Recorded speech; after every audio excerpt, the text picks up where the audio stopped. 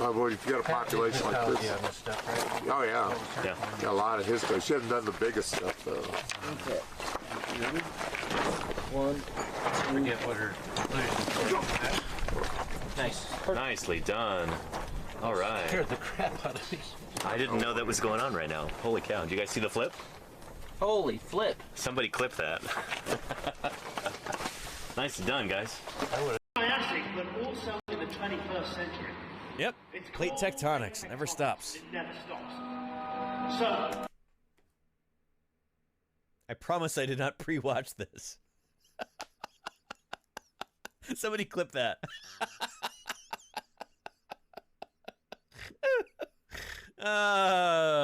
He's right. Plate tectonics never stops. Plate tectonics, you know? Yeah. But giant anteaters are not from Africa. They don't exist there. And so, you know, in a film with all kinds of, you know, talking, singing animals, it just completely ruins my, you know, immersion in the film. My suspension of disbelief shattered when they start having animals that aren't even from that continent. For shame. This is the sound. My immersion, says Claire Burr. I know, right? Oh, those, you know, can you believe it? Can you believe it, chat? There we go. Can we get this in focus? There is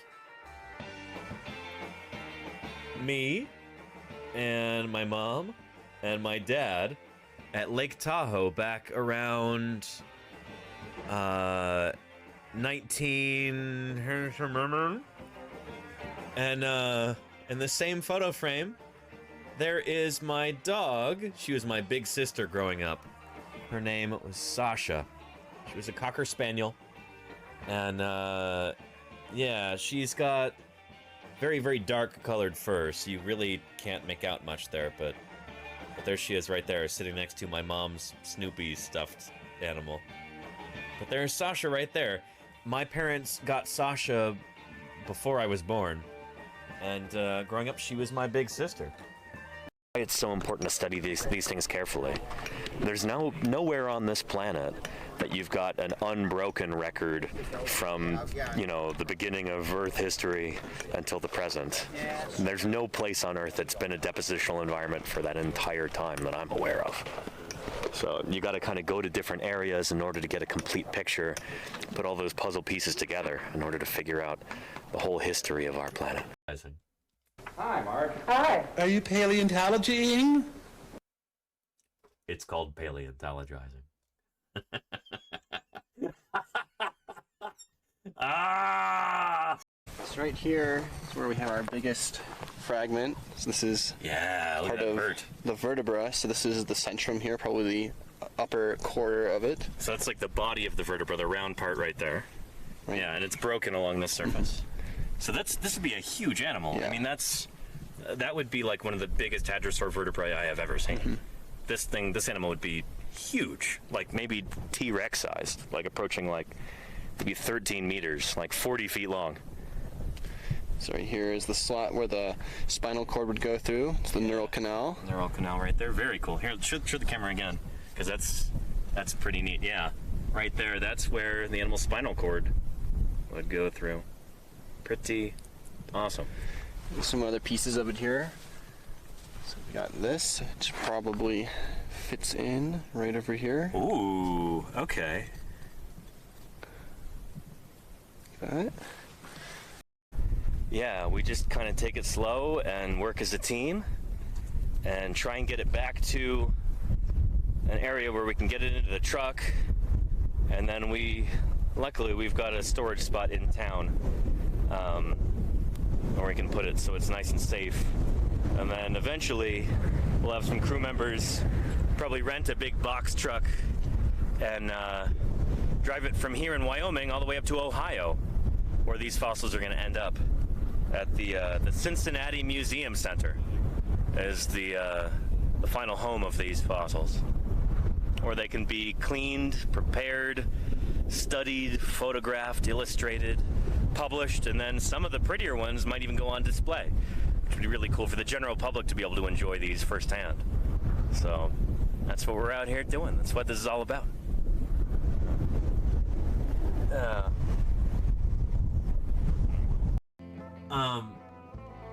And Atlas Bird says, when did we realize that birds were dinosaurs? So it depends who you're talking about. Some paleontologists realized this very early on. And for others, it took a lot longer. But it was really like the mid-1990s that it was a done deal. It was clinched. Because we started finding fossilized feathers on dinosaurs. And it's like, oh, throw in the towel. That's it. All the people who are saying that birds evolved from some sort of crocodile-like ancestor and that dinosaurs were not very bird-like or whatever, it's like, no, back it up. The evidence shows, the fossils themselves show birds evolved from dinosaurs. Dinosaurs had, some of them, full-on flight feathers. Whoa, whoa, you see that? We've got a flying Triceratops up here. Huh. How do I learn how to do that?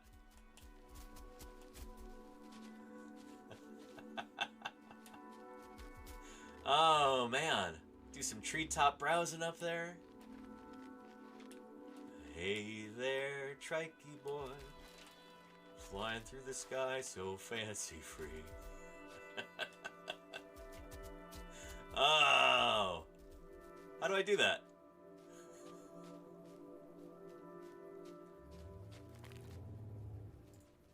Let me give you a social display there.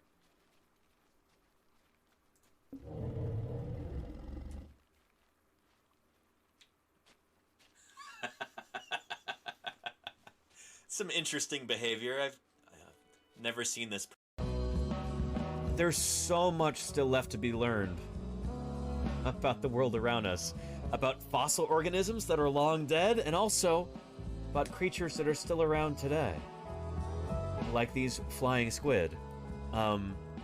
Someday somebody is going to unravel these mysteries. It's gonna happen. Maybe it'll be somebody watching this broadcast right now who's never heard of flying squid, and they will later go on to become a scientist and will, you know, this will end up being their master's thesis project or something like that. Who knows? But this is why science is so exciting. We are dealing with the very frontiers of human knowledge. There are so many mysteries out there still left to be solved, and the thing is, they are very solvable. A lot of these are low-hanging fruit that are still within our grasp. Somebody just has to reach up and pick them, you know? Whoa, whoa, whoa, whoa,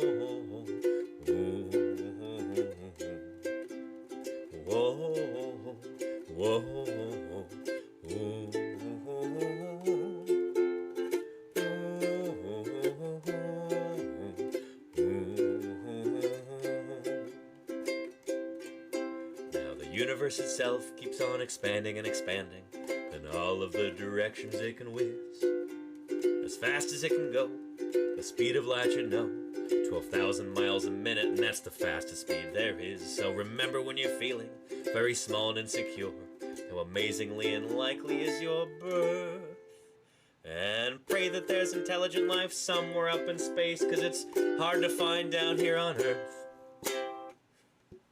There you go. I hope you enjoyed that. I'm trying to think if there's any other songs that I could play. Wow, look at that. Look at that, mini pie. Yeah, somebody loves ferns.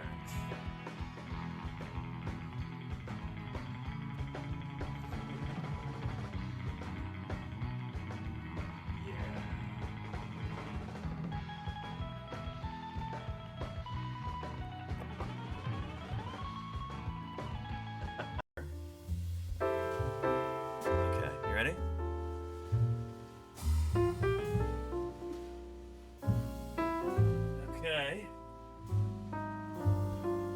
we go. Nice. What do you think?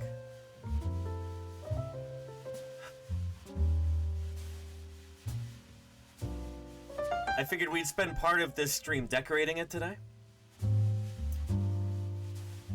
So let's get started. I don't know how long this is going to take.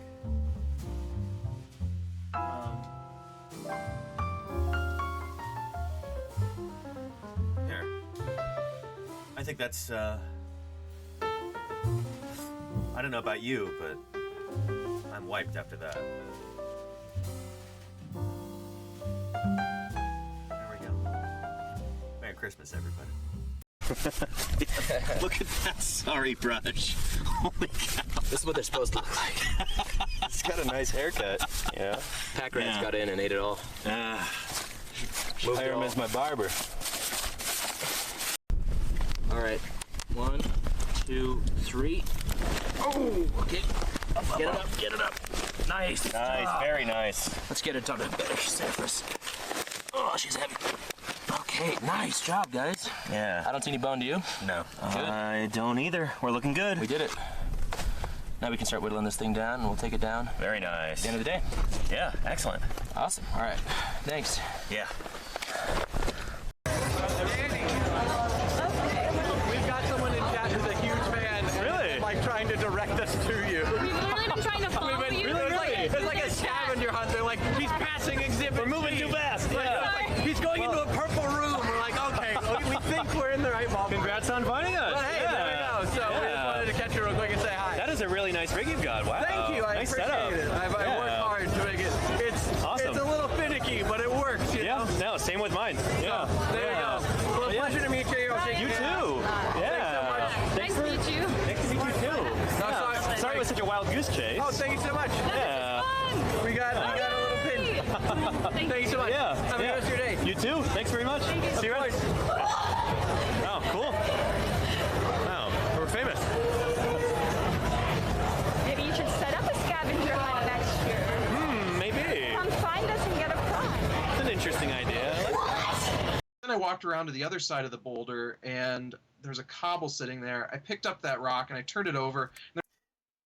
It was the skull, isn't it? Was it the skull? I promise I haven't seen this before.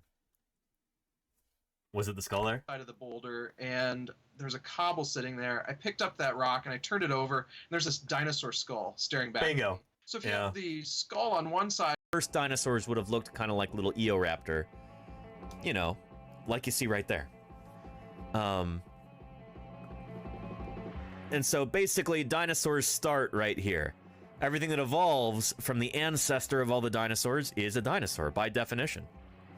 So all of these creatures here, you can trace them all back to that right there. So that's why crocodiles are not dinosaurs. That's why plesiosaurs are not dinosaurs.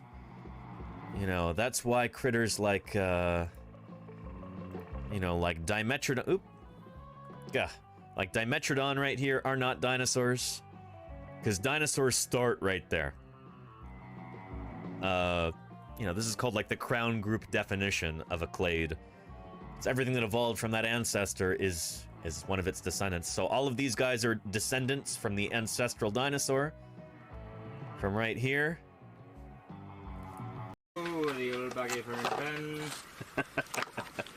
The old baggy fern pen. My mother was born in 78 in the old pen.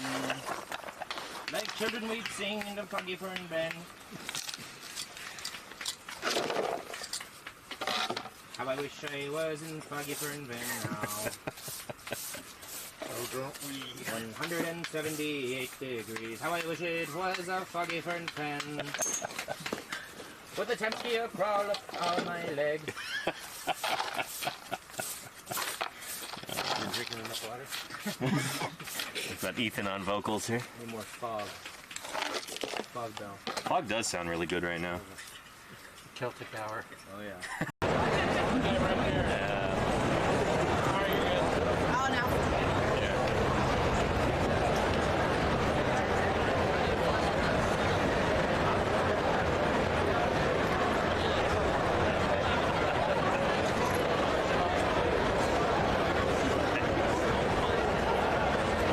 Thank you.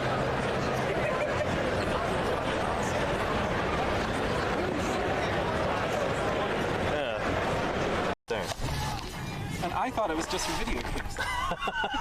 That's why it's such a wonderful platform for science outreach. Is like nobody thinks of science when they think of Twitch. And I think of like athletes streaming, like playing Madden or something. Yep, You know what I mean? uh-huh. Yeah. But yeah, we're not preaching to the choir here. It's absolutely the opposite. Like reaching new people and showing them how cool science can be. What kind of timing is that? That's awesome. Jenna Strand, welcome back to Paleontologizing. Thank you for the raid. Hope you had a great stream. Thanks for bringing your viewers here. And everybody check out Jenna Strand's channel if you've not done so yet. Yeah. And Jenna Strand says, I wanted to bring people to look at the dinosaurs. Well, you brought them to the right place, Jenna Strand. We are looking at each and every dinosaur. Each and every genus of dinosaur, at least, available in Prehistoric Kingdom. And, very important. Let's hear from Gastonia here. This is our armored dinosaur that we're excavating. It's a little plastic model. The real animal would have been about 15 feet long, about 5 meters in length.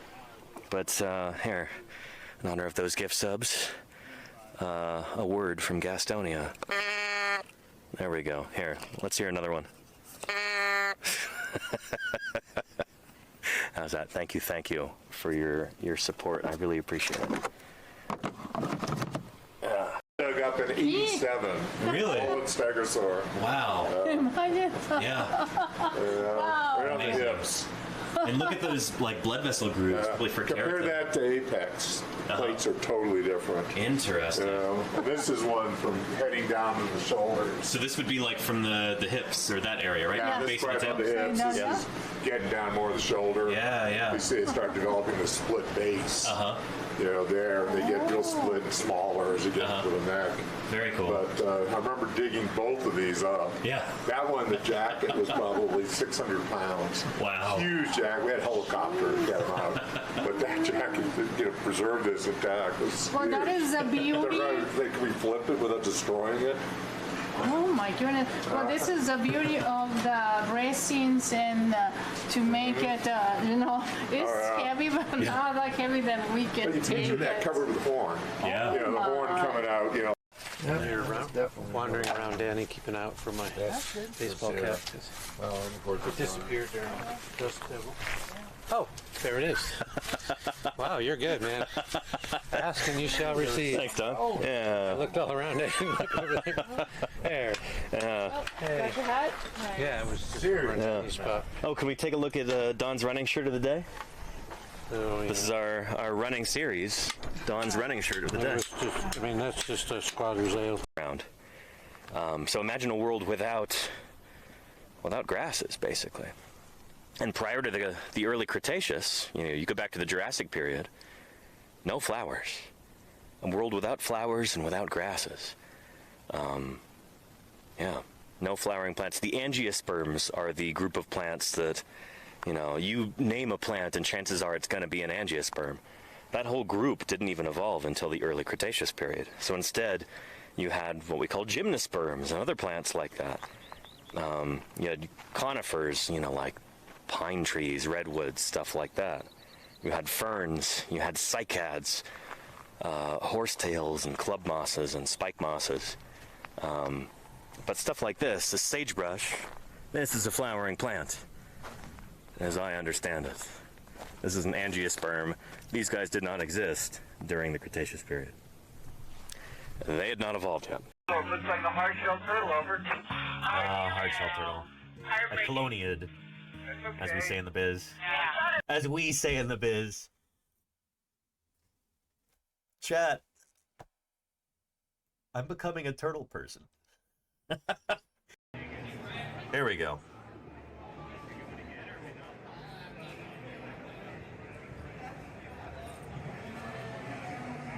This is at the reception at the Minnesota Science Center on Wednesday night.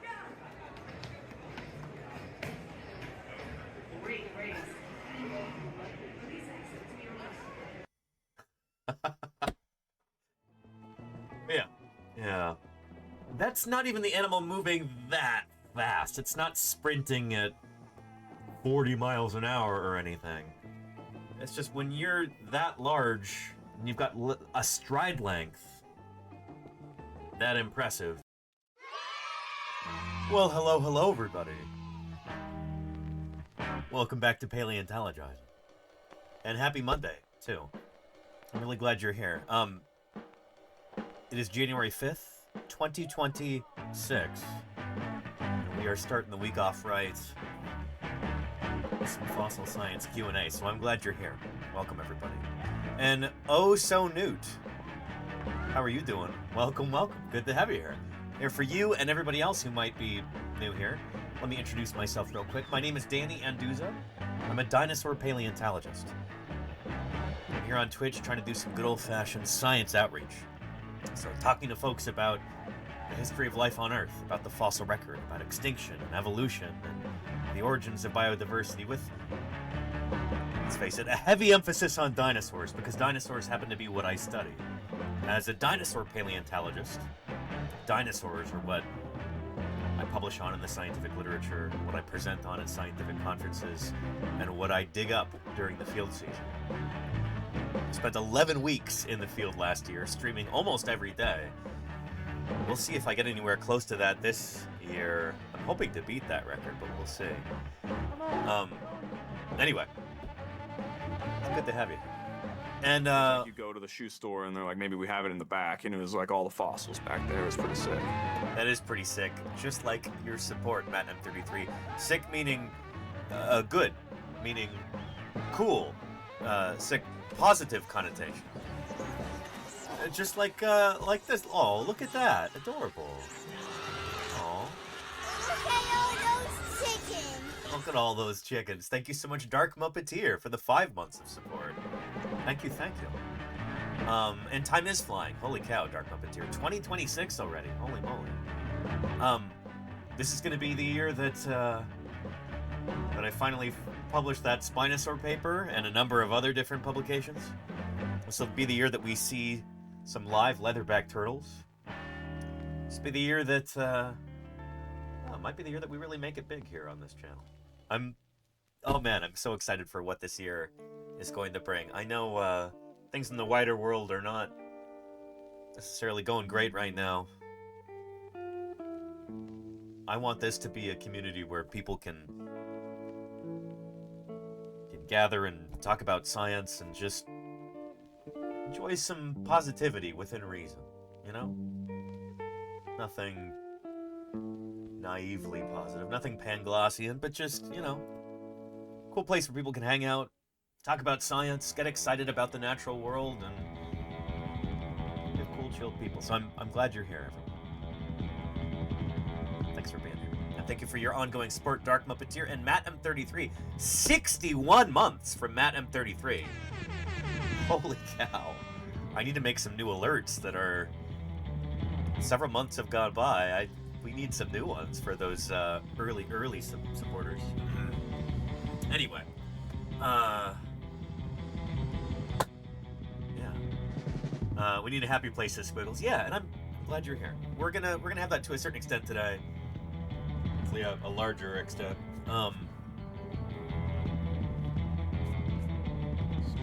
Cat hair on my shirt. I'm sure we'll have some cat appearances too. Let's scroll up to the top and see who's here. Then we'll do a Blue Sky post. We'll do Metazua. That gives the history of life its very quirky, fortuitous, fancy character. We are literally here only because of the good fortune of dinosaur extinction. It's true, Scrap Metal Dragon. Thank you for the 7 months of support. Thank you for helping me avoid extinction myself for the past 7 months. 42 months from Fluffy Deinonychus here. Holy cow. Thank you for your ongoing support. Ontogeny. Really appreciate that. Thank you for supporting If you're feeling a bit cheated, try blaming the dinosaurs. And Nelf, thank you. Oh, Hogan, thank you for the 100 bits. Really appreciate that, Hogan. Thank you. Reptiles own the skies, the land, and the sea. 6 months. And the greatest of all the reptiles were the dinosaurs. No doubt about it. Nelf, thank you so much for the 36 months. That's almost a whole year, isn't it? Holy cow. We've got a hype train going. We're about a quarter of the way to a level 2 already. Let's see how high we can get that, I guess.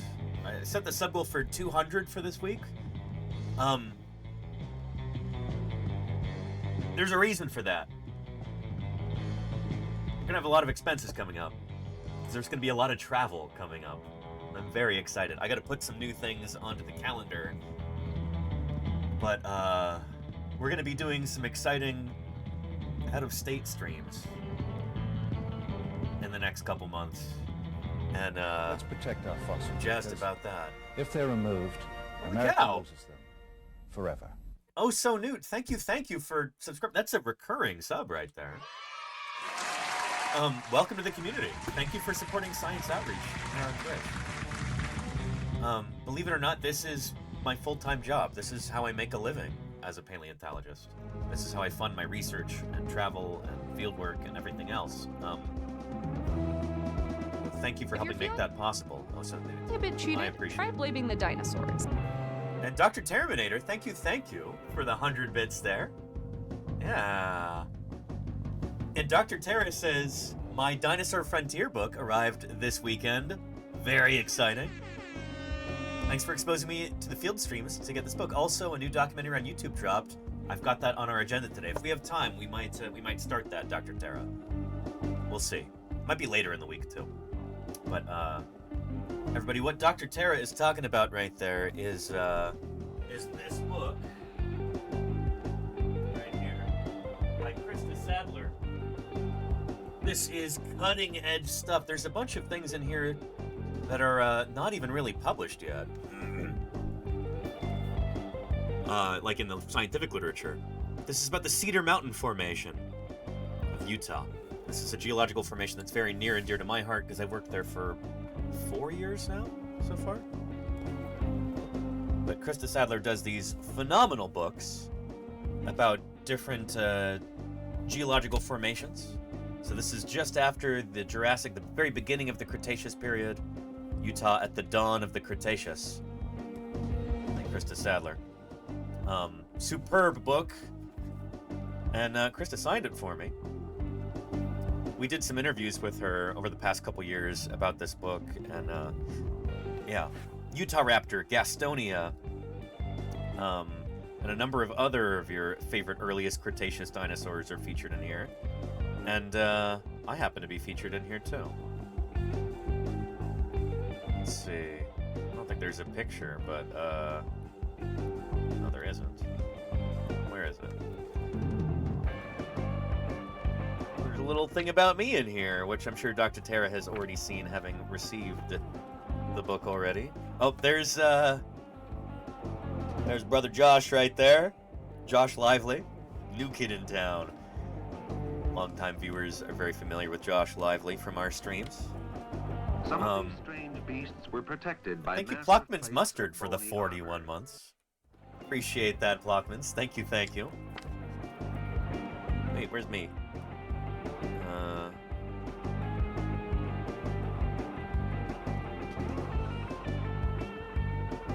Let's see. Thank you, Dismodus, for the 28 months of support. Really appreciate that. Thank you. Excellent stuff, Dismodus. Appreciate you. There we go. A few minutes wander through YouTube, Twitter, Facebook, or Instagram. We'll find literally hundreds of paleontology offerings, most of them about dinosaurs, of course. For instance, Danny Anduza said that he's always been interested in dinosaurs. So this talks a little bit about me and my outreach here on Twitch, and really cool to be featured in a world-class book on dinosaur science. So check it out if you don't already have it. It'd be a little pricey, but it is well worth it. This is a beautiful book, superbly well illustrated.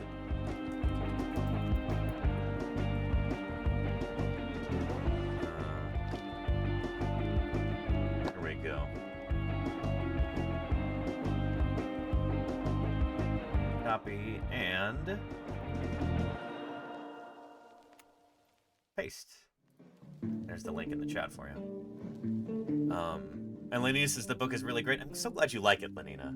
Yeah. This is why it would be so difficult for me to do sponsorship deals, because, like, I tend to be very picky about stuff, but I'm not going to tell you it's really good unless I really think it is. But this book is kind of like the creme de la creme of... Well, if you want to learn about the Cedar Mountain Formation, and you want to learn about dinosaurs at the very beginning of the Cretaceous in North America, this is the book to get. It just came out this past year, and pretty excellent. Yeah. Anyhow. Good stuff. Yeah. And Snag Me One. Excellent, Rose Bitter. Holy cow. You're going to enjoy it. Yeah, and Krista might even sign it for you. She financed this whole thing herself. She didn't have like a deal with a publisher or anything. She self-published this. This has been her baby for the past, I don't know how long. Several years. And yeah, if you write a note to her in the like checkout thing when you're putting in your address and all that, she'll probably write you a personalized note. She might do that anyway. But yeah, check it out. Excellent book. Let me put this back.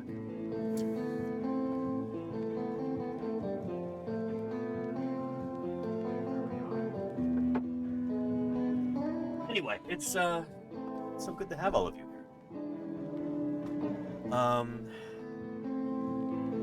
But yeah. And Demon Print Bamboo, STH, like that. Not sure I know what you mean, Demon Prince. What? Yeah. And Sipsa, you ordered a copy and received it last week? Excellent, Sipsa. I'm so glad you got it. Beautiful. Yeah. And Oh So Newt says, taking notes of all these cool books. Thank you. I also did a new command. I want to be I want to talk about books a little bit more on stream. I know we do that a fair bit, and well, I don't know. Some people would say this is already a pretty book-centric stream, but I want to be a little bit better about talking about the books that I'm currently reading. So I've got that command that I'm going to change periodically as I go through different books. I just finished this one last week in preparation for my interview with Scott Benson, Voyage of the Turtle. This is an excellent book with a very unfortunate title.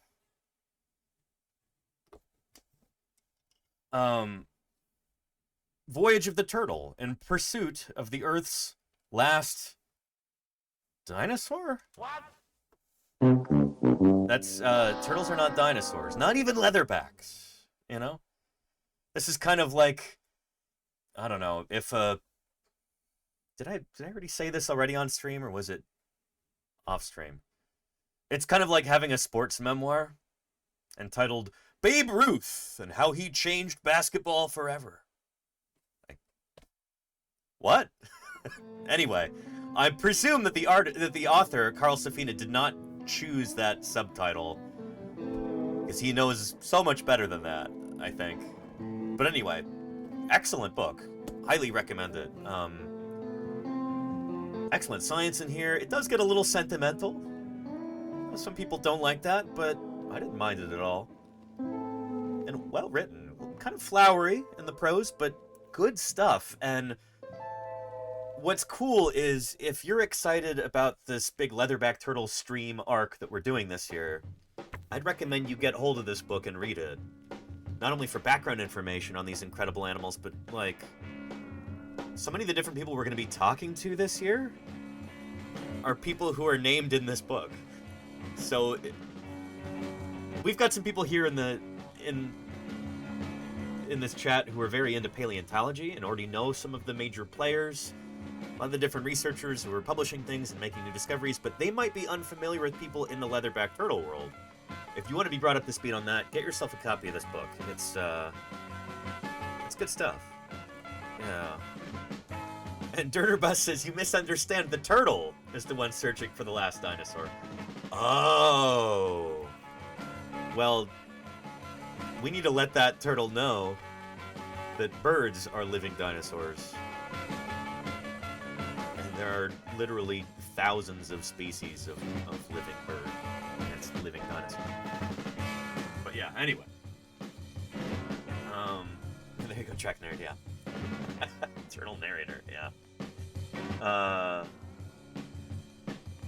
Largest Narna-Archosaurian Archelosaur. There you go, Alexander, yeah.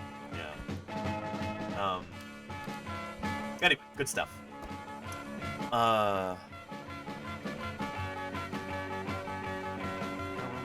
Oh, yeah. We have got to honor our clipping goat of the week. Goat, of course, standing for greatest of all time of the week. This is something that I told myself we were going to do. This is one of our New Year's resolutions.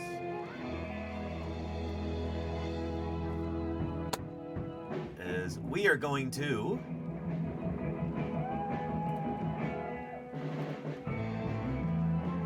each week, I think on Monday, honor the chatter who has made a clip or clips and then garnered the most views on it or them, or I think we'll do this by view count. And top clips from the past 7 days. We have 2 different clips. 2 clips from the past week. 2. I'd like to encourage people to make some more clips. I think that would be nice. But Lenny says it will almost always be Claire. I mean, we'll see. Claire, are you here in the chat right now? Because you have won our first clipping goat of the week. The clipping greatest of all time of the week, with a combined total of 24 views on 2 clips. Let's take a look at one of them right here. Well, the ever-elusive moon pie. Well, my goodness, you know what that means, chat. That's a cat trick right there. We have all 3 cats. Oh, baby, a triple! Oh, yeah! Moon pie almost never shows. There we go. Good stuff. So thank you very much, Claire Burr, our official clipping goat of the week.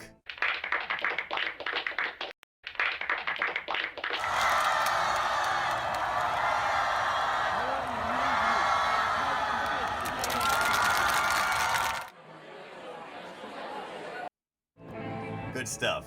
Thank you, Claire. Anyway. And Oso Newt says, my cats are watching with me. Well, they might see some other cats on stream here pretty soon. I'm kind of surprised nobody's made an appearance yet. But, oh, they will. Best ever, always, Riley. There you go, Charles Dragon, yeah. Anyway, this weekend I started on a video sting for clipping goat of the week, and then it got a little too elaborate. I got a little too ambitious with it, so I didn't end up finishing it. But that'll be coming up at some point. We'll finish that, and we'll have a little video sting that we play for clipping goat of the week.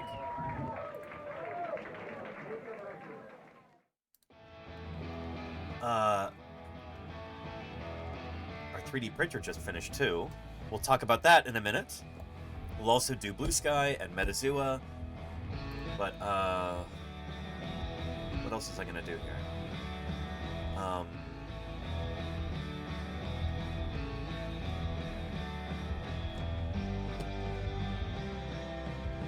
Oh, right, yeah. We've got a new video up on the YouTube page. This is what I spent part of today doing. Was putting together an edited VOD of my interview with Scott Benson from last Sunday.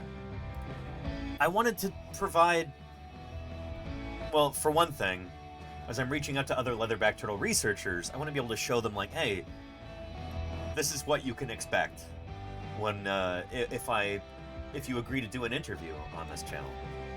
So I figured it'd be nice to have a polished product that I can present to folks like that. So here's a link. Right there. Seems a few people have already seen it. But yeah, did some color correction, added a little bit of faint background music, just so we wouldn't have awkward silences and stuff like that. I gussied up the tier list part These things go with these images. You know, if I was just to be walking around at the wharf here in Monterey. Yeah, middle of the road. Middle of the road. Okay, we'll put it there in B, and we can move these around later. This is from the manufacturer La Remy. Anyway, I thought this was a fun way to talk about leatherback turtle anatomy and do something that's very Twitch coded for the Twitch audience. So be coming up with other semi-silly gimmicks like that as we talk about leatherback turtles, but there's going to be a whole lot of actual, real, legitimate science discussion too. So I'm excited about that. Yeah. Finding time to edit the video view, says Casey. Yeah, it takes a long time. Good to see you, by the way, Casey. I hope you're having a good day so far. Yeah. And Free Winter Mute says pops in to learn about science streaming. Well, holy cow, you're in the right place. Welcome, welcome. It's good to have you here. This is literally how I make my living as a scientist. Free Winter Mute. So, and turtles for the win. Yeah. Let me know if you have any specific questions, because, well, I'd be happy to answer them for you. We're going to do some of our normal stream routine stuff, but first let me play a quick little channel trailer for you. Show you what we're all about. My name is Danny Anduza. I'm a dinosaur paleontologist, and this is Paleontologizing.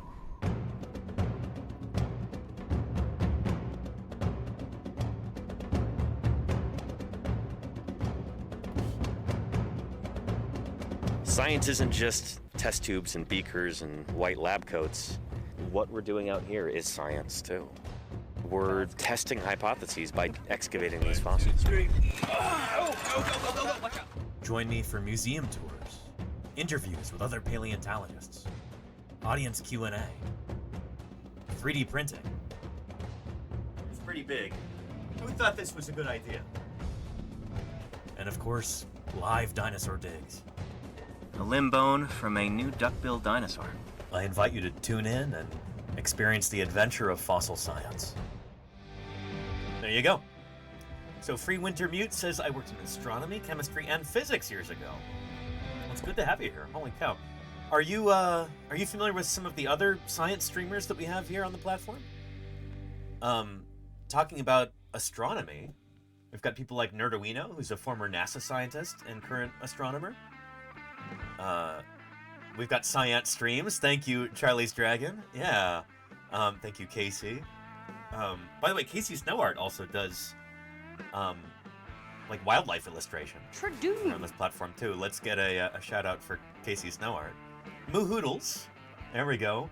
She also talks about astronomy and does astronomy outreach here on the platform. Volcano Doc is a geologist and volcanologist, a volcano scientist.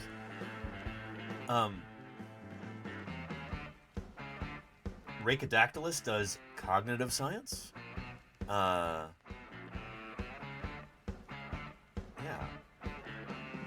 I'm trying not to leave anybody out. Who else have we got, Chad? Astro Canuck does astronomy, but thank you, Kennedy. Yeah. Yeah. Oh yeah, Rocket Sage. I've not seen her stream in a while, but she is a geologist as well. Does really cool stuff. Geo Jim, thank you, Casey Snowart. Yeah, Geo Jim also does geology. Diatom's Attack, yes, Casey. A diatomist, an ecologist, a paleoecologist, microscopist.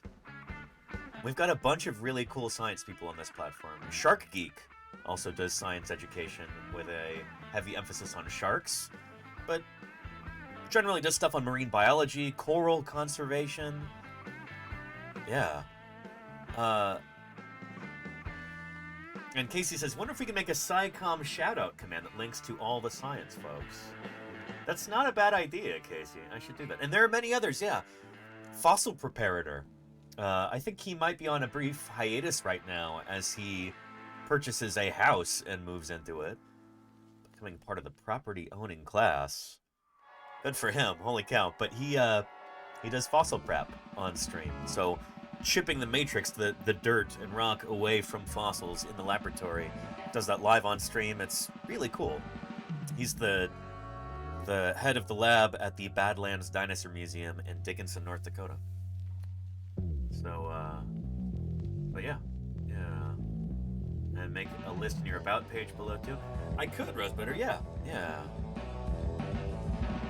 Anywho, there's a lot of cool people doing science here on Twitch, and I am very proud to be part of that milieu, you know?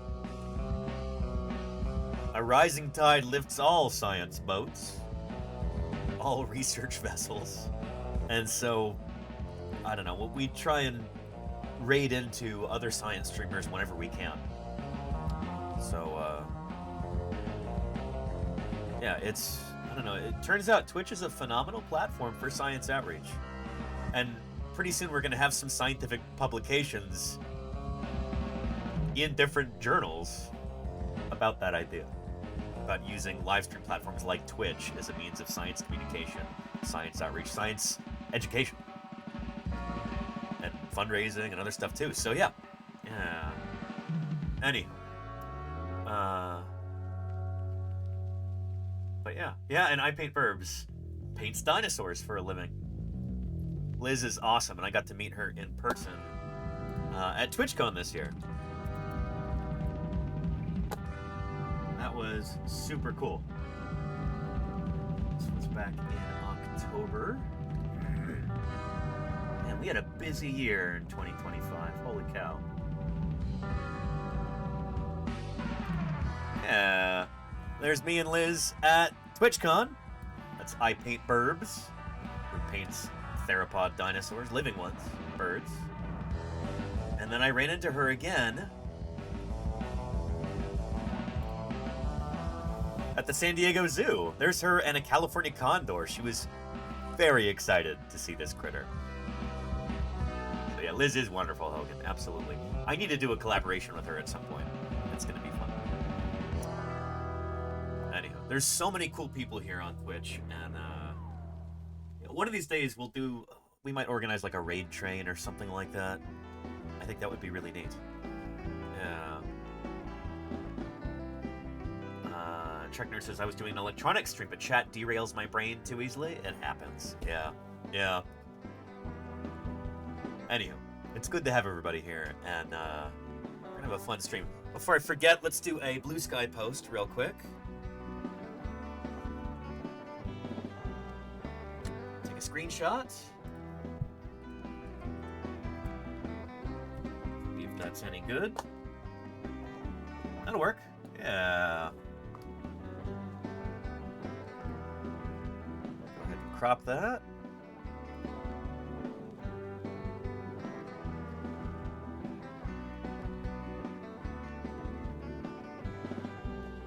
There we go.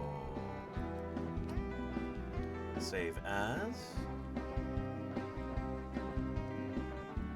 And Murph says, my 2 cents is it's good to raid outside of Science Twitch to help find those who don't know about that side of Twitch. Yeah, I would like to do that a little bit more this year. That kind of gets into some of my New Year goals, Murph, but yeah. You are correct. Alright. Let's post this real quick.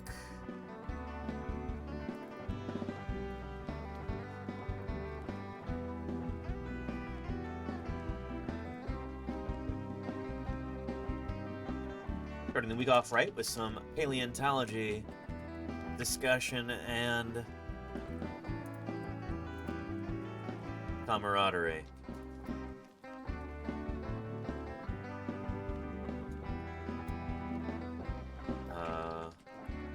Join us at twitch.tv/paleontologizing.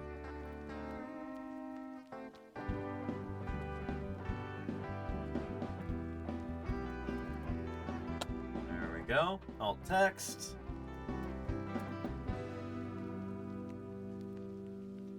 Quick screenshot of me in my office. Flanked by 3D printed Herrerasaurus and Pachycephalosaurus. And a little Lesothosaurus. Skulls on the wall behind me.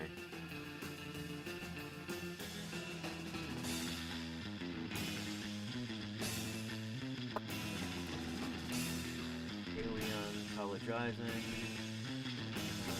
Looks like.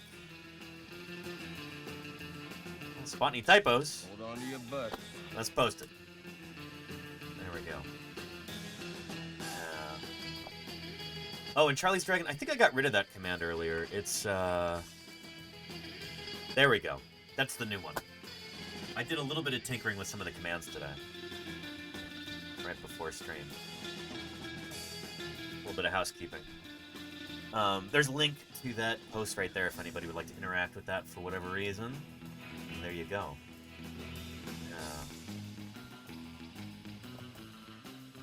Good stuff.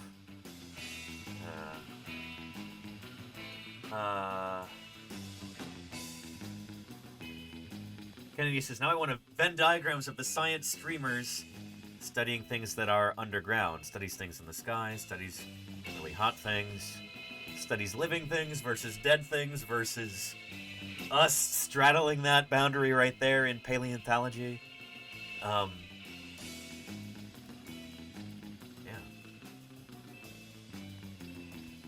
Anyhow. It's cool, like, how many different researchers with different specialties we have on Twitch nowadays. All sharing their passion and their knowledge and their expertise with anybody who will listen. It's pretty awesome, you know? And I'm excited to see more of that in 2026.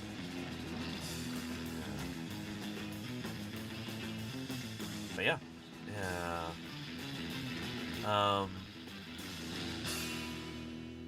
Anyhow. Folin says, I love that I get my science from those working in it. Yeah, Folin, that's the thing, especially nowadays. I think it's really important for scientists to interface directly with the public. You know, none of us got into this. And when I say none of us, I mean scientists, researchers. None of us got into this because it's lucrative. Because we would get rich from it. It doesn't pay well. Sometimes it doesn't pay at all. We got into these fields because we're passionate about them, because this is what we love. And I think for many of us, there's a natural tendency. We want to share that with other people, you know? We want other people to be just as excited as we are. And that's why I'm on here, you know? So yeah. Nerdowino says Happy New Year. Paleontologizing and everyone. Same to you, Nerdowino. I hope your 2026 is off to a good start. Ours certainly is. I got rich as a scientist says nobody, says Free Winter. I mean, I wish it were otherwise. I wish we were well remunerated for what we do. But you know what they say, do what you love and you'll never get paid a day in your life.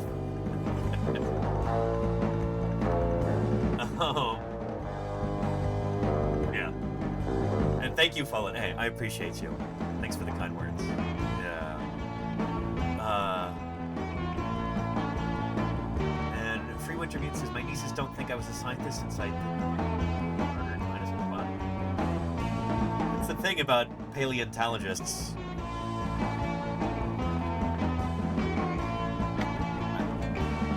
Where you could almost think of us as necromancers in a way. I've heard many people say that, especially here on Twitch.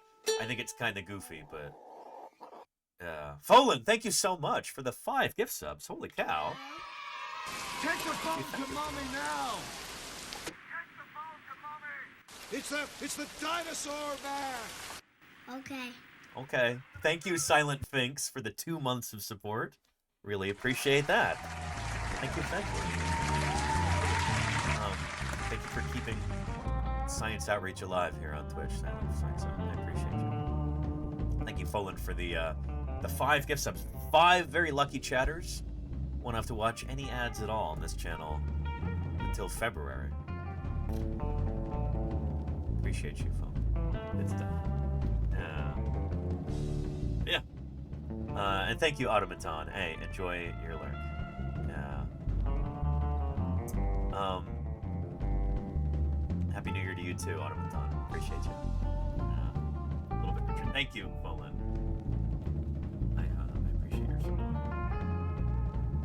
Here, before we get into some science news and stuff, why don't we do some Metazoa here? Our daily animal guessing challenge.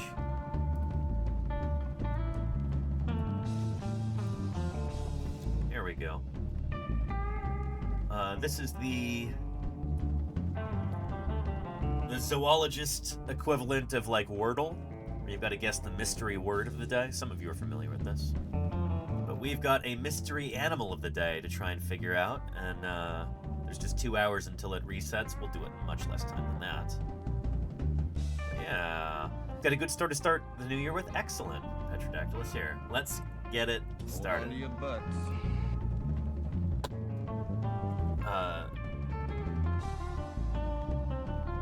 There's a mystery animal.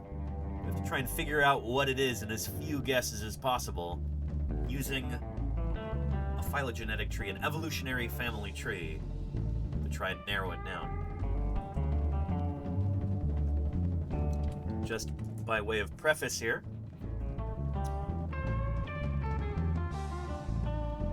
as far as we know, all creatures on our planet Earth are related to one another.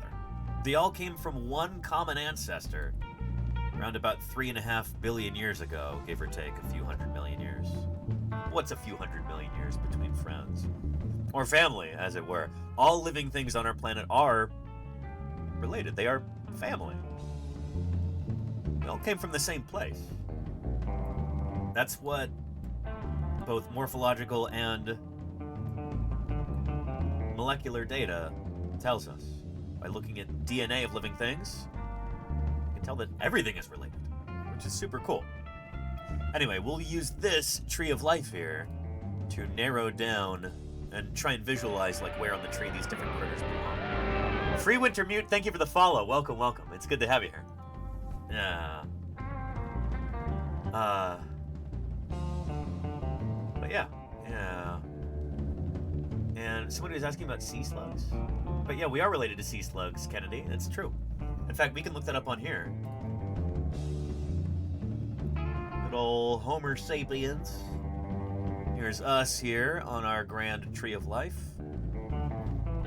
And we are related to sea slugs. Sea slugs are a kind of mollusk, which I think Deuterostoma might be our last like where we link up with sea slugs, but let's see here. There's human and sea slugs. Gotta go back fairly far, but at least not all the way back to the dawn of animals.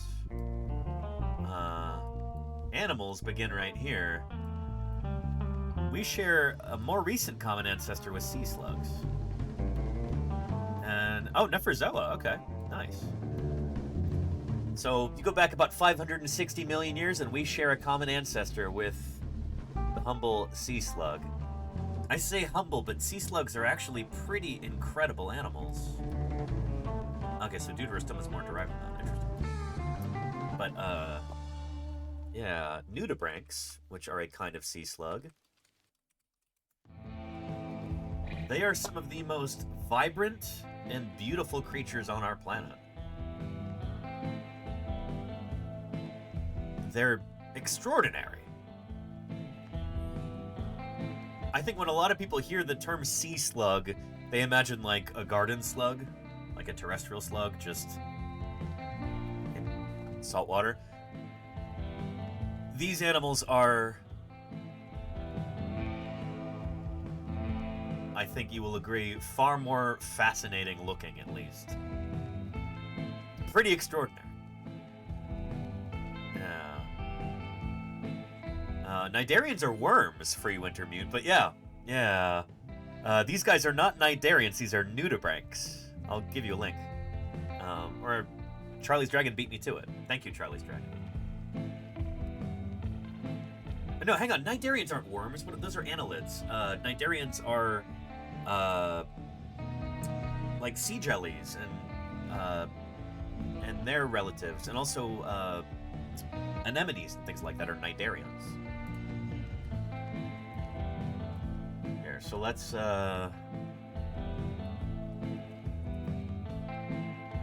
jellyfish, corals, and more are over there. So here is the last common ancestor between Cnidarians and sea slugs. Jellyfish, corals, and more. These are Cnidarians. Yeah. So yeah. Anyhow, very cool.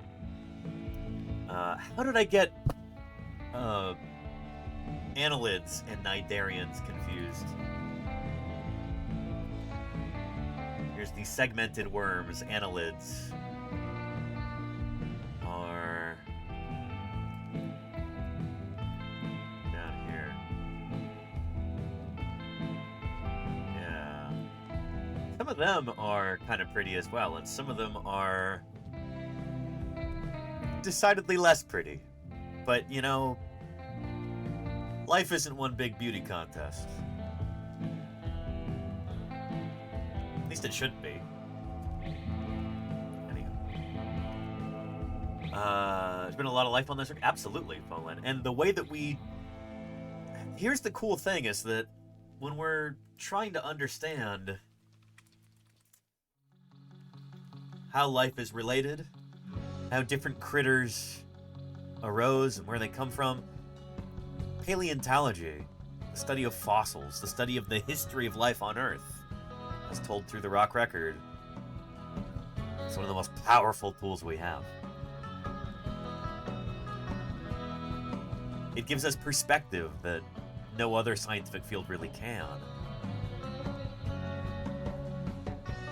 It's remarkable, you know? That's what I'm here to share with you. Anyway, we gotta do Metazoa. Yeah. And the Tolkien Otaku, yeah, we're the universe getting to know itself. Isn't that a Carl Sagan quote there? I think we've got some Carl Sagan emotes universal across Twitch. That was not meant as a pun. Universal Carl Sagan emotes?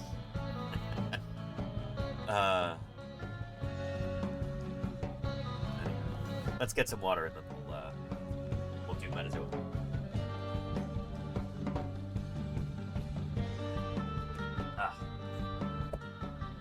Here you go, Page B. That's it there. Yeah, and Murph, bingo. All right, give me the name of a mammal, chat. I usually like to start with a mammal, not just because I am one, but because I feel like Metazoa is pretty heavily tilted toward mammals. There's a strong mammal bias here.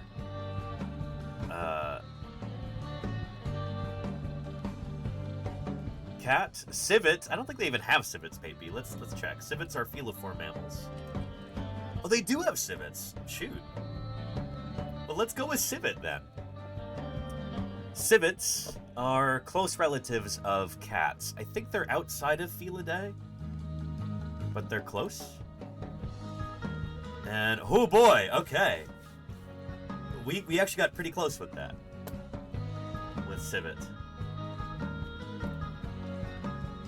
Okay, let's refresh this. Metazoa, the game that we're playing, doesn't focus on all life. It focuses only on the animals, which are everything from this node onward is an animal, both this way and that way. Everything from sponges to civets. Let's jump to civet, shall we? Let's do masked palm civet. This is the one where people would drink coffee made from their poop because I guess people have nothing better to do. I don't know. Anywho, civets are... Oh, I didn't know the binturong is a kind of civet. What? Oh, that's cool. Chad, are you familiar with these guys, binturongs? I've been lucky enough to see a few in person at zoos and aquariums and stuff.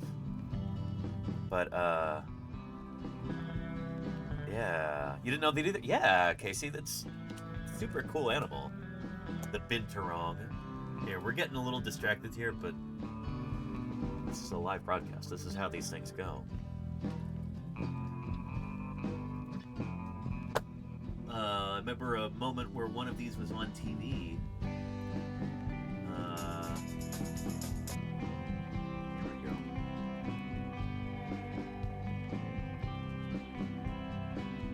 These guys are only 7 weeks old, but when they get to full growth... Baby jaguars. Okay, that's not what we came here for, even though that is adorable. But the thing is that these guys actually live in the U.S. They sometimes show up in Arizona. And, you know, the National Wildlife... Wait, they live... They're not found in the United States. Believe it or not, these guys used to be jaguars, found throughout the whole southern part of the country hundreds of years ago. We've got jaguar fossils from, like, but right here they where now I live am in Central in South coastal America California. and Mexico, and occasionally make it up into Arizona. Anyway, these are baby jaguars. There's a melanistic jaguar there. Also called a black panther, even though there's so many different species of cat that get called panthers. It's not really like a real zoological term. But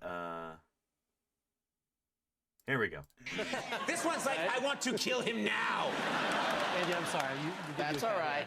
In Texas. Oh, very cool, Casey. It's called a binturong. And we're A going to what? see if it's called binturong. Let's see A if we can get binturong? Yeah, binturong. They're from Southeast Asia. Let's see if she can... Come on, don't be lazy.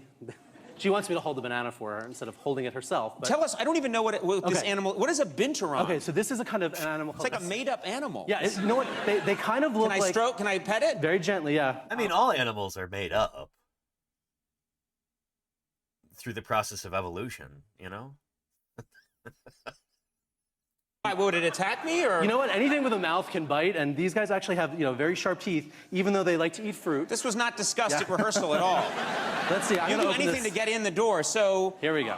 Come okay, on. all right. There we go. Now she's going to eat the banana. So anyway, this is an animal called the civet. They live in Southeast Asia. Okay. Yes, they are kind of civet. The civet is a group of animals that live in Asia and Africa. So most Americans have never seen them before. No. But they kind of look like something out of a Dr. Seuss or maybe Jim Henson's Creature Shop, right? Yes, it doesn't even seem like a plausible animal, no offense to you, but where does the animal live and what are its secret powers? Right, so they live in the tropical It obviously forests. can trick you into peeling its banana. I know, right? Yeah. What are its other secret powers that it has? Charlie's Dragon says, I'm not the greatest fan of wild/zoo animals on talk shows. I mean, I'm not the greatest fan of talk shows, but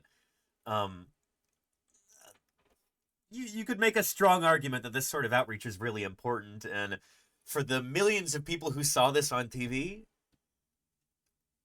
I'd say the vast majority of them, this is the first time they've ever encountered this animal, you know? So yeah. Bearcat. Yeah, Alex Vixen. It's sometimes called a bearcat. The biggest thing about them, I don't know if you can smell that. They smell like buttered popcorn. I think that's just, we have buttered popcorn here, so no, I don't know. It's just their natural odor. Okay. And, it's just, they use that scent to communicate with each other, scent mark and that kind of thing. It just so happens that it's a species that smells like something good to us. Most animals that smell kind of bad. So is it an evolutionary trick in the dark to think we're in a movie theater and then attack us and tear us apart? You know what, that would be a really clever way of surviving in our modern world, right? There's another, his foe. Anyway, it's like this poor guy is trying to take any not Conan, our zoological friend here, not the binturong. But where are you going? Hey, Moon Pie, come here. Come here. Do you want to come say hello? Come here, Moon Pie. And we're gonna have another kind of cat-like creature come say hello. Moon Pie, hi. Let's see if Moon Pie will make an appearance up here. Hey. Oh. You want to come say hi? Hey.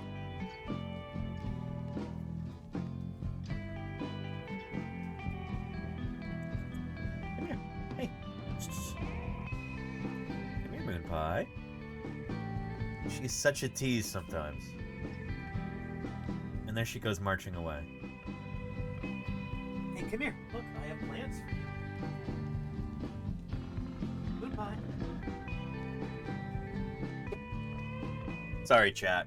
She did not want to make an appearance. The elusive moon pie said no today. Anyway, binturongs, like cats, are a kind of feliform carnivoran. So there's the binturong right there, amongst all of these civets. Civets are also very cat-like animals.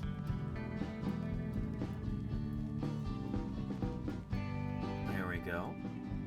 12 species of civet, that's impressive. And binturongs are a kind of civet. That's neat. I sort of thought they were an earlier branch, but they're not. Civets, linsangs, and gannets. Not gannets, like the bird, but gannets, the feliform. Pretty neat. There's so many different species. Shoot. So they link up with the mongoose and meerkat over here. There we go. Feliforms. So, we guessed civet here, and Metazoa says, nope, not a civet. Best I can do for you is eutheria. So eutherians are the placental mammals. So these are mammals that do not have a pouch like marsupials. They don't lay eggs like monotremes. So these are kind of your, you know, your mammal-y mammals. Eutherians. Your placental mammals, the ones that have got a placenta. They're cool critters. And we're part of this group as humans. We are a kind of placental mammal. This is all the mammals that don't have a pouch and don't lay eggs. So it's most of them. Over 4,000 species of placental mammals. So what does this tell us? Our critter, well, we guessed civet, which is a kind of carnivoran, feliform carnivoran. And Metazoa says, nope, but it is a placental. Which tells me it's probably not part of clade Boroeutheria. These are the hoofed mammals and the bats and the primates and the rodents and their relatives. It's not going to be one of them. Instead, it's got to be an Atlantogenatus. So this is the group of mammals that includes your Afrotheres. Afrotheres are elephants, golden moles, sengis, hyraxes, manatees, aardvarks. It could be one of these guys. Or it could be a xenarthran. These are the armadillos, anteaters, and sloths. There's only 30 species of these guys, so chances are it's going to be an Afrothere. Just by the numbers, there's about twice as many species of Afrothere. Jump! Hang on. It's Marvin! E to the 2-eyed pie? How are you doing? You know that new sound you looking for? Well, listen to this! I appreciate the raid, E to the 2-eyed pie. How was your stream? Hope it was real good. Welcome to Paleontologizing. We're doing some Metazoa right now, trying to guess the animal of the day. But, what'd you get up to on your stream? E to the 2-eyed pie is a mathematician who likes trivia and Nintendo. Very cool. Thank you for joining us, E to the 2-eyed pie. So I'm guessing our mystery animal is probably some kind of Afrothere. And then here we've got two major divisions. We've got the elephants and their close relatives over here. I don't remember what that clade is called. And then we've got the sengis and aardvarks and tenrecs and stuff. I don't think Metazoa has things like sengi programmed in. They're also called elephant shrews. They don't have that either. So going in this direction is probably a bust, unless it happens to be an aardvark. Chances are it's going to be an elephant or a manatee. I don't even know if they have dugongs. They don't. They have elephant, and they have manatee. Let's try... Hoping for anteaters has fallen. Could be. That's a xenarthran. Let's try manatee. Let's see. Hold on to your butts. And okay, it is not a manatee, but it is an afrothere. So it's not going to be an anteater or a sloth or a armadillo. I almost said glyptodon. But it is part of this clade Afrotheria.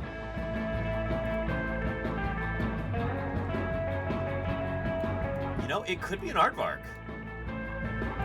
It could very well be an aardvark. And Casey says, forest elephant. I don't think so. Because here's the thing, is that,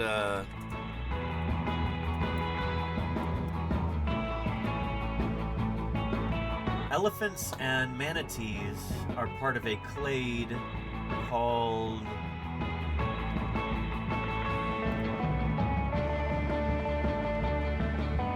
Tethytheria, I think? Yeah, the Tethytheres. There is a chance Metazua doesn't actually have this programmed in. In fact, it's actually a pretty good chance. But, anyway, all of these critters are related to each other. They all share a common ancestor. I don't know, probably like 50 million years ago.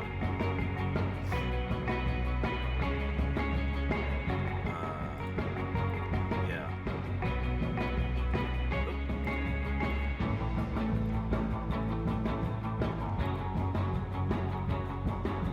What I'm going to do here is I'm going to try and trust that Metazua knows what it's doing.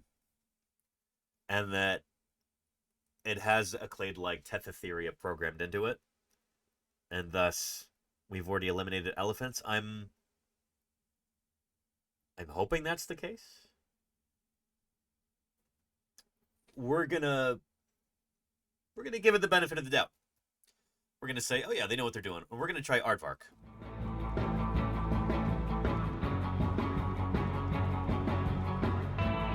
Hold on to your butts. Let's try it.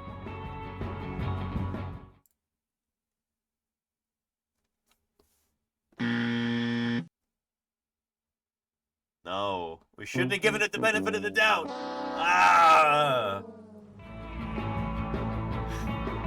Let's try elephant. It's gonna be elephant, isn't it? Yep.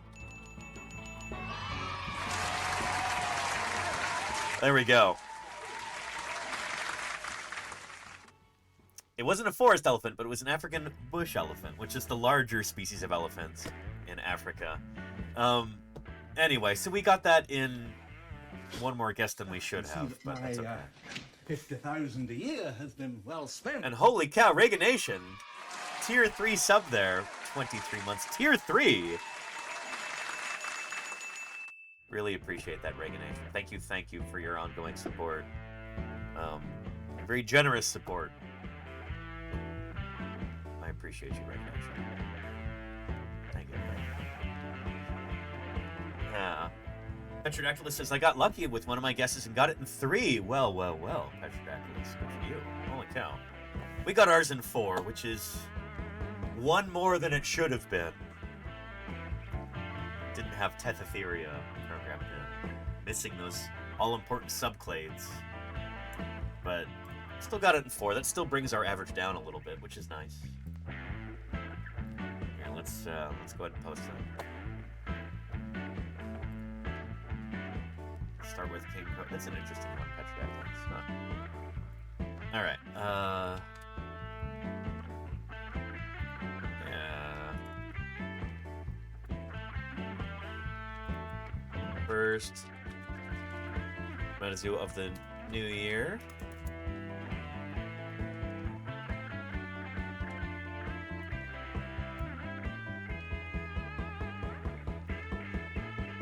Not too shabby.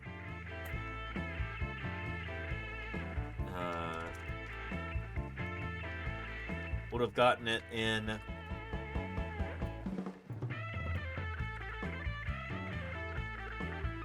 with one fewer guess if the game had an important subclade programmed in, though.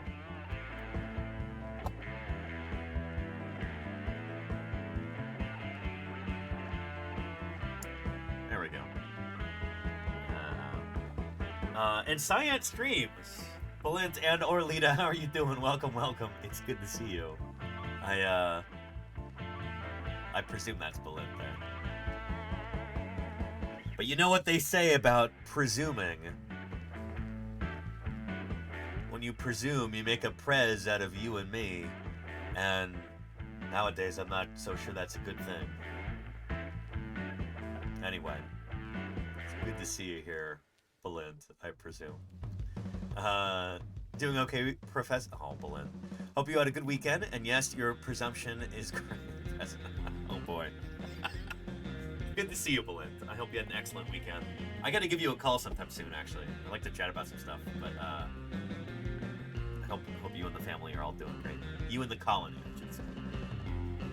Colony in the entomological sense, in the myrmecological sense.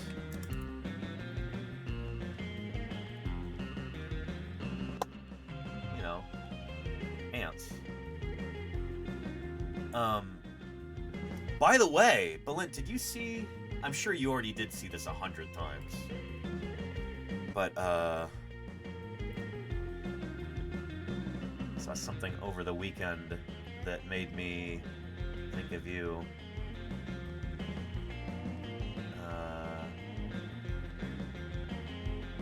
Here we go. I'm glad I liked this because I could find it for posterity. 2024 study found that ants best humans at tests of collective intelligence. So here's some ants.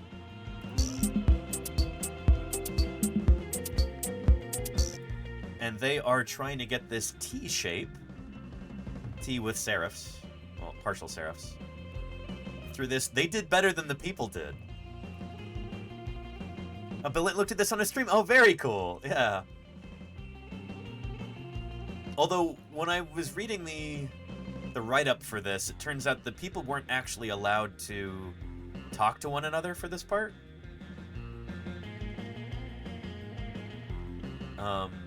Whereas I don't think there was a similar stipulation placed on the ants. I think the ants were allowed to talk to each other. So maybe it's not the fairest comparison, you know? Anyway. But if this sort of thing sounds fascinating to you, you should go follow Science Streams right now. This is the stuff that Balint and Lita talk about on their channel. One remaining free article. Uh-oh. Well, I'll just give you a link to this. And I will preserve my remaining free article. If you don't mind, chat. Yeah. They definitely told the ants not to talk. It was in the rules. Well, we all know how fair and rule-abiding ants are. They're, very noble and,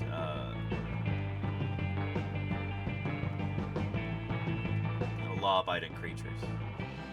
They're civil. There you go, Casey. That's one of the words I was looking for, yeah. And hey, Cacklinsworth, welcome, welcome. It's good to see you. Yeah. Anyhow. And yeah, I know, I was kidding, Murph.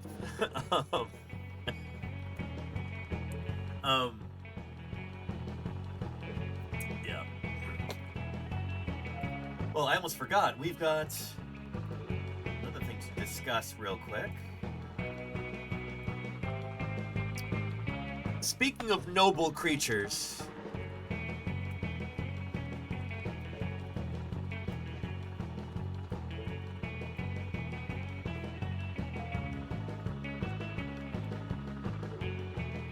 this is an animal that we will be talking about a lot over the coming year. Oh, and by the way, if you're just waltzing in, here's our special interview that we did with leatherback researcher Scott Benson this past Sunday. We had a special edited version of our discussion and the tier list and all of that. So, yeah, it's just kind of trying to restrain the animal. We're not using drugs to restrain them. We've got the boat. Leatherback say don't use drugs. You know, foam shields and padding all the way around to keep. Leatherbacks don't do drugs. And then we try to would get you? our work done in under an hour. You know, So not to stress them out too much. we want to get him back in the water as quick as we can. We're taking blood samples for health assessments, and I mentioned tissue samples for genetics and stable. Anyway, good stuff. Incredible animal, the leatherback turtle. One of the largest living reptiles. The largest turtle in the world, most certainly. It's like they're straight out of the Cretaceous period, because they are. An astonishing animal.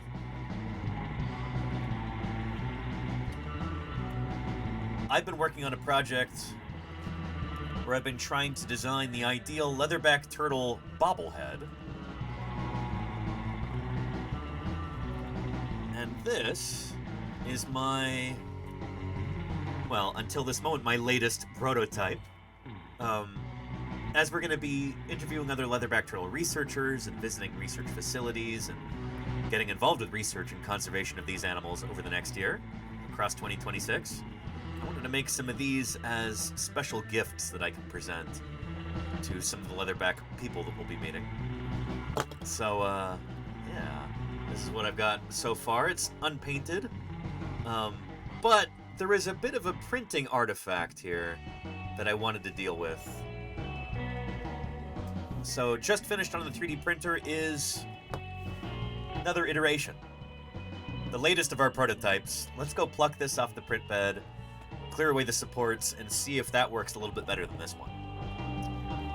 So, let's grab that. You're not doing so badly yourself for a paleontologist. Oh, thank you so much for saying that. MSV plays and creates, and thank you also for the follow. Welcome to Paleontologizing. Let's go snag this.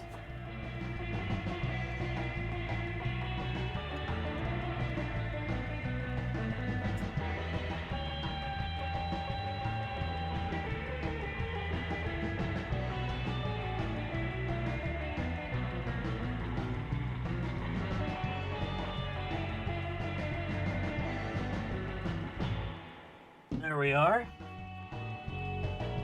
Excellent. There we go. So I've got some supports right here. Let's clear those out.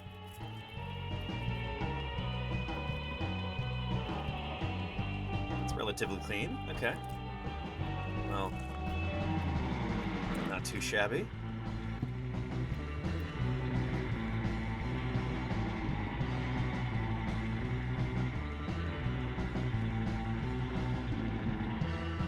Grab my snips and I'll remove some of that detritus there. Grab the trash can too.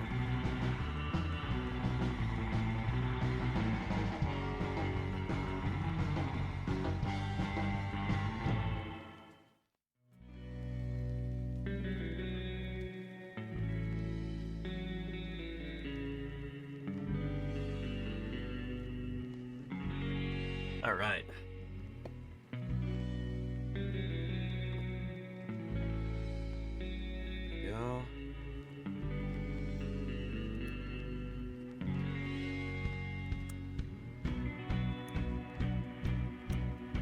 Some of those sprues, or I've heard it also described as flash. I've heard model makers talk about the extraneous plastic bits, the spillover being called flash.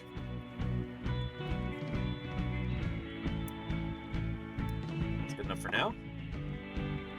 Nice. Clear off our workspace.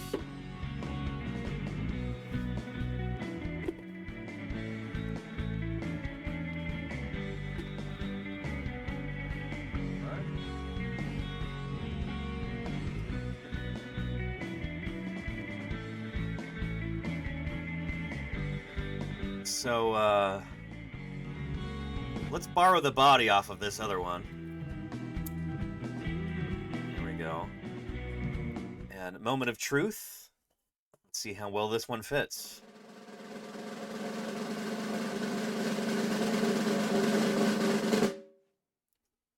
There we go.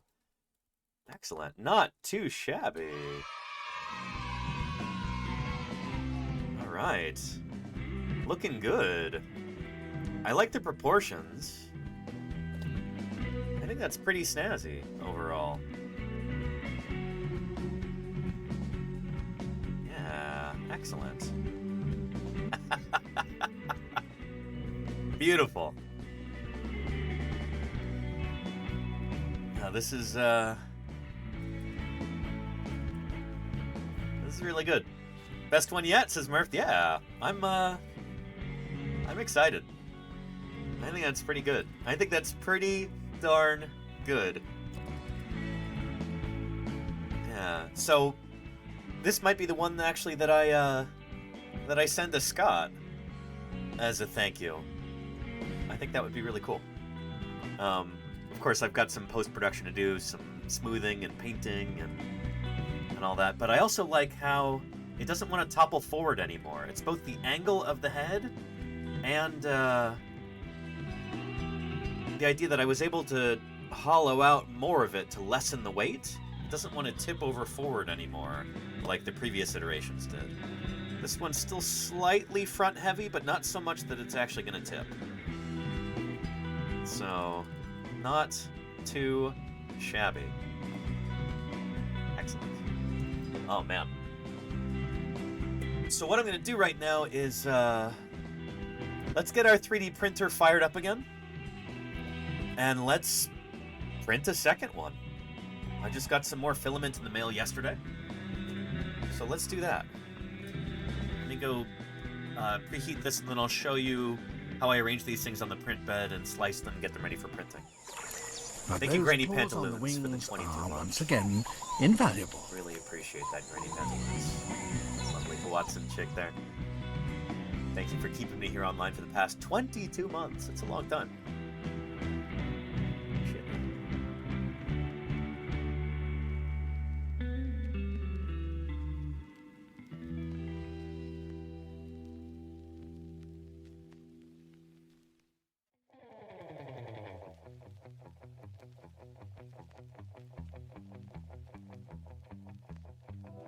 All right, excellent. Now let's open up our slicing software here.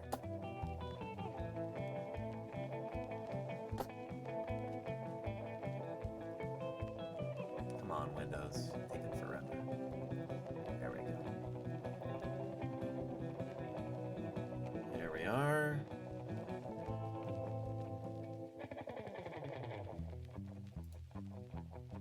Excellent.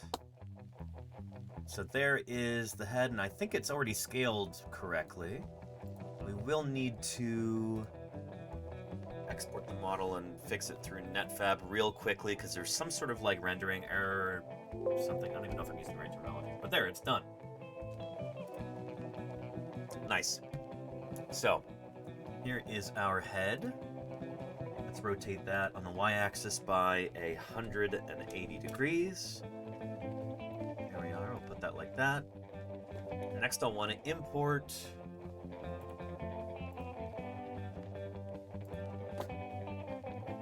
our leatherback body, which I think I have D drive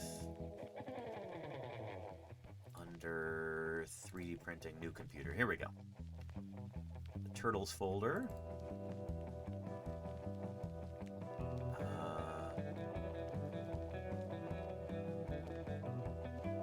That sounds right. It's body number 3.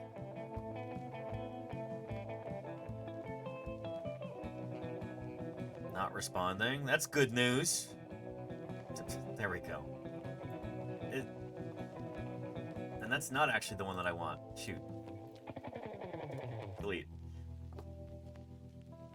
I want the iteration before that. Sometimes when you make a new one, it's not as good as the previous one. Let's try body 2.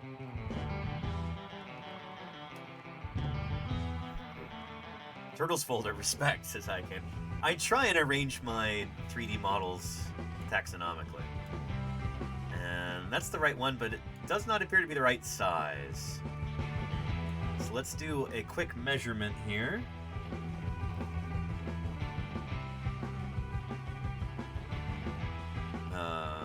want it to print out this same size. So calipers to the rescue. Let's see here. Even the battery's dead. The analog part still works. So from pectoral flipper to pectoral flipper, we've got, what is that right there? 130 millimeters. We'll scale that appropriately.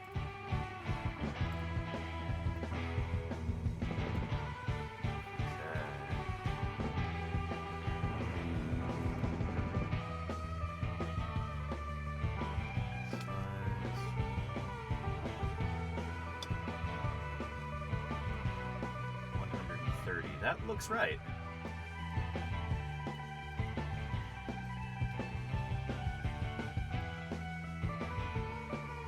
Excellent. Okay. Cool. And it looks like we got to fix that through the NetFab web app as well. Just be correcting some rendering errors or whatever you call it real quick.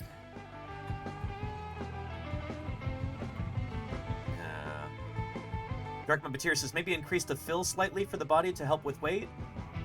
I might. I don't know. We'll see. Hang on a second. In an unsuspecting world. Oh, well. Living creatures from the Sharp dawn of balloons. time. What havoc will they wreak? What lives will they destroy? What depths of panic and terror will they create? Thank you, Sharp Balloons, for the raid. How was your stream? I hope it was really good. Welcome to Paleontologizing.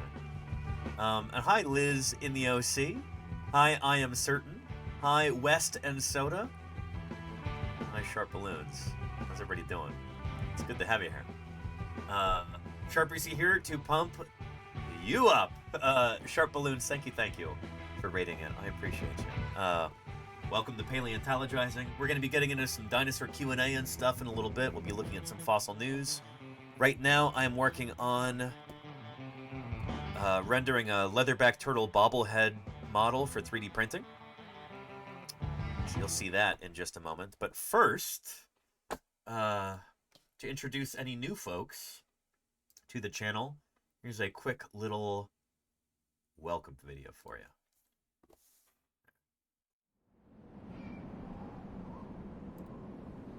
My name is Danny Anduza. I'm a dinosaur paleontologist. Of animals that have ever appeared on this planet. Liz in the OC, thank you for the follow. Dinosaurs. Welcome. I haven't even played the welcome video yet, and you're already following. Thank you, Liz. I appreciate it. This is Paleontologizing.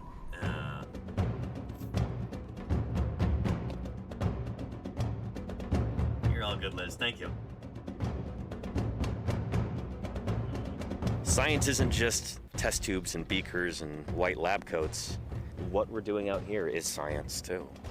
We're testing hypotheses by excavating these fossils. Join me for museum tours, interviews with other paleontologists, audience Q&A, 3D printing. It's pretty big. Who thought this was a good idea? And of course, live dinosaur digs. A limb bone from a new duck-billed dinosaur. I invite you to tune in and experience the adventure of fossil science.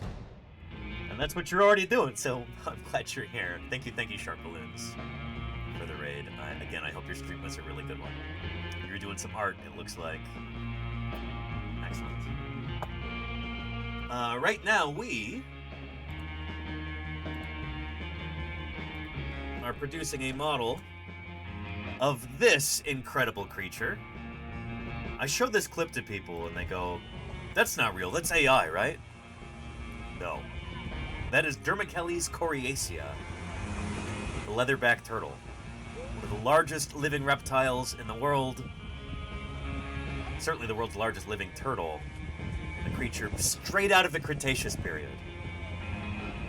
This is the earliest diverging of the modern sea turtles, and it is unique in the world. There's one species in this family, and it is even dinosaurs. at serious risk of extinction.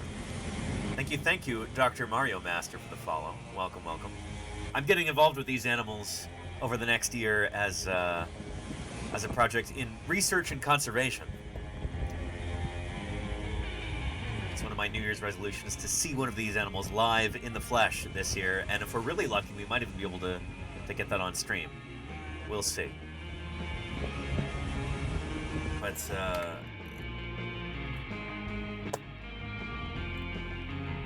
last Sunday, I was lucky enough to sit down with leatherback researcher Scott Benson. Around these turtles, we have to be able to provide protection in these other foraging areas as well as what happens here in California. All these people around the Pacific Ocean have a role to play. If we do want to have leatherback turtles with us 40 years from now, it can be turned around, but everybody has to play their role in it to have recovery.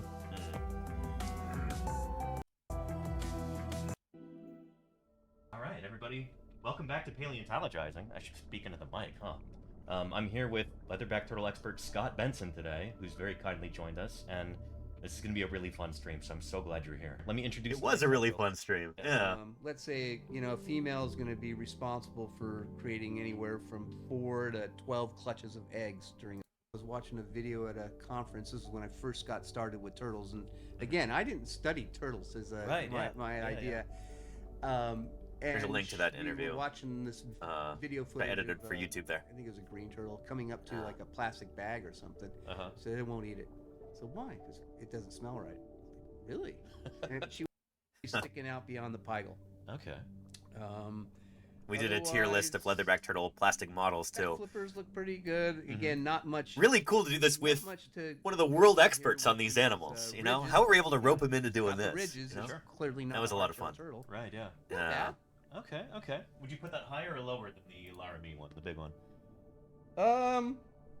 Maybe one tick higher. All right. Yeah. This is a ton of fun. Again, there's the link there in the chat if you want to take a look and leave a nice comment or something. I would appreciate that.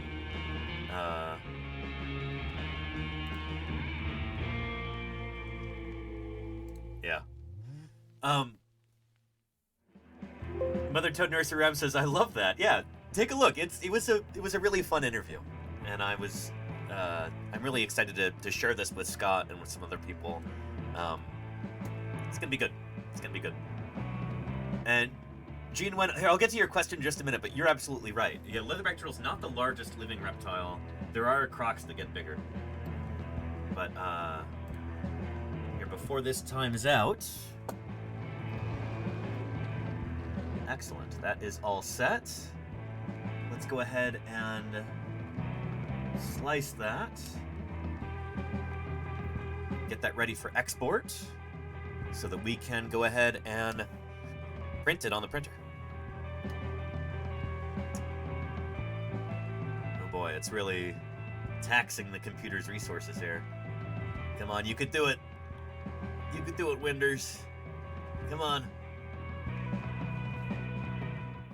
Come on, come on.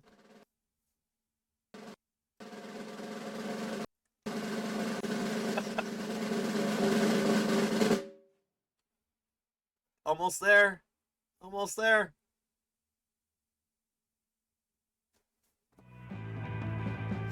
There we go. Excellent. All right, let's go ahead and export that.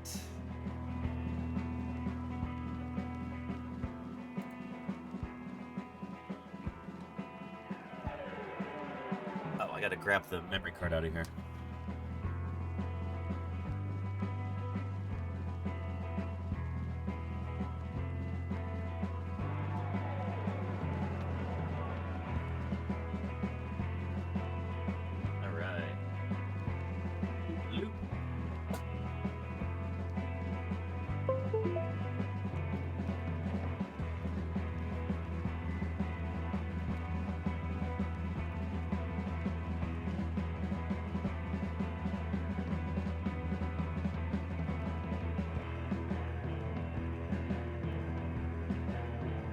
Okay.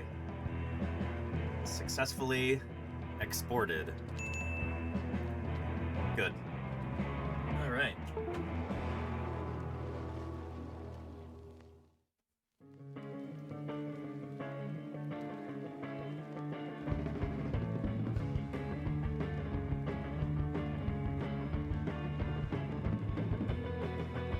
Beautiful. It'll take about 8 hours or so. Go until... And it'll finish up at some point when I'm asleep tonight. That's fine. Anyway, good stuff. And we'll have another one of these already. I cannot wait. Right now Lordy and I are planning out a trip to the east coast of these United States, where I'm hoping we'll get to talk with some turtle people, and if we're extraordinarily lucky, might even get to see some leatherback turtles. And I'd like to bring you with me, Chad. We'll be hopefully doing some streams from there, so I'm excited. Yeah. And installing Octopi for direct printing from Windows. Maybe Oscar Jr.'s. If the system works pretty well as I have it right now, I don't want to complicate things too much. But, yeah. Iacane says, it's cold here, FYI.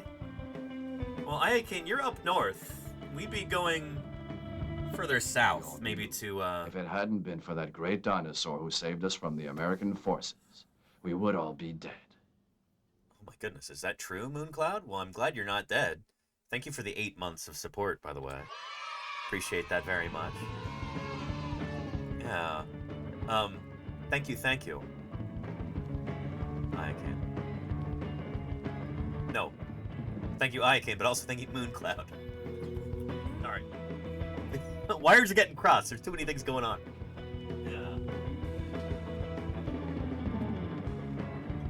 Yeah. Good stuff.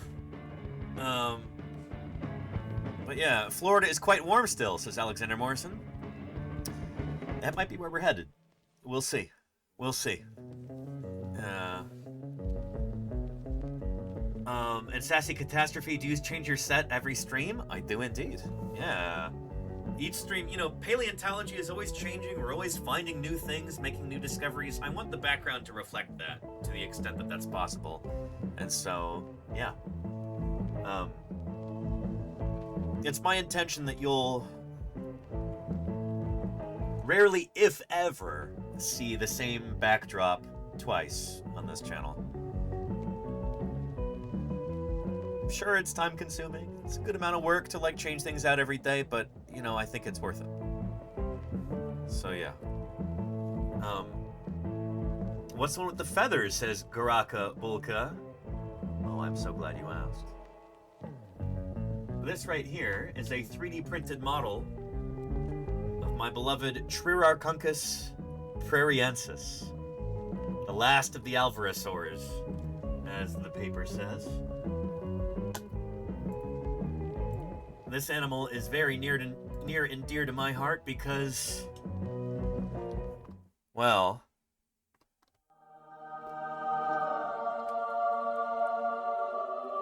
even though it's not published in the best journal, I'm one of the authors on the original descriptive paper for this critter in the year 2020. Trirarchuncus prairiensis is one of my dinosaurs. Well, one of our dinosaurs. Denver Fowler, lead author. Jack Wilson found the claw that allowed us to finally describe this animal.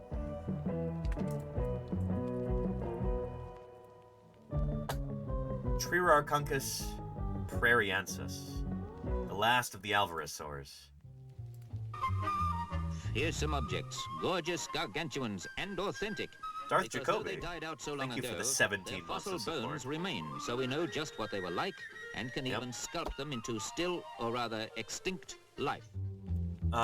Thank you, Darth Jacoby, for the 17 months of support. Really, really appreciate that. Good stuff. So this is Trirarchuncus. And there is the claw that Jack Wilson found right there. This is a cast of it in resin. But, we had the real one on our stream. Let me find that clip for you, actually. That segment. Edith the Two-Eyed Pisces looks like something straight out of a Dr. Seuss book. Well, I mean,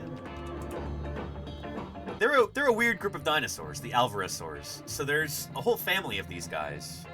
Their heyday is the late Cretaceous, and we have the last one before the asteroid hits, from Montana. Here's an illustration of Mononychus, which we think is probably the sister taxon, or at least a very close relative to our critter, Trirarchuncus. Mononychus, its name means one claw, in reference to the one big claw on each hand. Trirarchuncus, its name means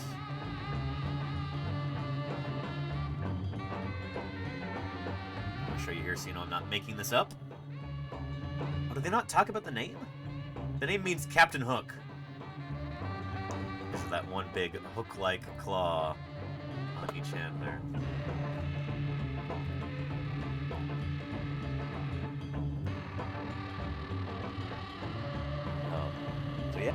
So yeah, there's Denver Fowler there, who's curator of the Badlands Dinosaur Museum and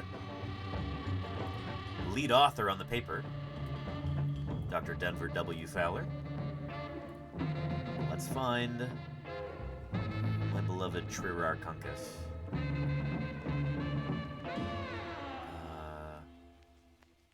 Let's see. Should be. There we go. Some people in the chat already spotted this. Let me just show you. Absolutely gorgeous.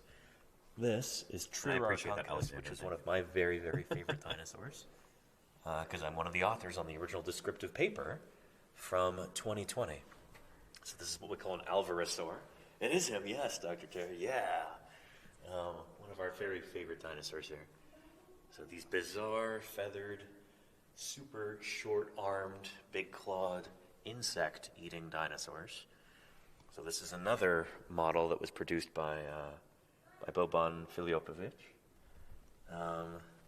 And he actually won the Lazendorf National Geographic Paleo Art Prize for sculpture in 2018. Through the Society of Vertebrate Paleontology, right SVP. And as you can see, it is well-deserved. This is gorgeous. Anywho, here is a link with a timestamp, if you'd like to see this. There you go. In fact, actually, here, I can't resist. Super easy to pronounce. Let's take a look at the claw. But Denver picked that name. I think it's a really good one. The name Trirarchuncus means Captain Hook, on account of those claws there. And prairiensis, because it was from the American Prairie Reserve, that's where Jack Wilson found the claw. This claw? Oh, man. Denver just appears with the claw.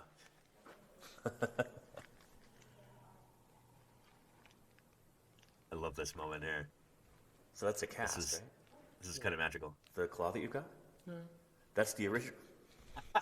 This is the one that we have in our collection. Yeah. So this is the medium-sized one. I've shown the paper many, many times on stream. But look at that. Yeah. Yeah.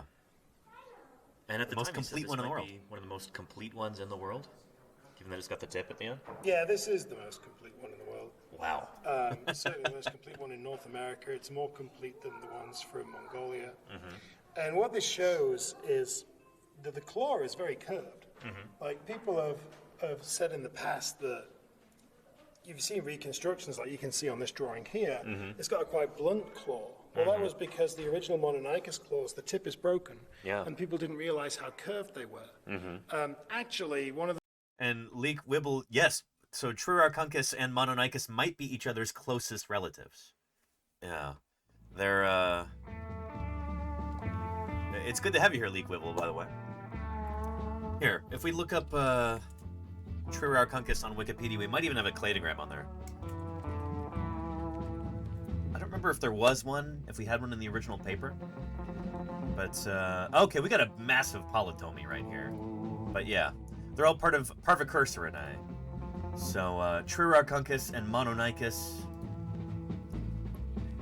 When you've got, we call this a polytomy, where all of these guys all come from one common ancestor, like, it's unclear who is most closely related to whom. It just, by chance, shows up that Trirarchuncus is next to Mononychus here. But I think that is our current understanding, is that Mononychus and Trurarchunkus are each other's closest living relatives. They're sister taxa. So anyway, if you want to read more about these critters, there you go. Yeah. Anywho, very cool. And you're welcome, Leak Webble. I'm always happy to talk about Alvarezsaurs. They were really cool critters, and I actually need to talk to Denver about this, but I've got an idea for a new paper looking at their functional morphology, so it's a project I would like to pursue. Yeah, and Kuuji, I've never done any field work outside of like just walking around on the beaches of Dorset a little bit a couple months ago. I've never actually done any real field work outside of the US. Not yet, but I'm hoping to. Maybe even this year. We'll see. But I've been, yeah, purely US based with my fieldwork so far, Kuuji. Yeah. But man, would I love to go to Argentina, Mongolia, Antarctica, China, even Canada to do fieldwork. These are all extraordinary places to find dinosaurs. I have ambitions to go just about everywhere. Oh yeah. And Happy Nightmares. Ever heard of the... No, I'm not familiar with that. Most complete fossil turtle in Canada and possibly North America? Really? We've got some remarkably complete fossil turtles from the Green River Formation of Wyoming.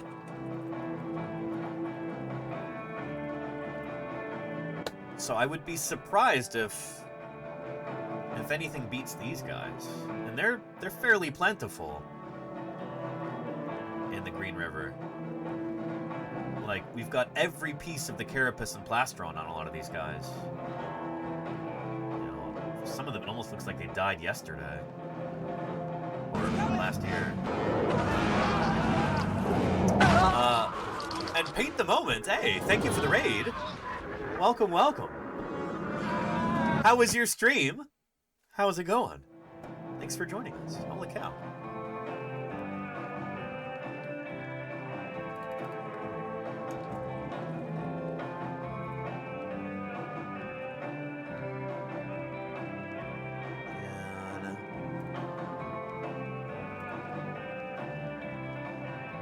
Oh, is this the one that you're talking about? Maybe not. Anywho, painting dinosaur pictures for people as free gifts. Oh, that's very cool, Teresa. Hey, welcome, welcome. It's good to have you here. Painting dinosaurs today. Excellent, Boba Banks. Paint the Moment. Hey, thank you for raiding in. It sounds like you had an awesome stream. I'm so glad you're here. And so cool that you're working on dinosaur paintings. I happen to be a dinosaur paleontologist myself. I'm here on Twitch, well, doing fossil science and outreach. Here's a quick little trailer to introduce you to the channel. My name is Danny Anduza. I'm a dinosaur paleontologist, and this is Paleontologizing.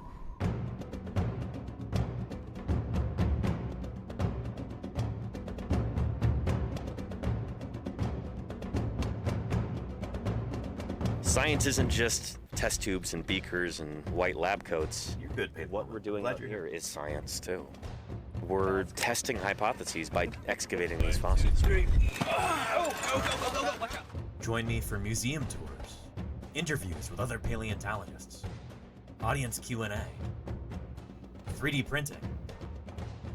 It's pretty big. Who thought this was a good idea? And of course, live dinosaur digs. A limb bone from a new duck-billed dinosaur. I invite you to tune in and experience the adventure of fossil science.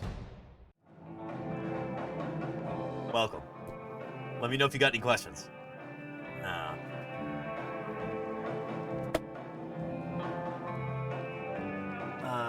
Painting some little dinosaur pictures inspired by viewers for channel redemptions. Very, very cool, Paint the Moment. That is awesome.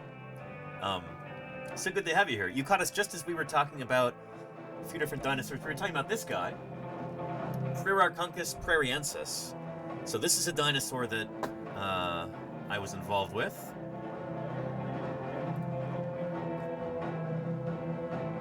Here we go. This is from 2020. Here's the paper in the journal Cretaceous Research, and I'm one of the authors on here. So, this is one of my dinosaurs, so to speak. My team named this critter, described it for the first time. It's pretty special to me.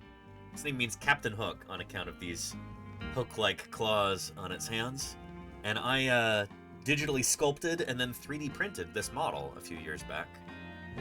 And it makes frequent appearances in the background here on our channel. So yeah. Teresa says, looks like an ostrich. It would have looked kind of like that in life, I suppose. Kind of like this, maybe. Or,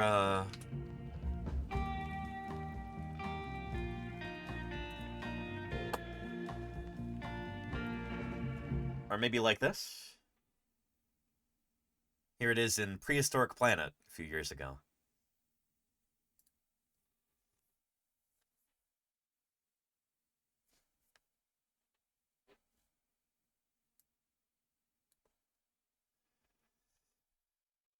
Yeah, they did give it kind of a barn owl face here. It was an interesting choice, but I like it. It makes sense, given this animal's ecology. We know they had a really good sense of hearing, based on the structure of the inner ear, details of the skull. Shing.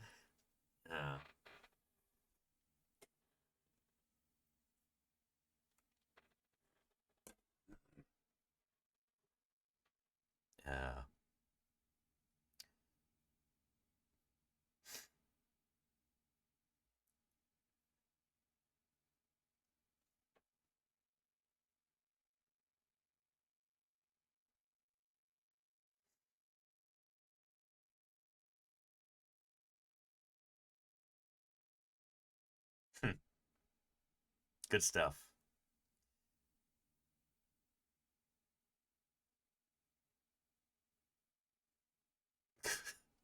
We've all been there. And yes, David Attenborough will be 100 years old on May 8th, which is the day after my streamiversary. We'll be, I think, holding a special David Attenborough stream. We won't be bringing him on as a guest or anything. We wouldn't be that lucky, but yeah, I think we'll be doing a special stream on that day. What day is that, by the way?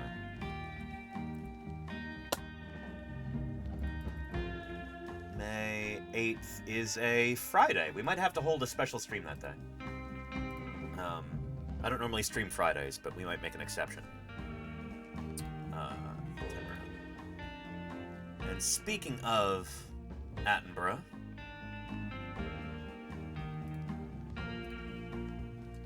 we can use that to segue into this.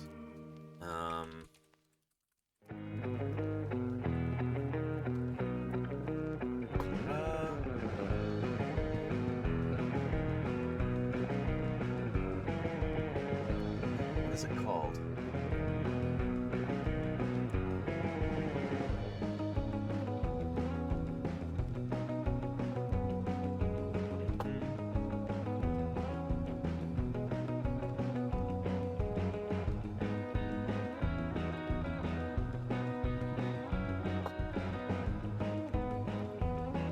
And Paint the Moment wanted to know earlier, how old were you when you knew you wanted to be a paleontologist? I applaud the work of vertebrate paleontologists. Well, thank you for that applause, Paint the Moment. I appreciate it. Thank you for the follow. I've been told that I was pretty young when I decided I was going to be a paleontologist.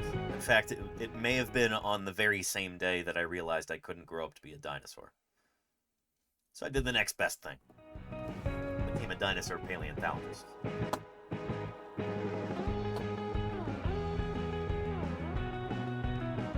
let's find that file. I know I have it saved, even if I can't actually find it on YouTube at the moment.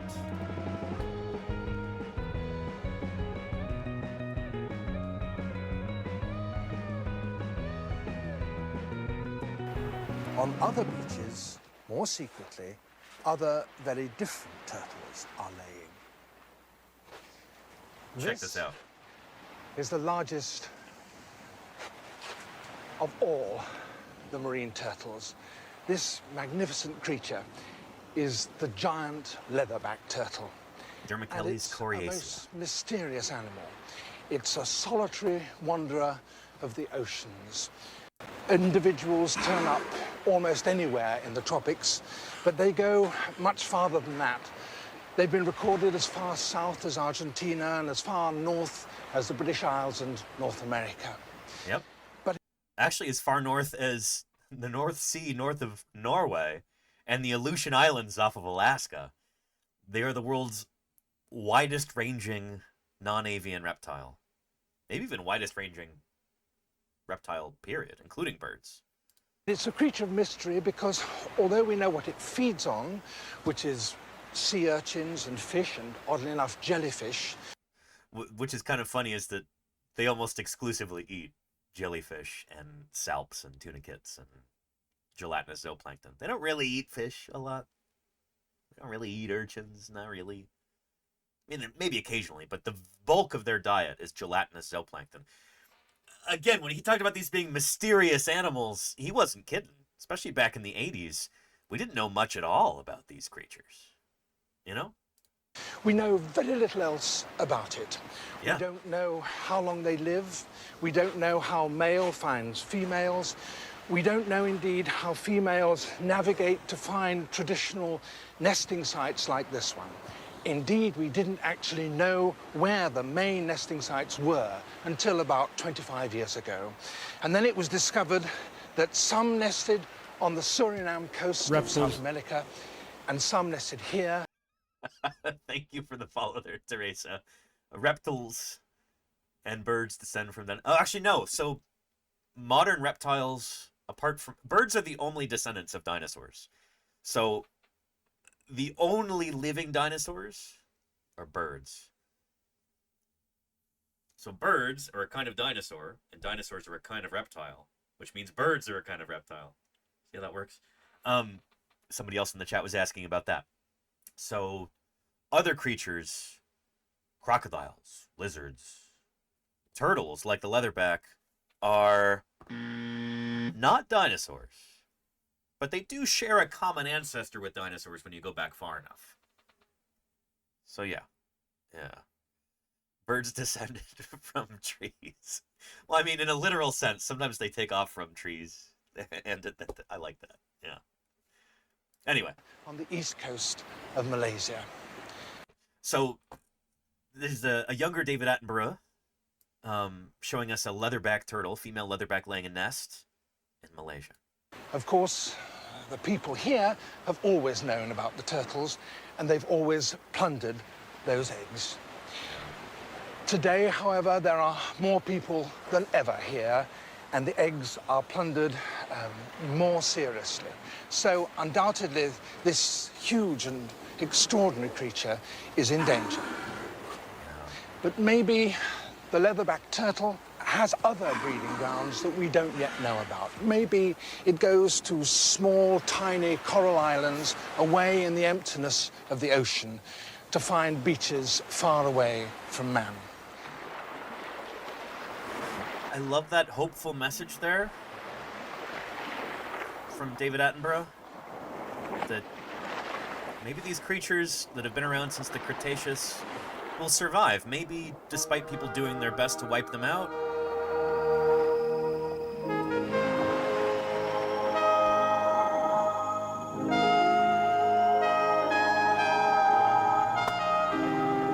Maybe they'll hang on, you know?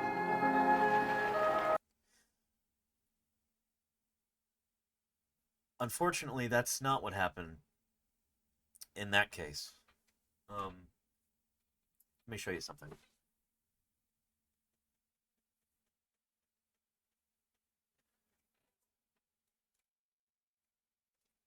here's a book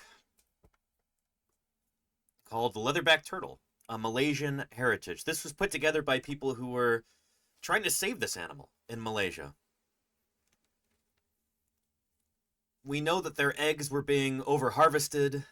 The adults were being killed, especially caught in fishing nets and drowned near the nesting beaches. People were kind of harassing the females as they would come up to nest on the beaches. It was a big problem. That's why conservation is such a major part of this. The Malaysian leatherback turtle now seems to be functionally extinct. There might be a few left, but maybe there's 1 or 2 nests in the entire country nowadays, it seems. But that is not a success story. That population of leatherback turtles, which may have been the largest single population in the world, these turtles live all over the planet. They swim the world's oceans.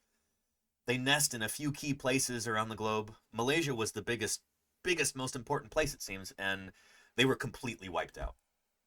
Just gone within a matter of decades. These turtles that had been around hundreds of thousands of years, most likely, that population had existed. And just like that, people wiped them out. They're gone.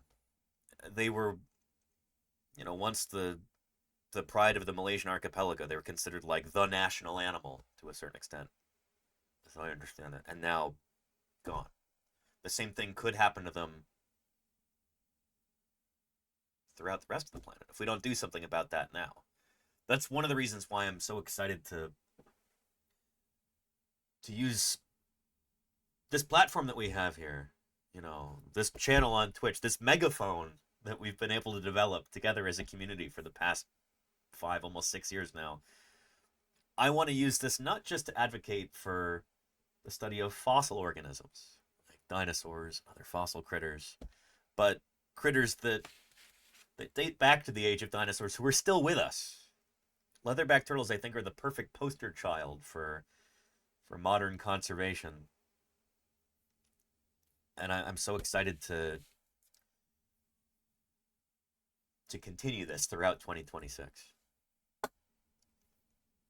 Again, we had a special interview with Scott Benson, who's a researcher on leatherback turtles. He's one of the people who knows most about these animals. Last Sunday, we did an interview with him. We're actually on the front page for a while, which was really awesome. Do you get adult turtles that'll kind of switch between different populations or anything like that? Like we haven't seen that, like a summer nester suddenly becoming a winter nester. Right, yeah. No. Anyway, this was pretty incredible to be able to do this, and yeah. I agree. You play a extremely crucial role as any educator to get the information from folks like myself or other research institutes, whatever, to the public at large. And really, that's the most. And I've written papers, science papers. Yeah, some of them are in here in the Leatherbacks volume. We write them to ourselves, and we write them to our colleagues because nobody else really reads them, right? Yeah. But that's where you play such a crucial role, is to get the information out to a much wider audience, and an audience that's likely to be more proactive. So we play that role. So thank you. Thank you. Thank Leatherback you, turtles need as much attention as they can possibly get if we're going to be able to have them in the future. Yeah. So thank you. We're at least lucky in the sense that they're extremely charismatic. So you just show this to people and it sells itself. They're just remarkable creatures, and I'm happy to help get the word out about them. So anyway, thank you so much, Scott. You're very welcome. Thank you. Yeah. Again, here's a link to that right here. I tried to edit it down and kind of polish it up, so if you'd like to share that with anybody, I would appreciate it, and the Leatherback Turtles would appreciate that as well. Nothing more variant. Thank you for the 200 bits there. Hey. And I'm so sorry to hear that. I had to say goodbye for good to my own beloved reptile, a bearded dragon, just hours ago. I'm sorry. I'm so sorry. Nothing more. That's really tough. Oh, she's off to live with a professional rehabilitator to get better. Oh! I thought she had passed away. Thank you for spreading knowledge about these fabulous turtles. Reptiles matter. They really do. Nothing more. And it sounds like that was a tough choice, but you did the right thing. Well done. I hope it's a long and happy life there. Nothing more. Thank you for the 200 bits. Thank you for your ongoing support. I really appreciate that. Thank you. Paleo salute to you. Thank you.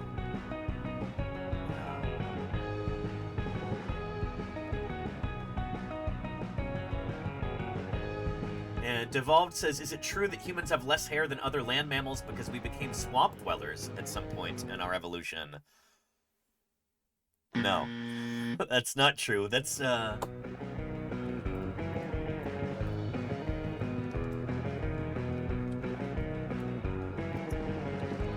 it's a, like, conspiracy theory thing that you hear sometimes, especially on the internet.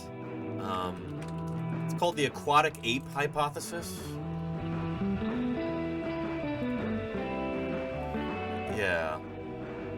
Or theory is, I think, too lofty a term. But if you'd like to learn more about that and why it's false, here's a good link. Yeah. That was from the Michael Crichton book Next. Yeah, there's a lot of pseudoscience in Crichton books. You know, he got a lot of praise for some of his science fiction, but like a lot of it is kind of profoundly anti-science. Yeah, we might even have a video about this actually.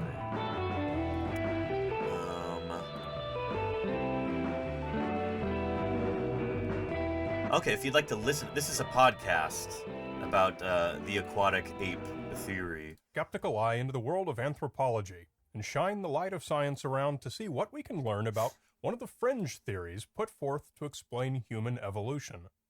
It's been promoted on the stage in a 2009 TED Talk.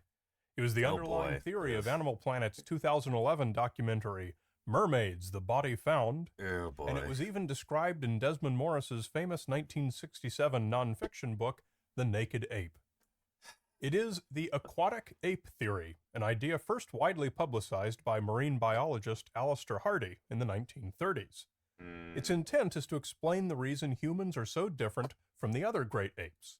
While the other great ape species stayed on land and retained their fur, their knuckle walking, and their lean mass, humans became hairless, upright, and fat as an adaptation to being, for some 2 million years, an aquatic mammal. Yeah, we have zero evidence from this either in terms of like actual human anatomy or the fossil record or genomics or anything like that.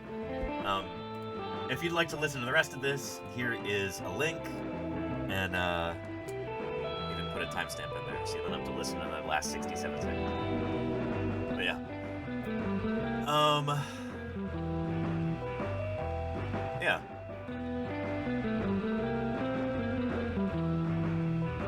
And let's see. We had another question about fossil whales. Somebody was asking about sharks and whales and how ancient those groups are. So sharks go back a decent way. Like modern crown group sharks, what we would call sharks today, they go back to about the Jurassic period. So in the grand scheme of things, they're not as old as dinosaurs. But they go back to about here, like what, I think the middle Jurassic, something like that. You get your first like crown group sharks, if I remember correctly. There are other sharky looking things that go back way before the dinosaurs. Before you even have the evolution of like land plants and stuff. You get early sharky type things like Stethecanthus. There we go. Yeah, weird critters like this. But they're not crown group sharks. So modern sharks all share a common ancestor. And that was after this guy. I think that common ancestor is back in the Jurassic. So this is a different kind of chondrichthyan fish. It's related to sharks, but like strictly speaking, it wouldn't be like a true shark. This is from what, the Devonian, I think? Stethacanthidae here.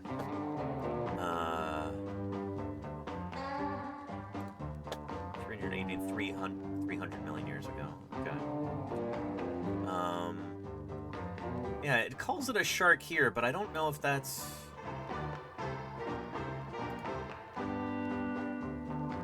Yeah, they're medium-sized cladodont shark-like holocephalians. So holocephalians are the group of chondrichthyan fishes, cartilaginous fishes.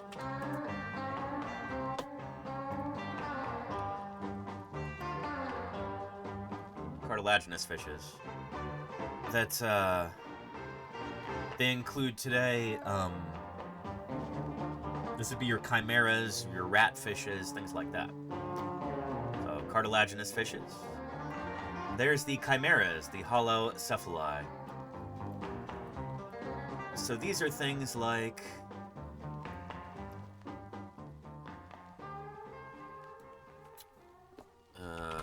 here.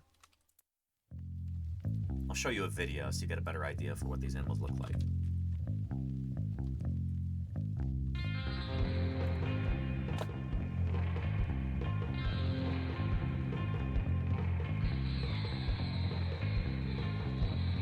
There we go.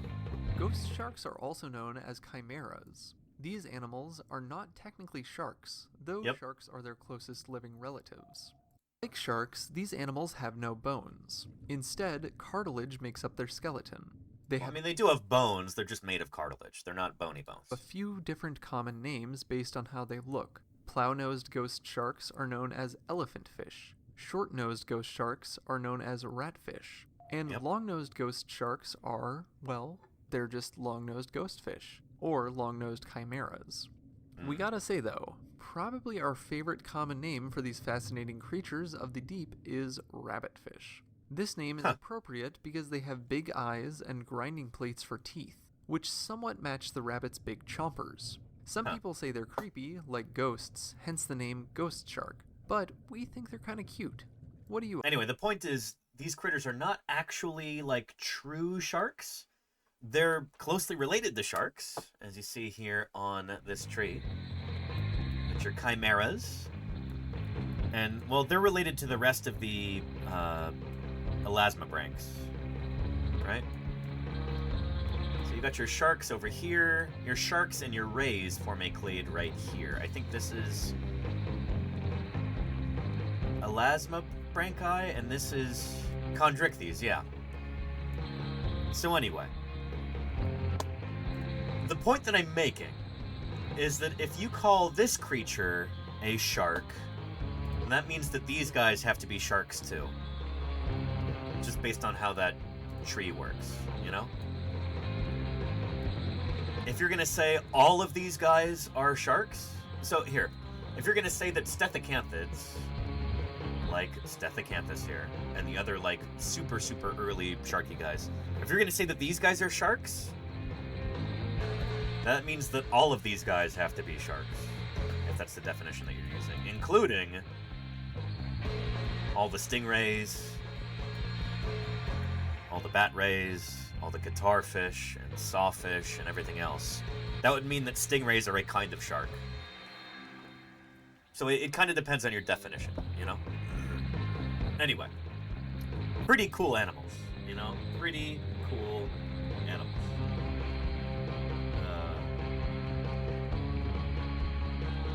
But yeah.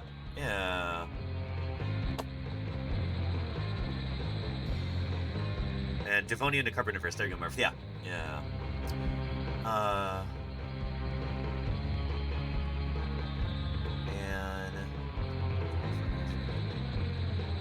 And I don't know, Kaplan's Wharf. Wait, what? Did you? I think I missed something. I missed your reference. Anyway, whales. So, here. Stethacanthids and these other early sharky guys. Like this, they go way back into the Paleozoic, long before the dinosaurs. So again, if there we go. If these guys are sharks, then sure, sharks predate the dinosaurs. But if you're just talking about like true sharks, crown group sharks, these guys here, then they're about the same age as the dinosaurs, if not a little bit more recent. So polite way of saying no, says Anonended, kind of, yeah. It's complicated. If you're interested in this, there's a book that I can recommend to you. Pretty recent book. If you're into the fossil history of sharks, the book to get is gonna be this one. By John Long. This came out a couple years ago. The Secret History of Sharks. By John Long, well-known Australian paleontologist. The rise of the ocean's most fearsome predators. So this is about modern sharks and about their ancient fossil relatives and ancestors and stuff. It's packed with information. Yeah. It's cool to see a popular account of, like, shark paleontology, you know? It's pretty cool. Yeah. Oh, poking fun of the aquatic... Oh, I gotcha, Cat Conserve. Okay. I knew... See, you're not a chatter who just, like, spouts nonsense stuff. I knew there was something there. Thank you. Yeah. Anywho, let's put this back. But then, let me talk about the fossil history of whales, too.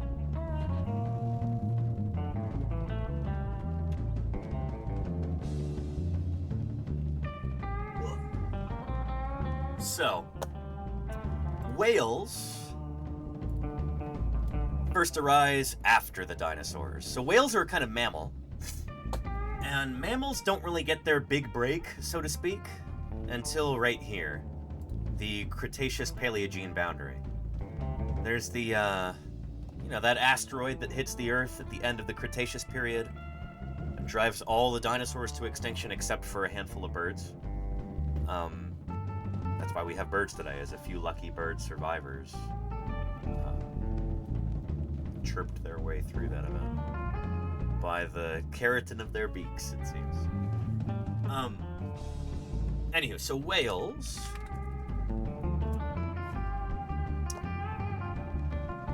They evolved from earlier hoofed mammals about 50 million years ago, give or take. So here's a good approximation of like the ancestor of whales. Kind of wolf-like hoofed ancestor. Not a wolf, but a member of Artiodactyla, the cloven-hoofed mammal group. So we've got fossils of each one of these different critters, and a whole bunch in between each of these now, too. So you've got a pretty smooth transition now from land-living hoofed mammals to fully aquatic marine mammals, whales, you know? Pretty cool. Pretty cool. Yeah. Whale evolution is rad, Lenina. It's super, super cool.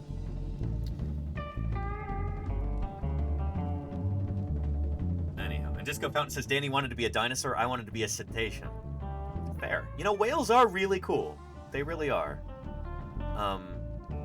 I've got a whaleontologist friend whom I'd like to bring on for an interview at some point. But, anyway. Point is, sharks are definitely older than whales. We can argue about whether or not sharks as a group are older than dinosaurs. True sharks, I would argue, are not. But sharky things go back way before the dinosaurs. Whales, however, are absolutely a post-Mesozoic thing.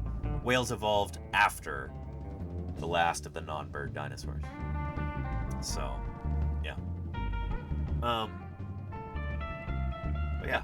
Yeah. And a dole. Oh, very cool. Nothing more. Yeah. Neat. Neat. Yeah.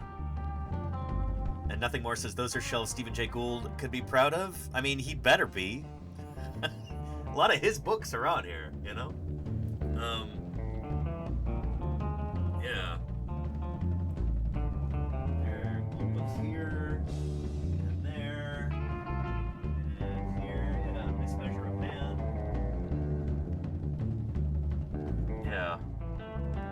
should probably all have them in the same spot, but I have an eclectic means of organizing my bookshelf. It's partly based on the size of the book, and partly based on the color of the spine, and partly based on subject matter, and then author. At some point this year, I'll rearrange these into something that makes sense, especially now that I've got the upper deck up there, which is a new addition. It's not even full yet. Can you believe it? For once, I actually have more shelf space than I have books. At least here in my office. I've got more books upstairs. But that's so weird, where I have vacant space on my bookcases. Never have that, you know? So yeah. And at number 8, we have the Tradoon. The Tradoon. Thank you for the 10 months of support. I really appreciate that. And Tradoon. Tradoon TV too. Tradoon. Yeah. Anyhow. Smooth build awning. Oh yeah, very cool cat kitten. What? We've got all kinds of neat, weird birds like that.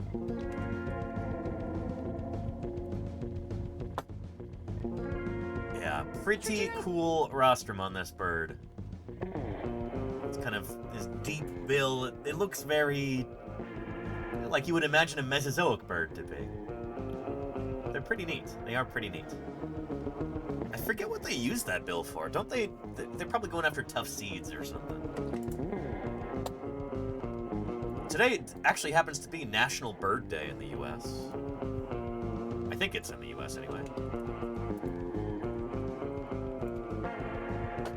Yeah.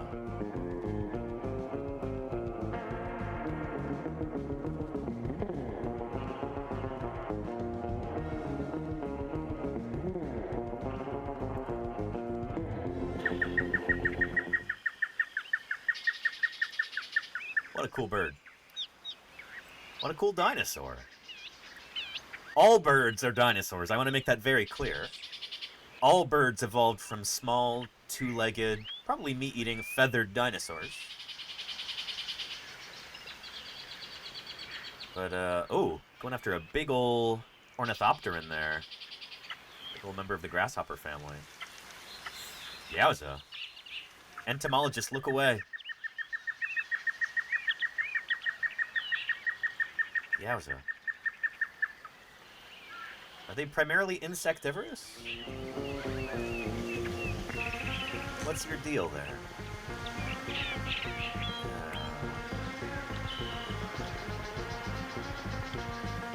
Holy cow, San Diego County, California? They live in California?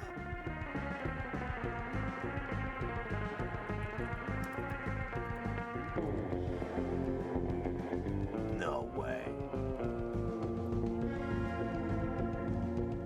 It is a resident breeding species from southern Florida, the Caribbean, parts of Central America, south to western Ecuador, Brazil, northern Argentina, and southern Chile. It was introduced to the Galapagos. Uh-oh. That one must have been in captivity. In that video. They feed on termites, large insects, other invertebrates, even lizards, frogs, eggs, hatchlings of other birds, and elephants. Wow. Oh, sorry, no, I misread that. Fruit. Okay, cool.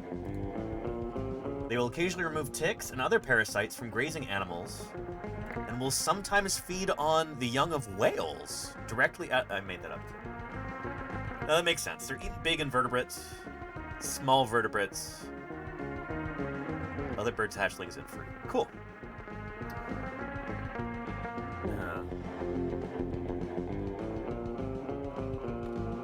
Copernicus Cat says, if I were a bird, I'd want to be a seagull. I could steal potato chips and poop on tourists. I mean, it's just a win-win. Excuse me. And if you live in Utah, you would be worshipped as a divine being, as a gull. We all know that about the great state of Utah. Yeah. There we go. There's all kinds of monuments to these divine creatures in in the U.S. state of Utah. Here's some gold ones, I think at Temple Square. Here's another monument.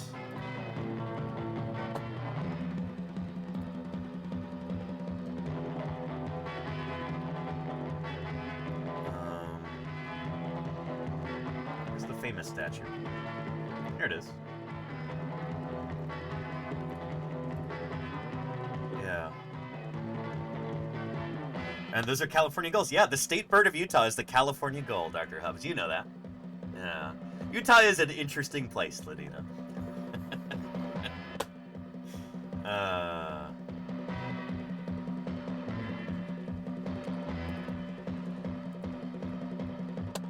It's cool when birds are revered by different people, different cultures.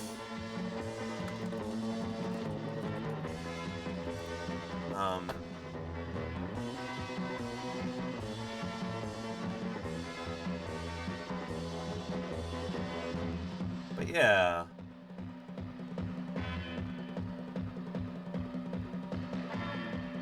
Sometimes, however, that reverence turns into a, I don't know, it can have a certain form of disrespect as kind of a side effect, you know?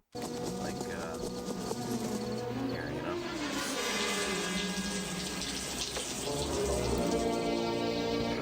Anyway.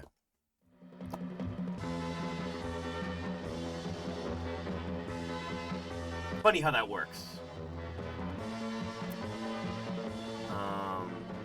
I know Utah, says Dr. Hubbs. There you go. Yeah. Very nice. Park City is where I've got some friends who live there. It's where the Winter Olympics were held a number of years ago. Anyhow.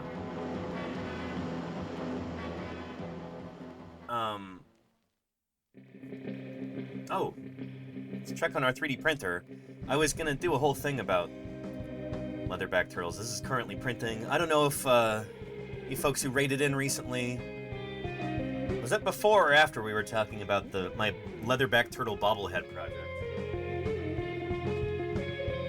I've been endeavoring to make a high quality 3D printed leatherback turtle bobblehead that I can give as a gesture of thank you to some of the leatherback people we're going to be meeting in the next year.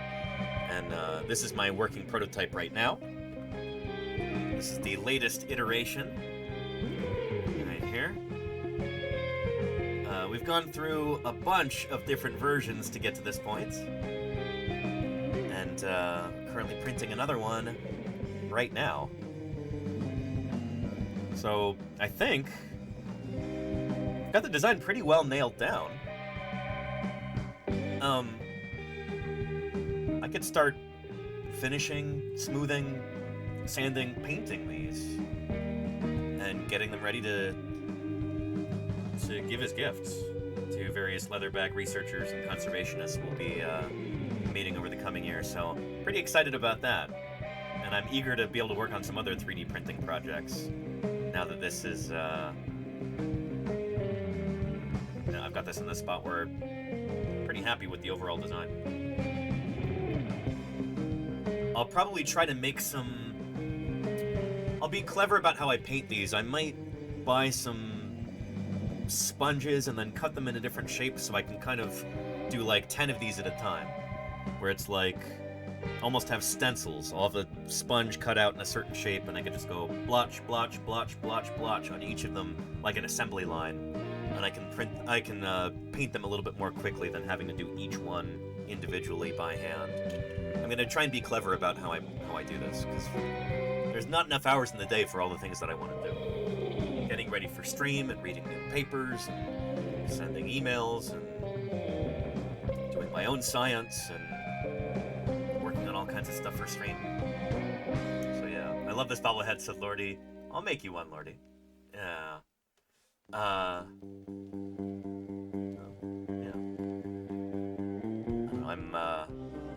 I'm excited about this. I met some people at the Society of Vertebrate Paleontology meeting back in November too. I should send these to them.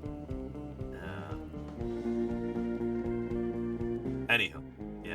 And this is PLA, Sir Yogi Wan. Yeah, yeah. What's printing right now? Let's see. And Joaquin Manicosi says, hello, I'm a geologist from Argentina. Bienvenidos, Joaquin. Thanks for being here. Usted es un geólogo? Is that how you say geologist? No, paleontologo is paleontologist. I would like to show you my thesis zone. In this place, Darwin made the first steps in the evolution theory. Farola Monte Hermoso. Greetings. Hola a ti también, Joaquin. Oh, hola a usted también, Joaquin.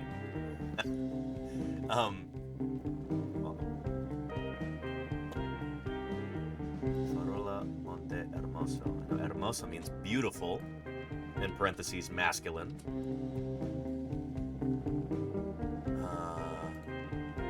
Oh, yeah, very cool. Yeah. An UNESCO World Heritage Convention. So this is a UNESCO World Heritage Site, I guess?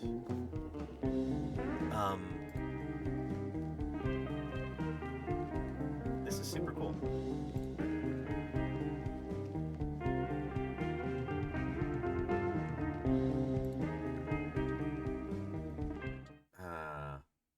Perfect Spanish? No. You're too kind. Mi español no es tan bueno. Mi vocabulario no es tan bueno. Mi acento es así. El lado de mi familia, de mi papá, es de Puerto Rico, originalmente. Y la esposa de mi papá es de El Salvador. Ella es de El Salvador. But I grew up speaking a little bit of Spanish at home with my dad, but I lost nearly all of my Spanish when I moved to Montana and went to school there. Qué hermoso. La historia del Faro Recalada, su importancia reside. So this is a lighthouse, which is cool, but we want to learn about the geology and about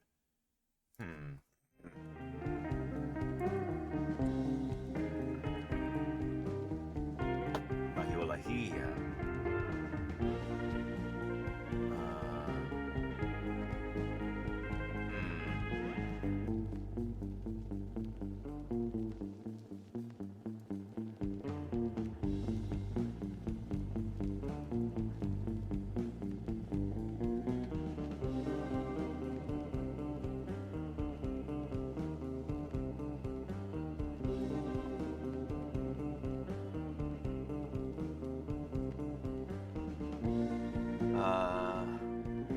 Share your link. Thank you. Gracias, Joaquin.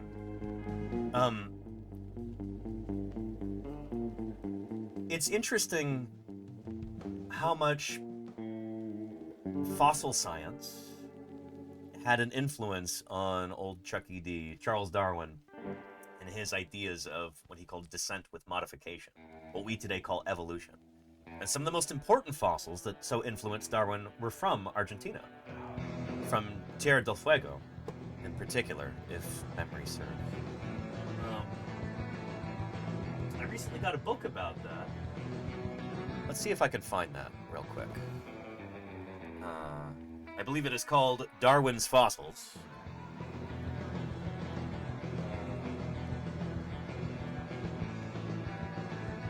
Here we are. I really need to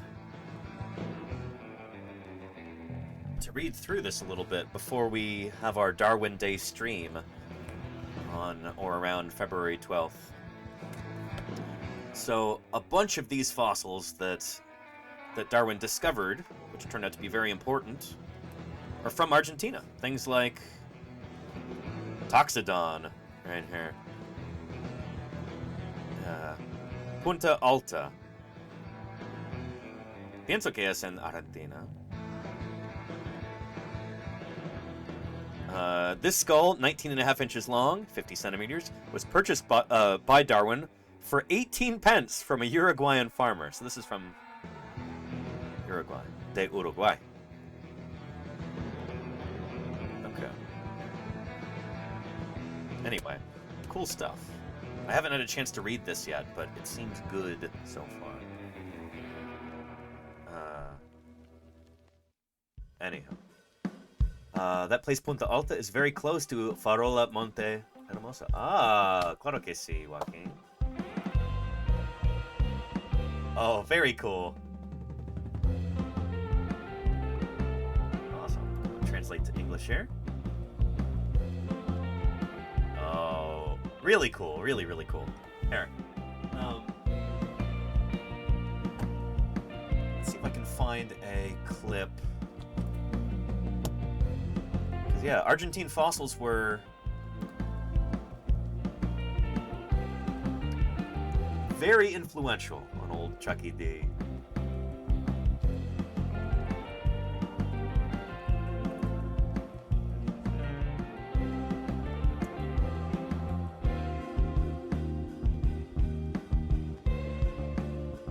Let's see if I can find that. I know I have a clip saved.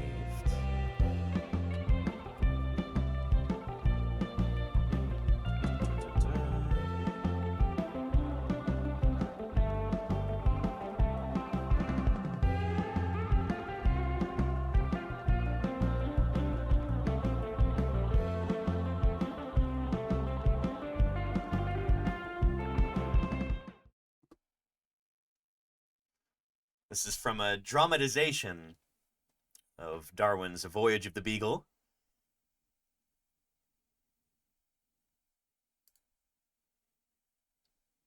This might be Punta Alta, or it might be a different place.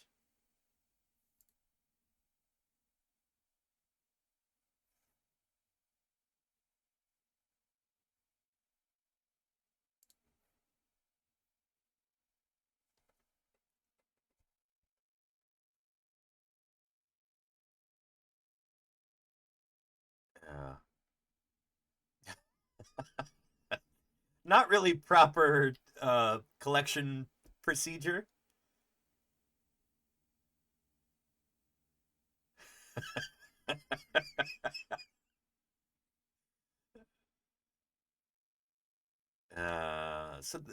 But Tucson, that was Uruguay, right? I could be mistaken.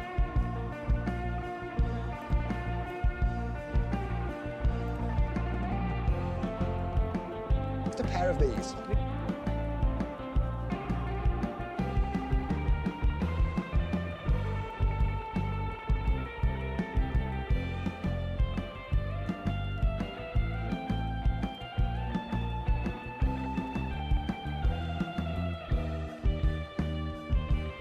Where's the part where he's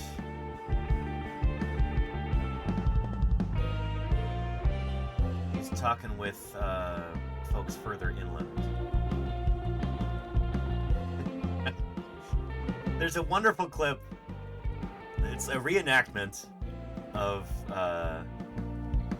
Darwin finding these fossils on a farm. Oh, it's right here. Here we go. And he goes, Los huesos, por favor.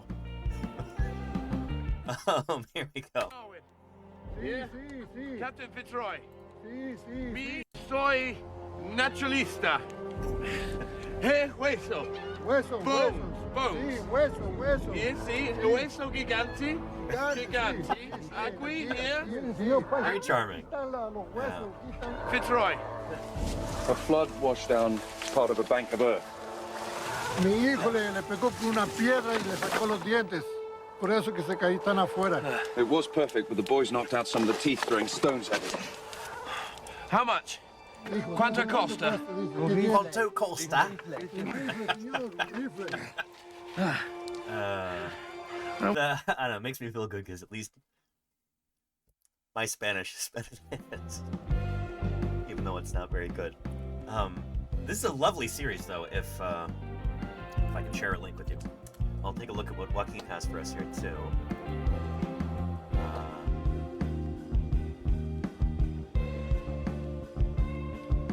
Oh yeah, very cool.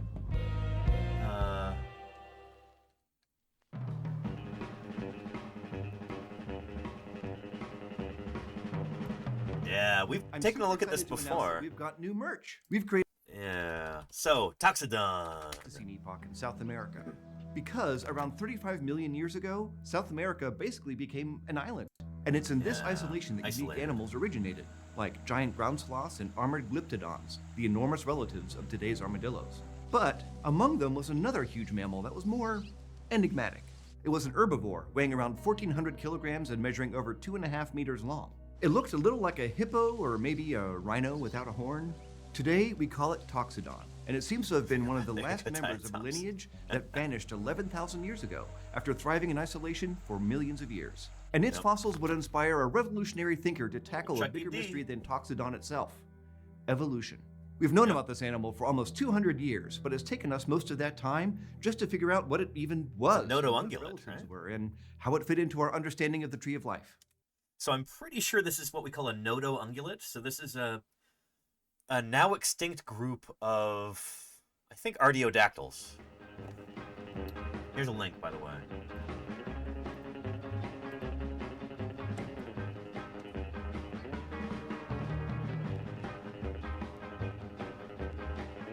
Nodo-ungulata. Here we go.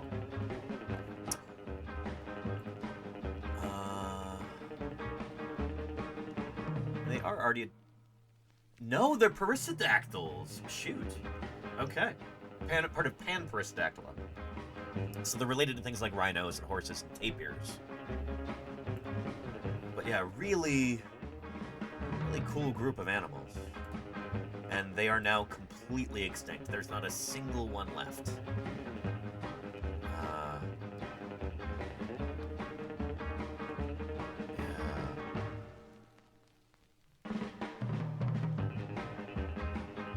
Really cool.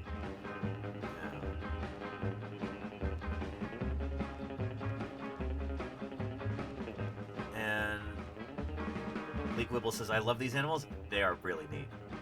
And tapir, oh yeah. Oh, Leek Wibble. Are you a fan of tapirs?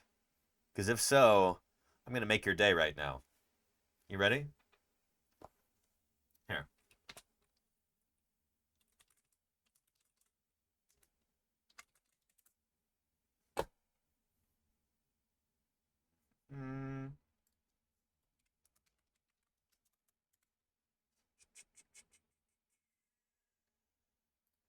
Is this not coming up when I search? Google search is so broken.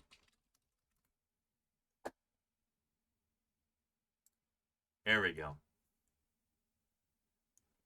You ready? I've even got the subtitles up. Your new favorite song. It's in Japanese, but it's all about tapirs.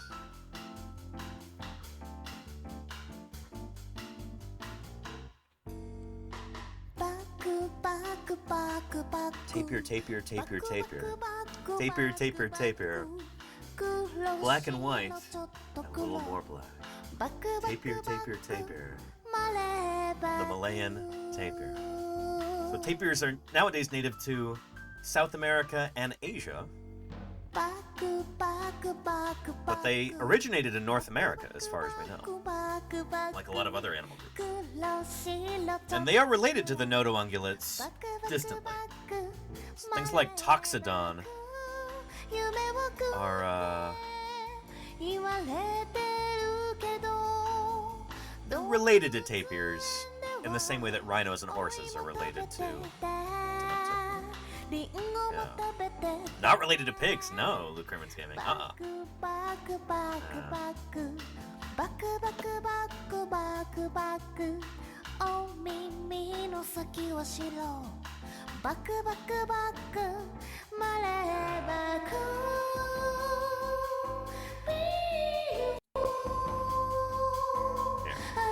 Pull up our tree of life here.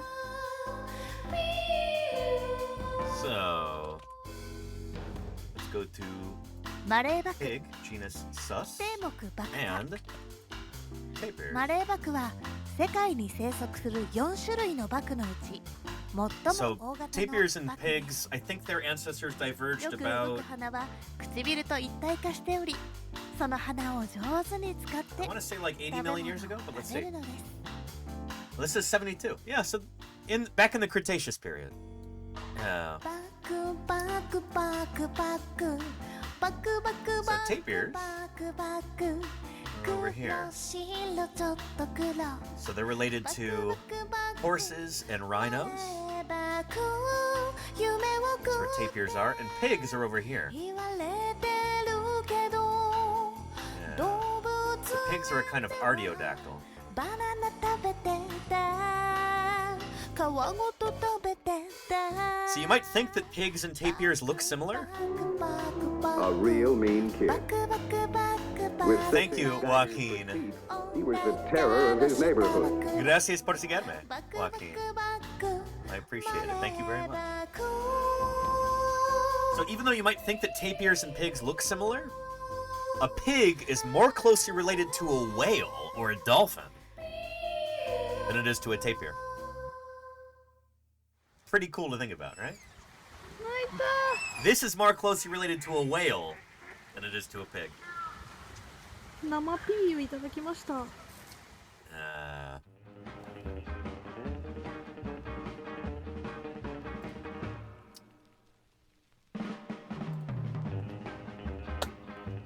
Fill your in research. Oh, thank you, Joaquin. I need to update my ResearchGate, actually. I don't think I've touched my ResearchGate profile in like 10 years. I need to do that. But, yeah. And Caracabulca. Yeah, tapirs do get really big, especially I think the Malayan tapir is the largest, I want to say. Here.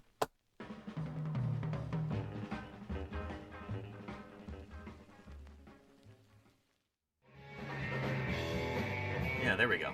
Yeah. The Malayan tapir, here called the Asian tapir, is the largest species. They're such cool animals.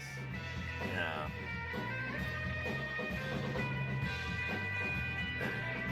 And Jesper says, what is ResearchGate? So ResearchGate is kind of like LinkedIn for researchers.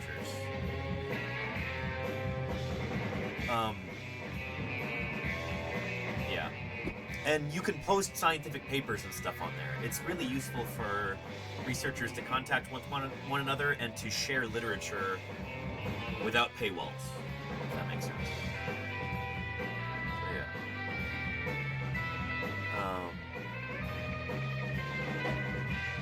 Yeah. And, Forola Monte Hermosa. Gracias, Joaquin.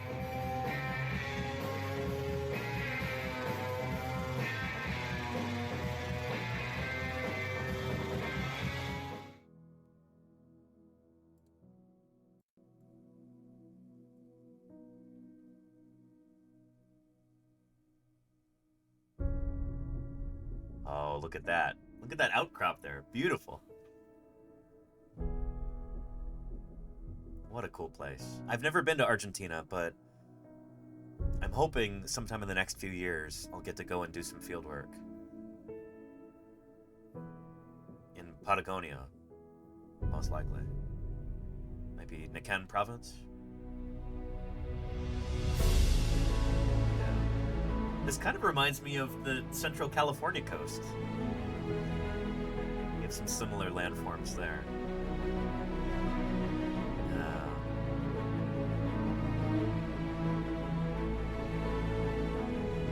Cool. Thank you, Joaquin, for sending this. This is really, really neat. I love when people are proud of their local geological heritage. That makes me happy, you know? When people have a passion or a love for their local geohistory, you know, I can relate to that. I'm very proud of the geology we have here in California and in other parts of the U.S. too.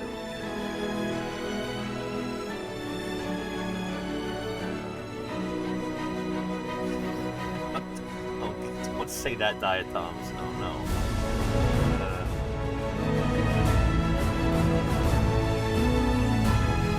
Hopefully there's no oil in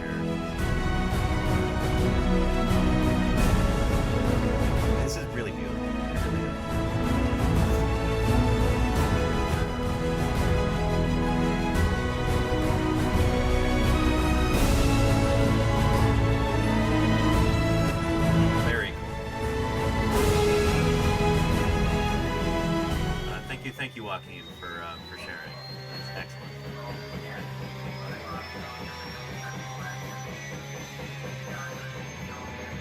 Think about saying, wait, but that is right-wing extreme. Yeah, that's my point.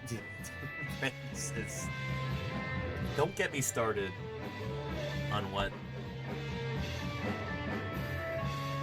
those lunatics and imbeciles in the U.S. government are doing right now. It is... I'm deeply, deeply embarrassed as an American. It is... I'm ashamed. We're not going to talk about that right now, but just...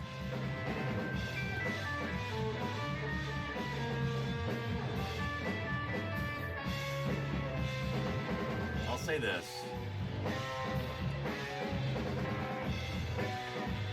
I hope I live to see all of those people behind bars. People responsible for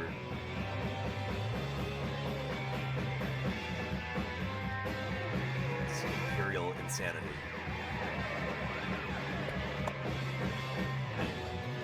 Look at what you did, Di. Upset that.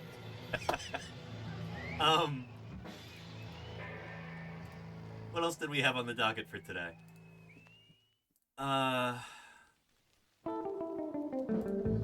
Let's talk about this. Let's talk about ammonites. There was an interesting piece of ammonite news, well, semi-news, that came out recently. And Diatoms, you might actually have something to say about this too. First, I want to introduce the concept of ammonites.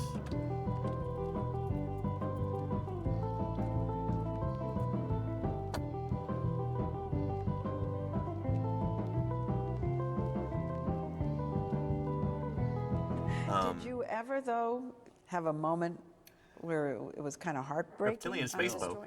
Never. No, glue is cheap. Thank you for the 3 months of support. I appreciate you. Thank you, Reptilian Space Boat.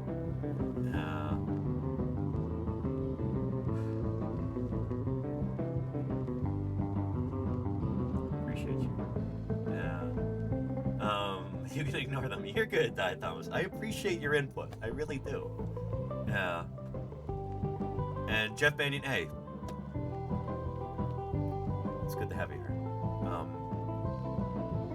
Thanks for saying that. Welcome.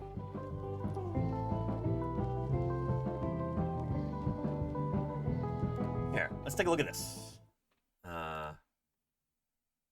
From Prehistoric Planet. A little intro to ammonites before we get into the new paper on them. What do we really know about these critters? Ammonites first appeared on Earth around 400 million years ago, long before dinosaurs walked the Earth. Yep.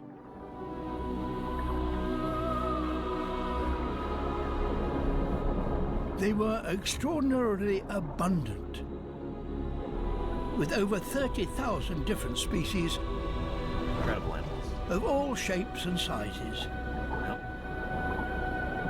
But what do we really know about the way they lived? In terms of lifestyles of ammonites, their morphology is so diverse. Chaotic Kitten says only 3 more weeks. I'll be flying to London, England. Hopefully it'll still be safe to do so. I hope that it is still safe to do so. Oh boy. Are you going to be going to the NHM in London, perhaps? The Natural History Museum. If you get the chance, you should absolutely go. Chaotic Kitten. It is incredible. Zoe Hughes works at the NHM in London. I was lucky enough to be able to go a couple months ago, back in November. And unfortunately, we only had a few hours there. But holy cow, it was cool. They've got this new bronze Diplodocus outside. That's a cast of Dippy, the famous Diplodocus.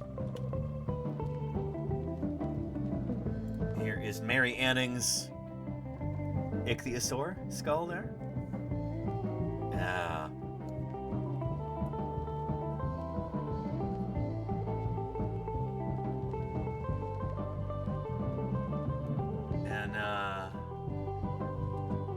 And I need to send her an email and to check in, but I was able to visit with Susie Maidmont, who works at the NHM. She's an expert, arguably the world expert on stegosaurs.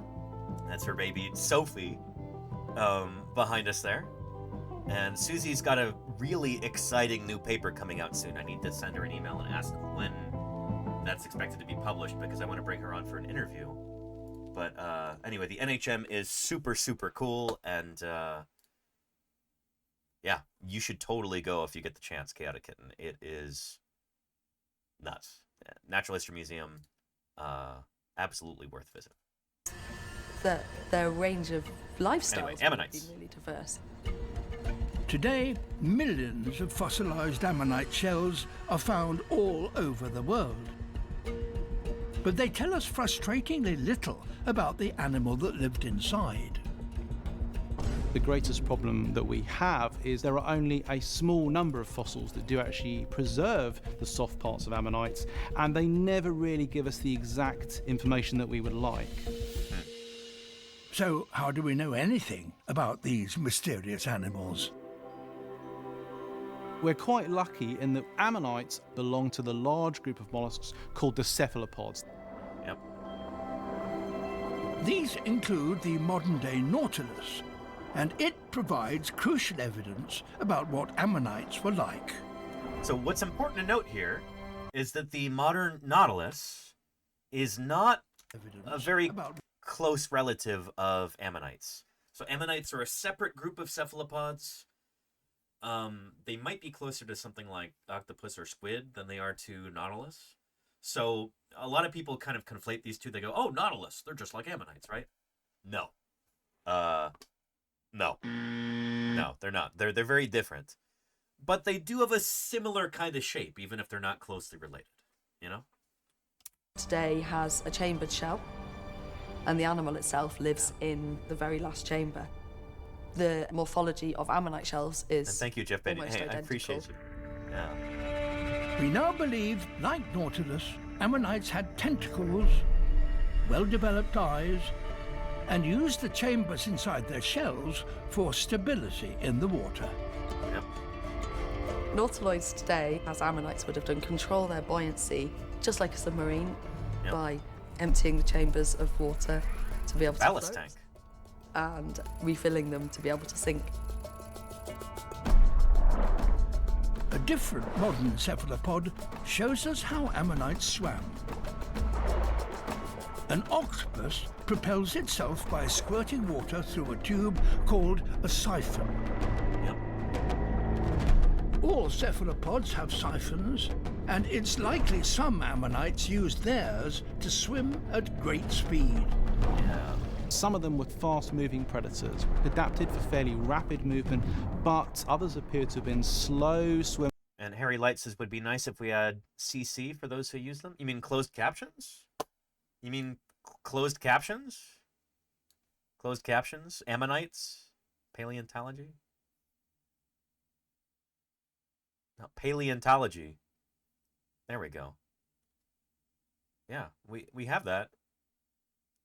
Are you watching on mobile right now? I don't know if the closed captions work if you're watching on your phone, but on desktop they do work. Swimmers feeding on plankton.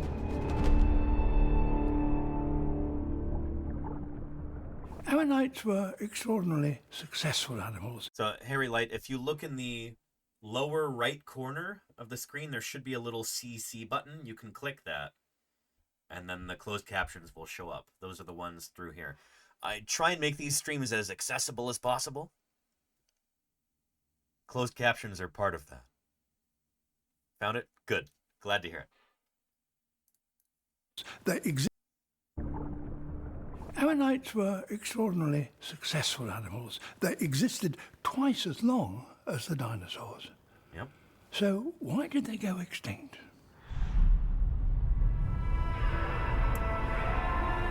Most ammonites went extinct about 66 million years ago, about the same time as the dinosaurs went extinct. An asteroid 6 miles wide struck the Earth, causing major impacts to many ecosystems, including the shallow seas. Yep. Ammonites did have one critical weakness compared to other cephalopods. They appear to have been constrained to laying their eggs in fairly shallow water. This put the young at the mercy of the catastrophic changes to the food chain after the asteroid impact. Photosynthesis wouldn't have been able to occur so much in the planktonic plant life in the oceans, and that would have had a greater impact on the shallow oceans, and the shallow oceans were where the ammonites were living. It spelt the end to 300 million years of ammonite evolution. But they left behind a fascinating legacy and a crucial insight into life in the prehistoric scenes. So it's really interesting to imagine these Mesozoic marine ecosystems and how they would have been just kind of dominated by ammonites. Or at least ammonites were very common. They were a major component of these ecosystems. And of course, the story that I always heard is that, well, yeah, ammonites go extinct at the end of the Cretaceous. Whatever it was, most likely an asteroid impact, that wiped them out. That's the end of the story for ammonites. That's it. Curtains for them, you know? GG's, ammonites. That's where we'd say goodbye to you. However, that might not be the case. New paper just came out. This is not necessarily the newest stuff. I've been hearing rumors of this for well over a decade at this point. That there are places around the world where ammonites kind of squeak through the KPG boundary. They managed to survive that asteroid impact and stick around for at least a little while before eventually going extinct due to other causes. It's funny because I talked to some ammonite researchers and they're like, oh yeah, in Europe, you know, we've got Danian ammonites. Ammonites from the beginning of the Paleocene.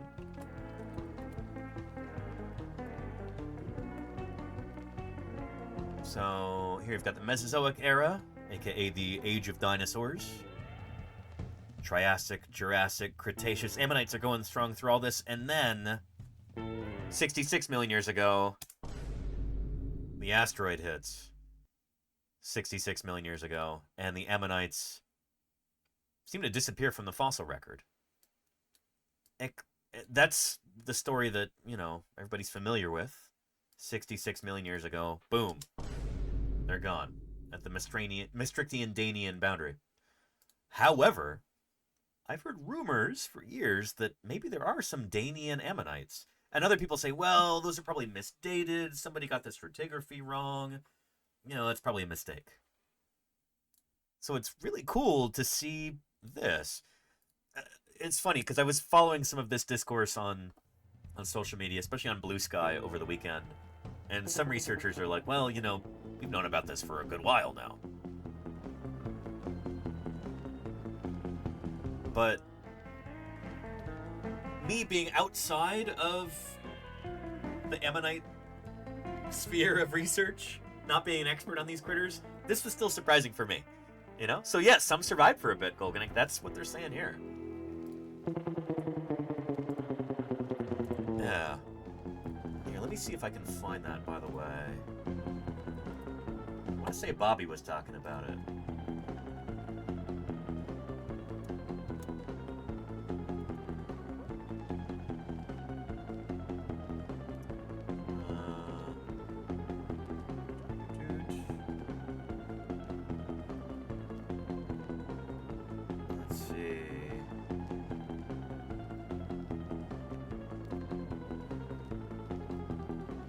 Yeah, here we go. Bobby says, genuine question, what's the big deal with the new ammonite survival paper? I know I've seen earlier papers on early Paleocene ammonites, like scaphitids, to the point that I included this in my historical geo lecture several years ago. Is this making a bigger splash or better evidence? Yeah, and apparently some authors were presenting on this stuff 10 years ago in EAVP. I don't know. I don't run in those circles, so this was still kind of news to me. I'd heard rumors, but Yeah, we'll take a look at the paper here. Yeah. And Luke Herman's Gaming, 5 bottlenecks for life in general history, right? It depends on who you ask. There are generally like 5 mass extinctions. But here's the thing, is that mass extinction is not a well-defined term.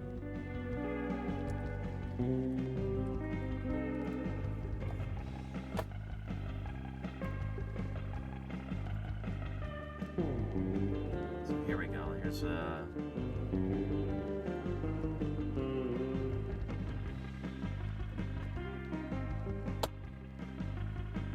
End Ordovician, Late Devonian, End Permian, End Triassic, and End Cretaceous.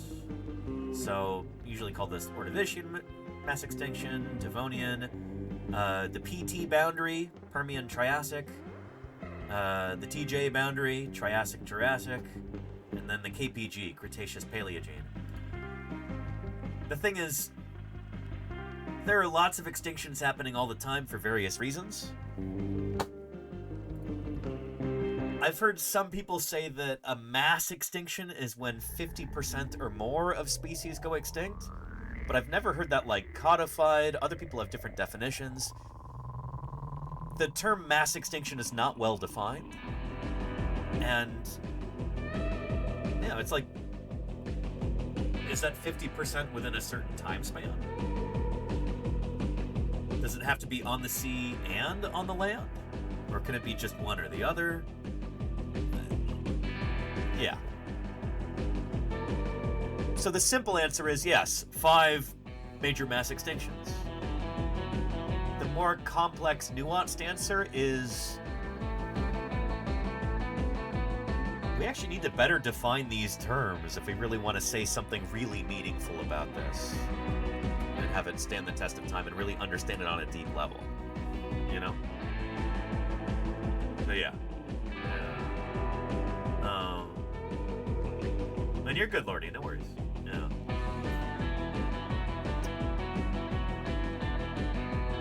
And Danny can define it for... No, that's not my place to do that. And at one point, I want to... Kevin Padian has big opinions about this, and I want to do an interview with him at some point. We'll talk about that. I think that would be cool. And Luke Herman's Gaming says, I just hope the 6th one won't be human-made, or better, not happening at all. I mean...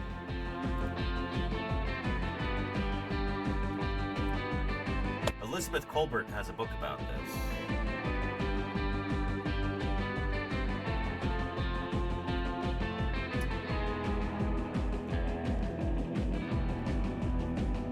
Called The 6th Extinction by Elizabeth Colbert.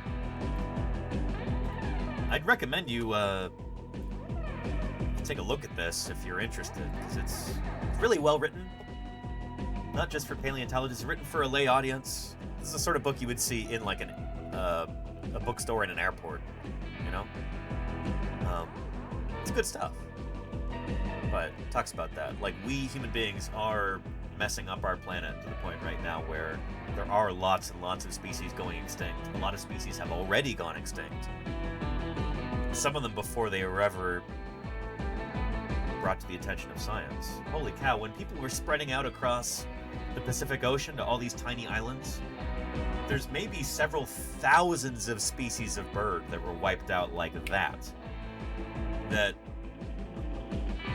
we're only really starting to understand this in the most trivial way, even to know that these birds existed in the first place. So yeah. Yeah. And is the souvenir guidebook worth it from the Natural History Museum? I don't know, Chaotic Kitten. I didn't see it while I was there. I will say, bring lots of money for the gift shop, because they do have cool stuff there. Yeah. Petractylus says, I think I heard it somewhere that it's arguable that we're in the process of another mass extinction right now. I mean, it all depends on what do you consider a mass extinction. Does it have to be more than 50% of species? Or 50% of genera? Or families? Or what? And how long of a time span does it have to be? So yeah. Yeah. But yeah. Yeah.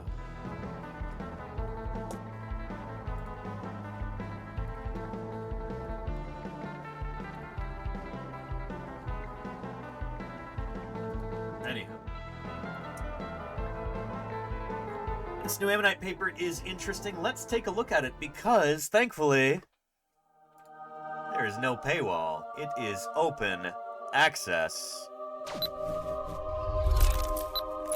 Access granted.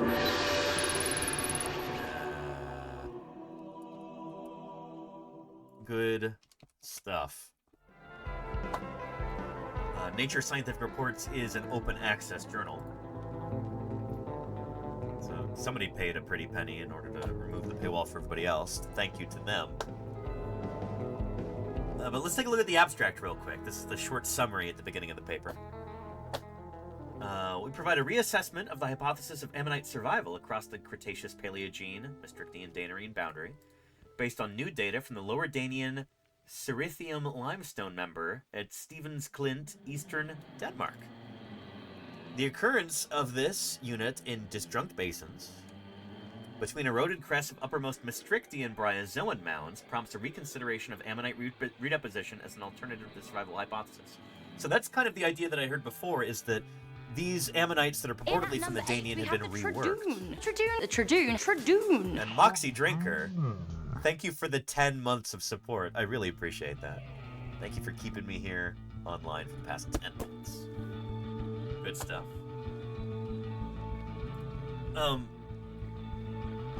Reworking is an interesting thing. This is something you gotta watch out for. Dirter.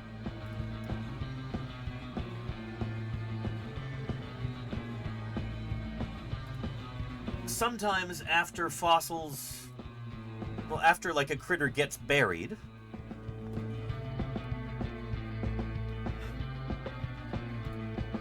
sometimes it can be re-eroded again and then re-buried higher up in section. Does this talk about that? Yeah. Erosion and redeposition. Here's ResearchGate. Okay, come on. We are human, thank you. Okay. Yeah. So, elements, kind of subfossils, things on their way to becoming fossils, they can get buried and then eroded and reburied again. And this can mean that they show up higher in section. So it doesn't mean the critter was living at that time. It's been reburied by natural processes, you know? Say there's a big river system, and that's depositing sediment. It deposits some bones in there. It gets covered by sediment. The river changes direction. You know, all that sediment slowly starts to become rock, and then the river changes back. And suddenly, all that strata that it's deposited, it's eroding that out again. It's digging up that fossil again, and then it takes that, it carries it downstream, and it gets reburied again. This time maybe 100,000 years later, maybe 1,000,000 years later. It gets reburied. But this time, it seems more recent, you know? That does happen. And you have to be really careful about that sometimes, because you got to look for the clues of reworking. If something seems out of place, it pays to check it for signs of reworking, which can be like tumbling. It might be particularly weathered or something like that. If something looks like it's been sitting out on the surface for a long time, but you actually freshly dug it up, it might mean that it's been reworked. And so that was the hypothesis that I'd heard for some of these purported Cenozoic ammonites. Is that, oh yeah, they were probably reworked, you know. They probably did all go extinct at the KPG boundary, but some of them may have been reburied. So they're a little bit higher in section. They look like they're from the Cenozoic, but they're actually not. They're from the earlier Mesozoic. But here, these authors are saying it's not the case. They actually are from the Cenozoic.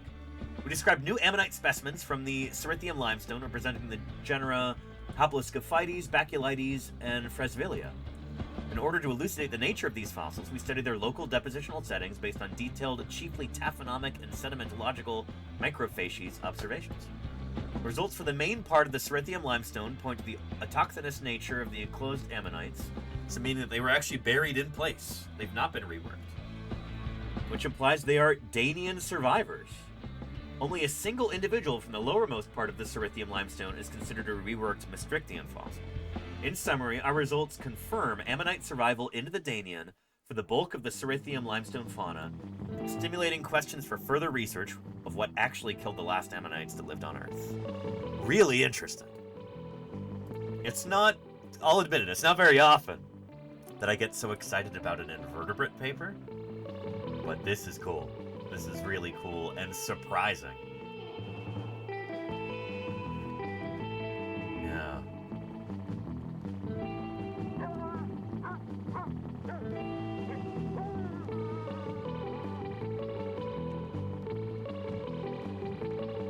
Neat stuff.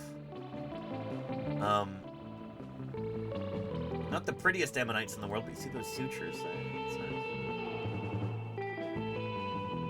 Yeah. Cool stuff. Very cool. And Seiko-sama says, how thick is 1 million years of Earth? Is that how you measure this? No. So, the thickness of the rock does not necessarily imply that it's a set amount of time. Some places you can have hundreds of meters of rock, and it might just represent a few thousand years or less. Sometimes you might have a layer of rock only this thick, and like, bam, that's 10 million years right there. It all depends on how much deposition is occurring. So, how much sediment is being laid down, how quickly. There's no set amount of time that a certain thickness represents. It doesn't. Reality's a lot more complicated and messy than that, you know? But yeah.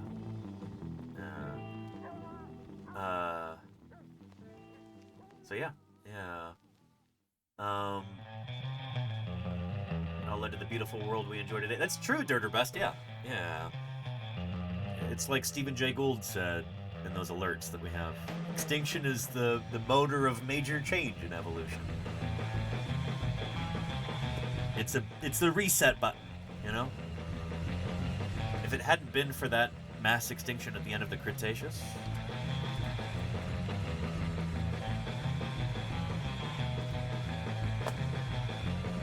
if it hadn't been for this tragedy, we would not be here today, you know? We owe our very existence as human beings, as large mammals. We owe our very existence to that event occurring, you know? Oh, and very cool, Chaotic Kitten. Free tickets to the NHM? Beautiful. Oh, you're gonna have so much fun. It's gonna be great. And Endrummer says, this is cool. My neck of the woods. Grew up down there and have been to all the quarries many times. Really? In Denmark? Very cool, Endrummer. Very cool.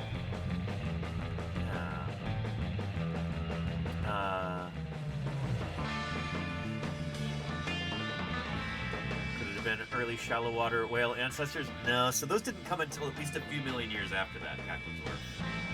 Yeah. The earliest, like, proto-whales that we have are things like Indo-Hyas. And they are from the Presian stage. So, again, those earliest Cenozoic ammonites are from the Danian. The earliest whaley guys that we have are from up here, the Presian stage. So yeah.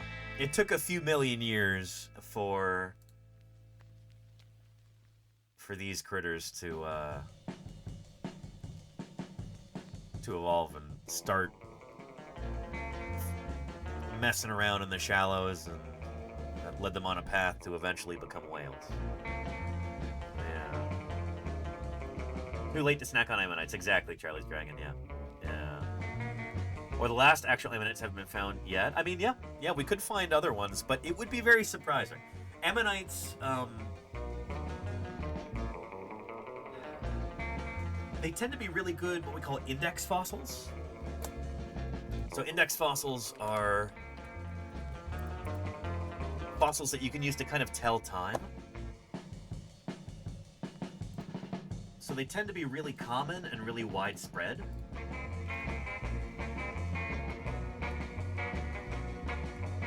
Maybe there were species of ammonite that survived later into the Cenozoic, but they were just very rare, or they lived in places where they're not well fossilized or something, but that's... You could say that about anybody, though, you know?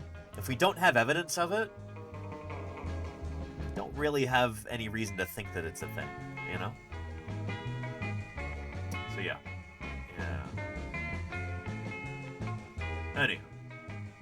Index fossils are widespread but short-lived species, right? Yeah. Kacklinsdorf, yeah. Yeah, they're critters that are around for not too long. Like, a lot of ammonite species were around for a while, and then they went extinct or evolved into something else. But, yeah. If you're gonna... So, index fossil is a label that we put on things. If an ammonite species is around for too long, we can't use it as an index fossil. Because it's just not super useful, because, like, if it's around for millions of years, like, say 5 million, 10 million years, its utility as an index fossil is diminished. Kind of the more widespread and short-lived something is, the better it is for using as an index fossil. Where you find it and you go, okay, these rocks have to be of this age because we find this fossil here, and we know it's not around for very long. It's super cool how this sort of thing works. Like, literally thousands of researchers all over the world for about 200 years now have been working on this, just building this big puzzle piece by piece to be able to tell, okay, so these fossils occur over here, and they're around for this long, and then we can sync those up with radiometric data, with sea level data, with geomagnetic data, with all kinds of different data like that, to just build this grand timescale that we all benefit from as geologists and paleontologists and evolutionary biologists. It's so cool. And it's chronicled in books like this over here.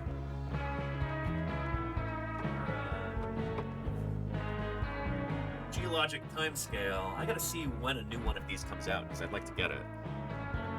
But,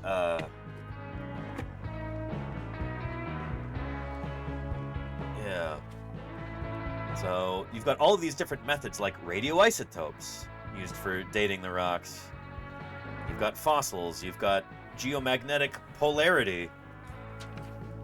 So, Earth's north and south magnetic poles will switch. And they've done this a bunch of times, and that leaves record in the rocks. There are certain, like, little bits of magnetic material that are either oriented one way or another, depending on what the poles are doing at the time. And so you can look at those, and you use that to create a time scale, and then you sync that up with the fossils, and with the radioactive isotopes, and with all this other stuff. Here we go. This is carbon-13 throughout the Cambrian. Different levels at different times. Here it is in the Ordovician. And so all of these data, you can put them together in order to build these timescales. You can do that with the fossils, too, until we get this. It really is a marvel of human ingenuity and hard work and scholarship. Exploration and adventure, really. Like, so many different people around the world have figured this out. Working out in the field, in deserts, and on sea cliffs, and on ships at sea, drilling down, taking core samples of the sea floor. People working on drilling rigs on land, too. People working in laboratories. People digging through the literature in libraries, just taking this huge accumulation of data and lining everything up. Figuring out where the discrepancies are, and then correcting those, going back into the field to collect more data, and then coming back and arguing with colleagues at conferences, and publishing papers, and peer reviewing things, and it's just... It really is a grand and beautiful thing when you really think about it, you know? It's so cool. I would love to see a big budget, well-made documentary series about this idea of figuring out the history of our planet, building a chronostratigraphic chart like this. It really is a wonder, you know?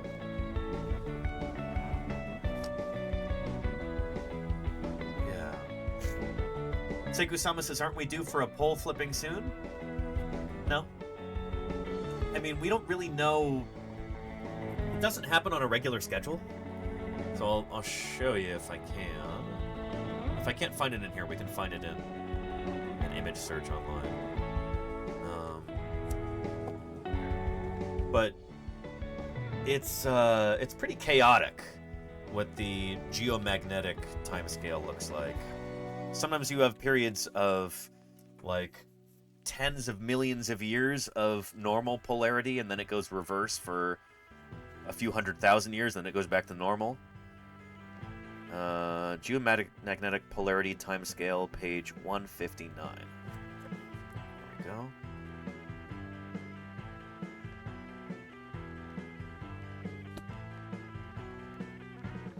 Yeah. There we go. Yeah.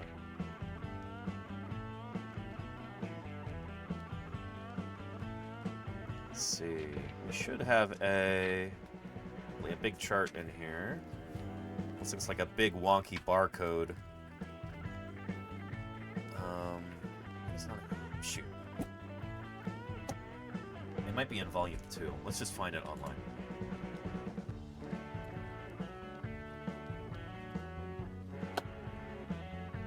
There we go.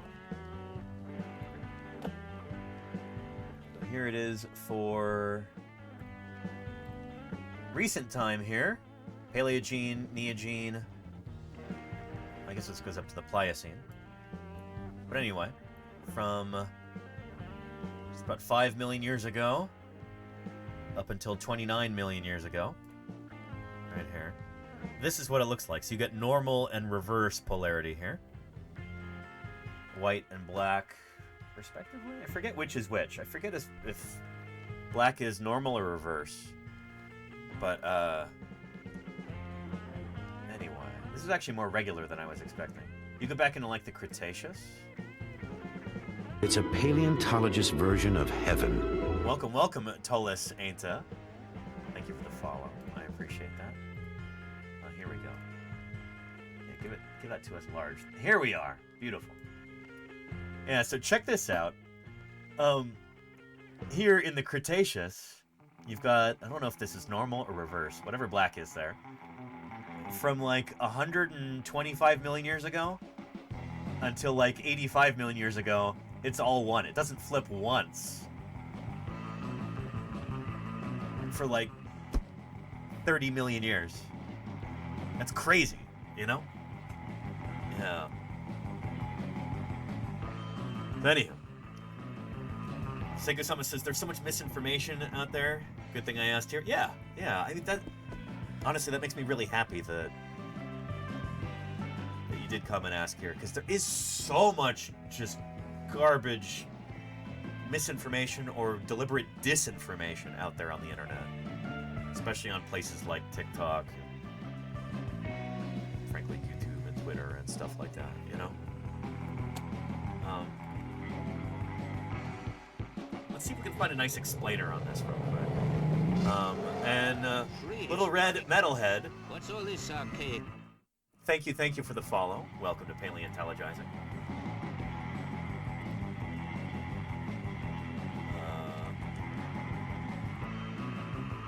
Has anybody done a good video on this?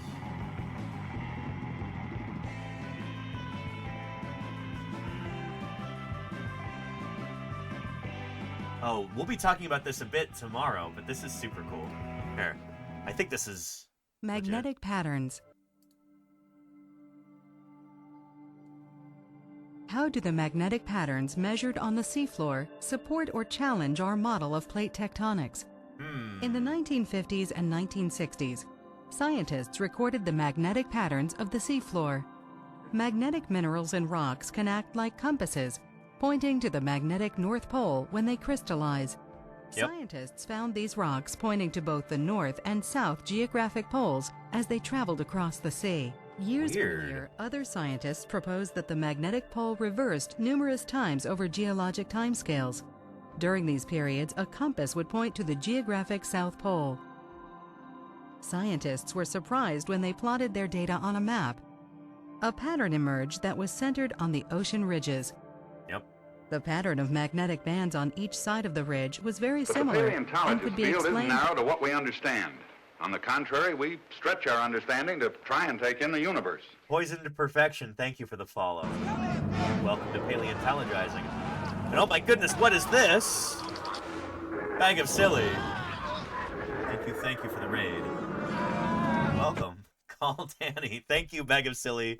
Taffel. How are you all doing? Welcome to Paleontologizing. I'm glad you're here. Bag of Silly, what kind of mischief did you get up to today on your stream? It's good to see you. Thank you for bringing everybody over. We were just talking about magnetic polarity switches.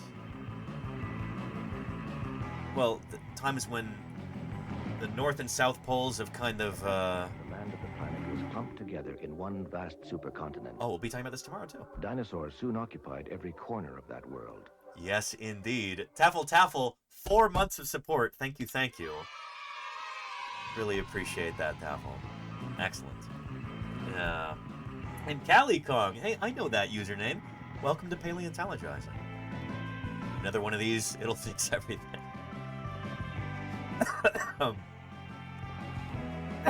I mean, we could talk a little bit about what that would actually do. It might mess up a lot of electronics, but it's not like it would send everybody flying off into space or anything like that.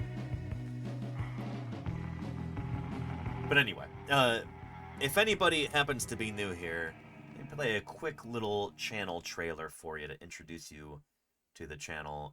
Welcome to Paleontologizing. My name is Danny Anduza. I'm a dinosaur paleontologist, and this is Paleontologizing.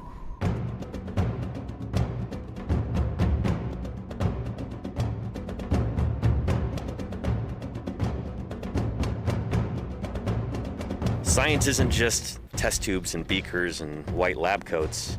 What we're doing out here is science, too. We're testing hypotheses by excavating these fossils. Join me for museum tours, interviews with other paleontologists, audience Q&A, 3D printing. It's pretty big. Who thought this was a good idea? Speaking of 3D printing, hang on. Ooh, excellent. We're working on 3D printing a leatherback turtle bobblehead right now. I'm on my latest iteration of this. So it's gonna look just like this guy. Which I'm, oh man, this is, I think we're up to like 16 different iterations. When I finally hit on one that I really like one that I think is just about ready for production. Anyway, more on that in a minute. And of course, live dinosaur digs. A limb bone from a new duck-billed dinosaur. I invite you to tune in and experience the adventure of fossil science. Yeah. And Poison Perfection, thank you for subscribing. Shoot. Let's protect our fossils. Really appreciate that. If they're removed, America loses them forever. Thank you, Poison Perfection. Welcome to the community. Thank you for that pledge of ongoing support. Thank you for supporting science outreach here on Twitch. That is phenomenal. I really appreciate that. Holy cow. Surely, one of the most remarkable animals that have ever existed, and certainly one of the most famous, is a dinosaur. Or maybe it's you, Jeff Banyan. Thank you for the 2 months of support there. Resubscribe for 6 months at tier 1. They've been subscribed for... Did you just do like a 6-month all at once? Because if so... Holy cow. Really appreciate that. You to help support a great channel. I really appreciate that, Jeff Baker. Thank you, thank you.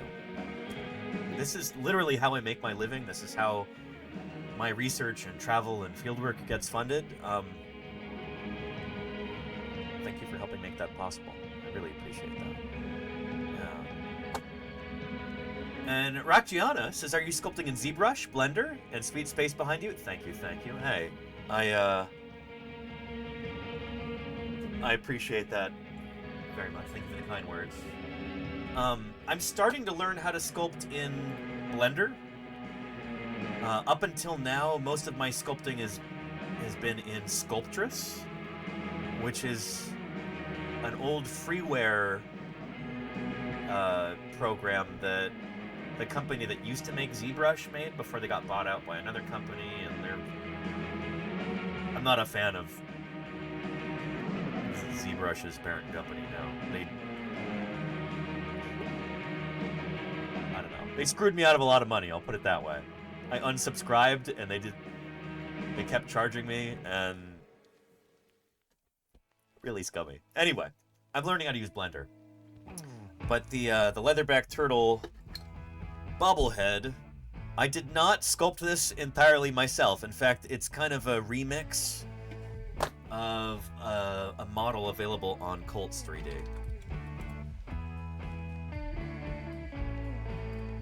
I'll give you a link. Here we go. Shout out to this artist here, Animal Den Miniatures. They do really cool stuff. This is the model that I remixed. I removed the barnacles from it. I made some modifications to the pose and to the proportions. I am big into the head significantly. And hollowed it out. I've got the spring underneath, you know. Yeah. So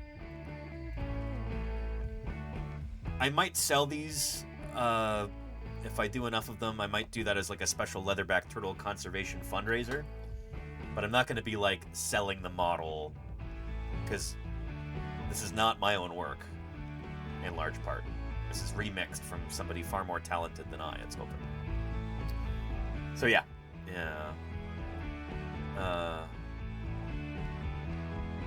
Anyhow. Yeah, and love Blender. Yeah, Blender is wonderful. But oh man, it's not the easiest to learn. Rakiana, have you seen, and it's probably Rach Gianna? Rach like Rachel.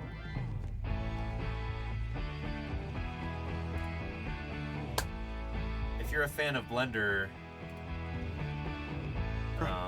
you know, the nature of existence, philosophy. Have you seen Captain Disillusion's talk about Blender? I don't know if you're familiar with this, but I found it amusing. I've watched Captain Disillusion for basically since the earliest days of YouTube. Control, Alt, Shift, Caps Lock, Tab. Wait, Captain, you have to enable the add-on first. What? I thought I already did whatever that is. Yeah, but you didn't save the user settings. Just. I don't understand the words you're saying. It's okay. I got it here. You're all set now. Very easy to use this everyone. program. Please put on the commemorative Elephant's Dream safety goggles provided under your seats. Anyway, where does he talk about how intuitive it is? I'll give you a link. But if we have any Blender fans in the chat, and you haven't seen this yet for whatever reason, I think you'll appreciate it. Came out 7 years ago, so it's not like it's anything new. But,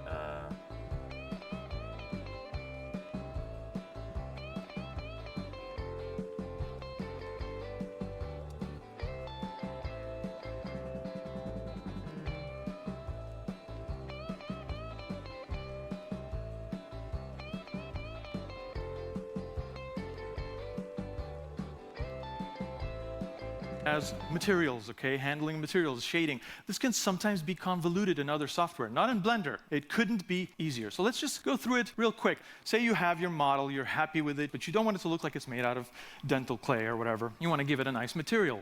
All you have to do is go over to to the Materials tab, click this little plus button, and it will add a new material, as well as a material slot above which lists the material which is listed below. Okay? So now, stay organized, rename your material into something that makes sense, and you'll see that the material slot got renamed as well. That's because materials have names. Material slots don't really have names, they just reflect the names of the materials that are listed within them.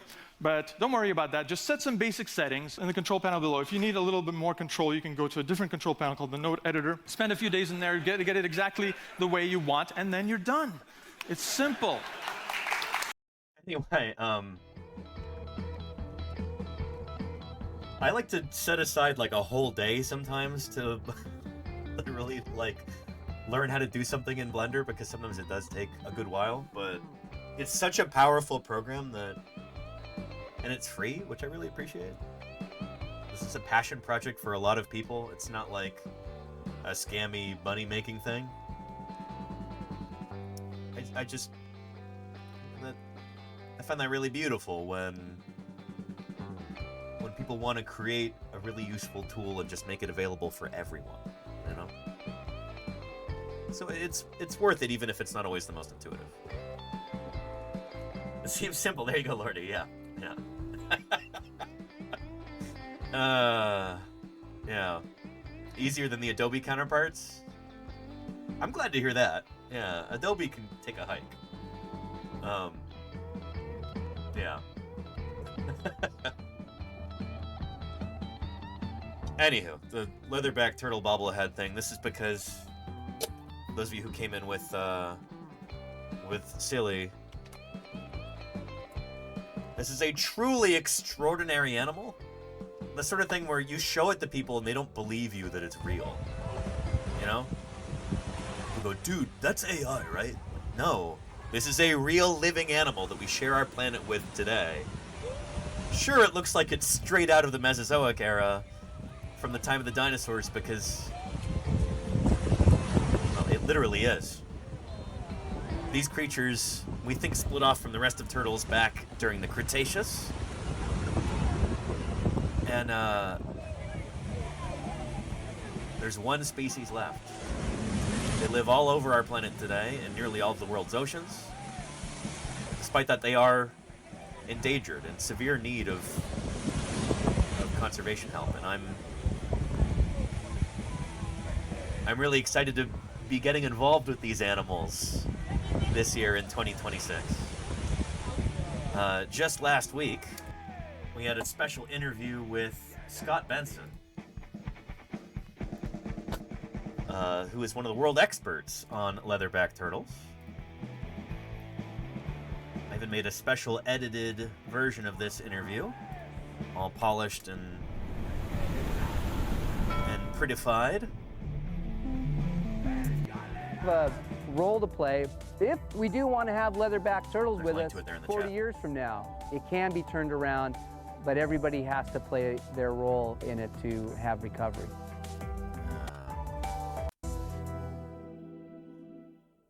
All right, everybody, welcome back to Paleontologizing. I should speak into the mic, huh?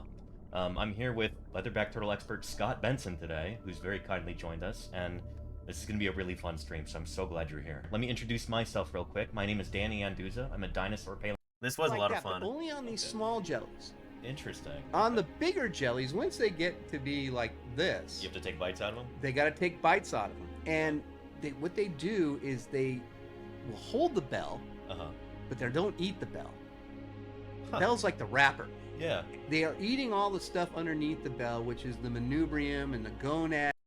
Anyway, maybe we'll get into our segment where we do the tier list. We take a look at some of these plastic. I even convinced this esteemed researcher to do a tier list with us of different plastic leatherback models. Not the kind of turtle that you typically see as part of like a wildlife collection or something. No, and that's really one of the challenges for conserving this animal is that it's hard for people to really get passionate about something that they never see. And Thunder, how are you doing? Welcome. Leatherbacks are big. Fishermen or So Scott here is not a small guy. He's, I think, like taller than I am.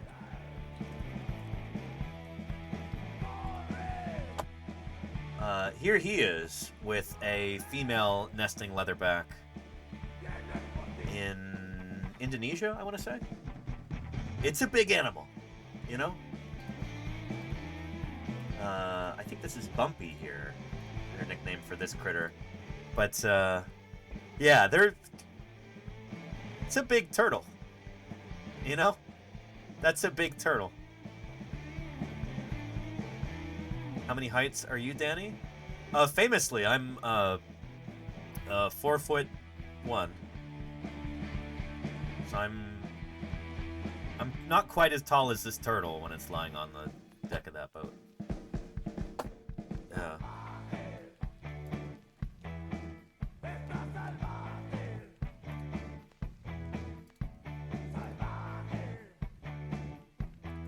Let's see.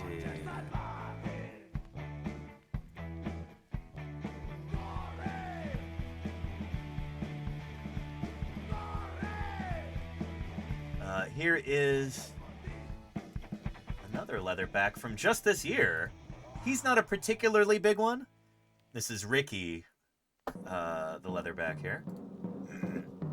They nicknamed him Ricky. They like to give them nicknames because it's better than just having a number. Nicknamed Ricky Ricardo in honor of the late Dr. Ricardo Tapilatu, whose lifelong research contributions are fundamental to West Pacific leatherback conservation efforts. Here's Ricky being released from the research vessel.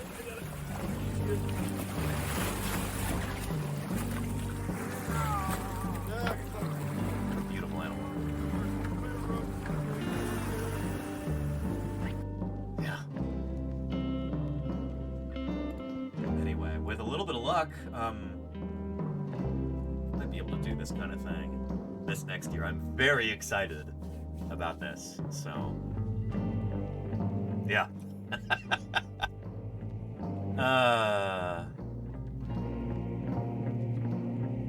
Anyway,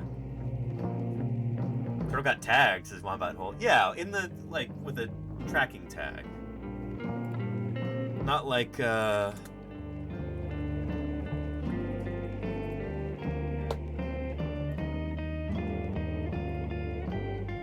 like this guy. Does anybody remember this from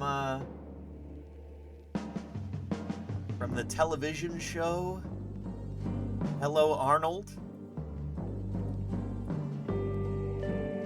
Didn't get tagged like this. This poor turtle in captivity. It's like spray paint tagged. I remember this from childhood, seeing this episode and being like, yeah, you free that turtle. Arnold and his grandmother have to they sneak into the aquarium in the middle of the night and they liberate this turtle. It's kind of unclear whether it's supposed to be a sea turtle or like a Galapagos tortoise.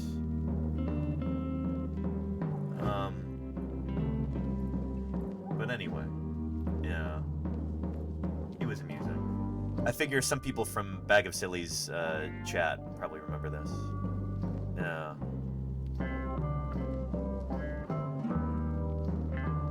Anywho, we'll be tagging turtles with satellite transmitters, like they were doing here with Bumpy. We won't be spray painting them. Anyway, me being taller than you was not on my bingo, Danny. I may have been joking. Keep in mind, I might not actually be 4'1" tall. Gravity. Yeah.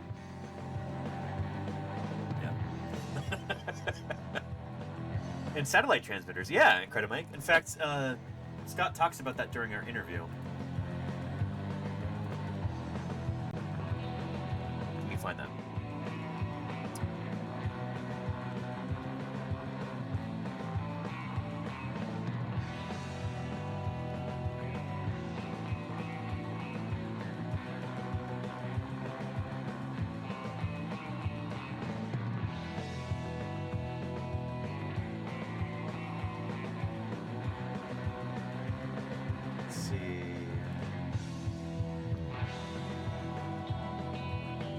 There's a few different ways to track them. Interesting. Yeah. Okay. Good to know. Yeah. Yeah. So when you talk about tracking these animals, you mentioned pit tags. What are some other ways that we can track them? Okay, so we use PIT tags, which are subdermal little tags to Kind of like you identify. put on your dog or cat, right? Yeah, exactly. Yeah. We use, I mentioned satellite telemetry. Uh-huh. You So can. that's with like a transmitter that's actually stuck to the top of the carapace, right? Just, That's right. Yep. Right there on the top. Yeah, we just attach it right here to the top of the carapace, put it Yeah. in a place where it's not likely to disturb the hydrodynamic, capacity of the animal. And other ways we can track things is like with stable isotopes. So this is something where we. Anyway, here's a link, and I'll put a timestamp there if you want to watch from this point. There you go. Demon Prince says, isn't satellite tracking of water animals rather difficult, as the water attenuated the signal quite strongly? Yeah, so the thing with leatherbacks is that they're air-breathing animals, so they do have to come up to the surface to breathe, and so as they do that, their carapace is breaking the surface of the water, and then the satellite transmitter has an opportunity to actually transmit to the satellites in orbit. With that said, sometimes the transmitters can fall off, sometimes they have technical difficulties, sometimes we just lose track of these animals.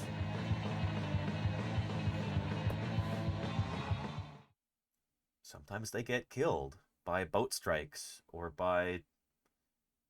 they get caught in fishing nets and they drown. It's a big problem with leatherbacks in particular.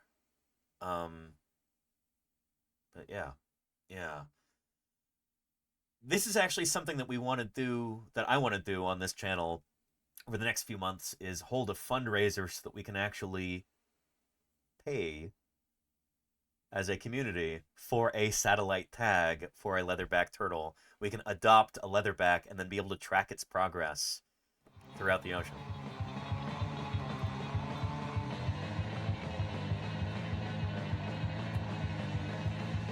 So the Oceanic Society has a program like this. You can name a satellite tracked leatherback turtle. This is something that I'm looking into right now. $2,000.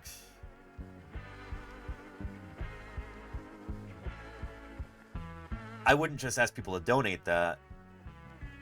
I want to offer something in return.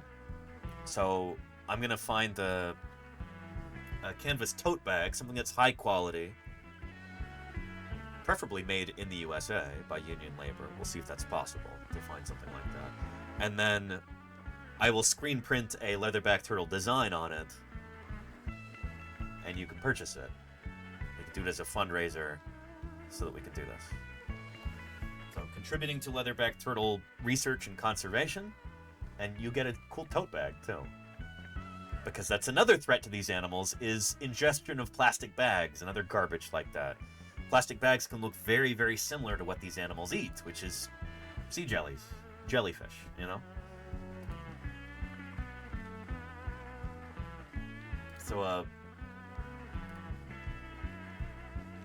a lot of leatherback turtles that have not been autopsied, plastic bags have been found inside them. That's not a good thing, you know? Also, here in California, didn't we just recently have a plastic bag ban? So if you, like me, reside in the state of California, maybe you're in the market for some more reusable shopping bags.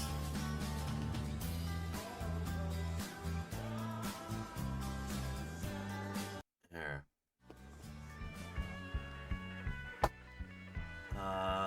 Look, this is from 18 hours ago. Here we go. If you've already been to the grocery store in 2026, you have probably noticed something different. No more plastic bags at checkout.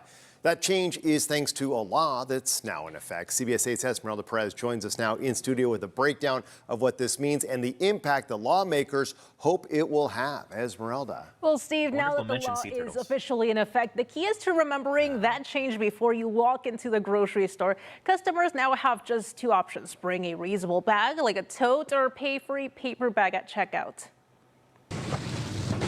Plastic bags at checkout, a thing of the past. The new year brought a new reality for grocery shoppers, and it starts right at the register. For some shoppers in Cardiff by the Sea, this change is a welcome one. I'm super excited that, the no plastics law is in effect, and now we need to use reusables every time we go grocery shopping or any kind of shopping. Well, I've been doing this for a long time, even before we were supposed to. Under this law, recycled paper bags are the only option grocery stores can offer at checkout.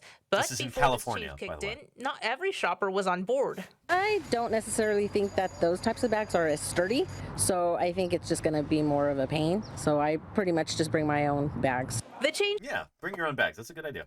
comes from Senate Bill 1053, authored by California State Senator Catherine Blakespear. She notes it closes a loophole in the existing single-use plastic bag ban in our state, one that allowed thicker plastic bags to stay in stores. Those bags were meant to be reused, but she says most weren't. Yeah, a lot of Blakespear people just notes throw 'em this away. targets a global plastic waste problem and can make a real difference.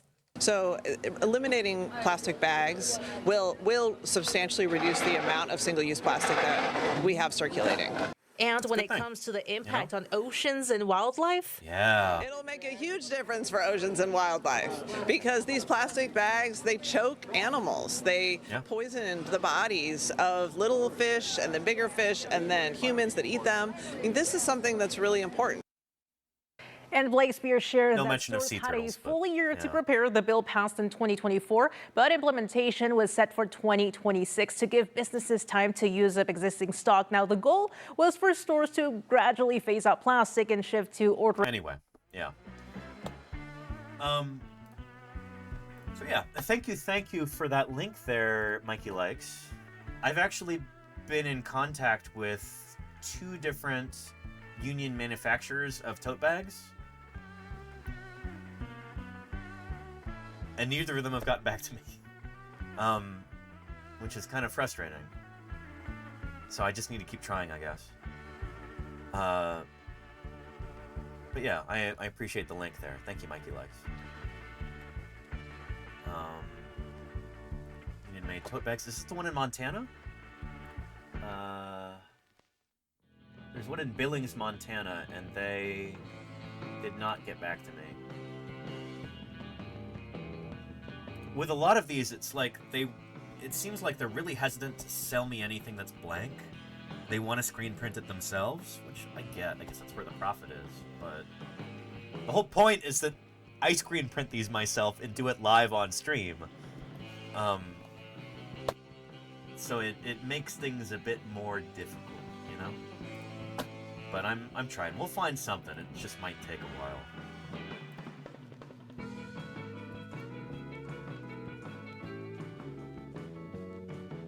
But yeah, we actually did a screen printing stream a few years back. This is from the bathroom in my old apartment. Protect me if I'm working with chemicals that are kind of nasty. I do like a lab coat when I'm screen printing. So this is a lot of fun. We did a bunch of t-shirts. Floodlight or anything. And Check I ended that up giving these away Not too shabby. during a big cross-country road trip that I did. This plastisol ink would be analogous to oil paint. It's a lot more, I don't know. It's a lot to deal with. Yeah, stuff can be really nasty. Full service union local. Oh, very cool, Mikey Likes. That's awesome. There. Here, I trust your recommendation But yeah, even more now. That's the great. only way to I will really look get into rid that of link it that you is- sent. Yeah. Well, I don't actually know. I just wipe it off on rags and I throw the rags away. This stuff will stick to anything and it doesn't come off. It's oil based. So it's Yeah. very important to not get it everywhere. Anyway, this is a fun stream. I like that I had chat projected on the shower wall behind me. This is fun. Just remembering how I used to do. This is like the day before I left on We're this all road playing trip off too. of my computer. This is like a last minute thing. It just means you have mutations that some other members of your population don't. Yeah, and Lena, you were there for that, weren't you? Yeah. I mean, there's a link to that VOD if you're interested in seeing it. Yeah. Yeah, and trick tracks. Sturdy reusable bags are best. Paper only works if you shop by cart. Yeah. Oftentimes when I go to the grocery store, I'll walk there. And so having sturdy reusable bags works really well. Bags that are made of cotton canvas or nylon or something like that. Nylon? Sorry. Parachute material, whatever that is. But yeah. Yeah. Bags from recycled maybe Demon Prince. We'll see. We'll see. I'm gonna be ordering like a couple hundred though, and I want them to be pretty uniform. We'll see. Anyway. Before that excellent raid from Bag of Silly, we were talking a little bit about geomagnetic patterns, geomagnetic pole reversals, and how we can use those in geology for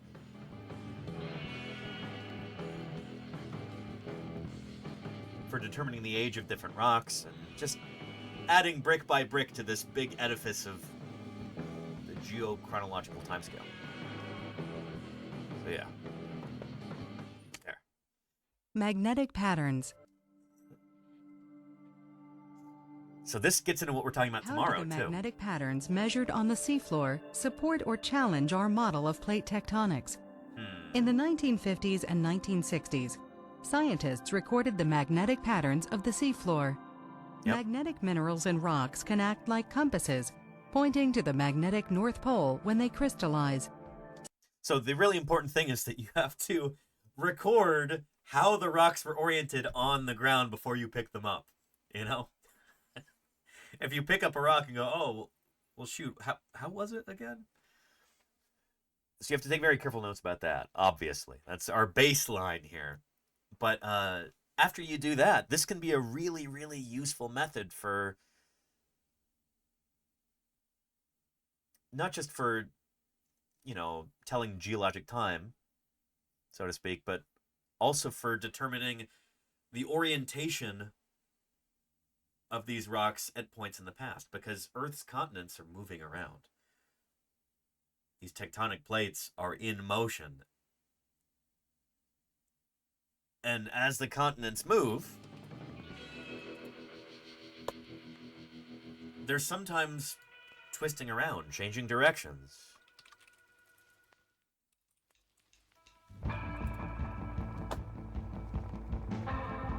Here. Check this out. This is going back in time.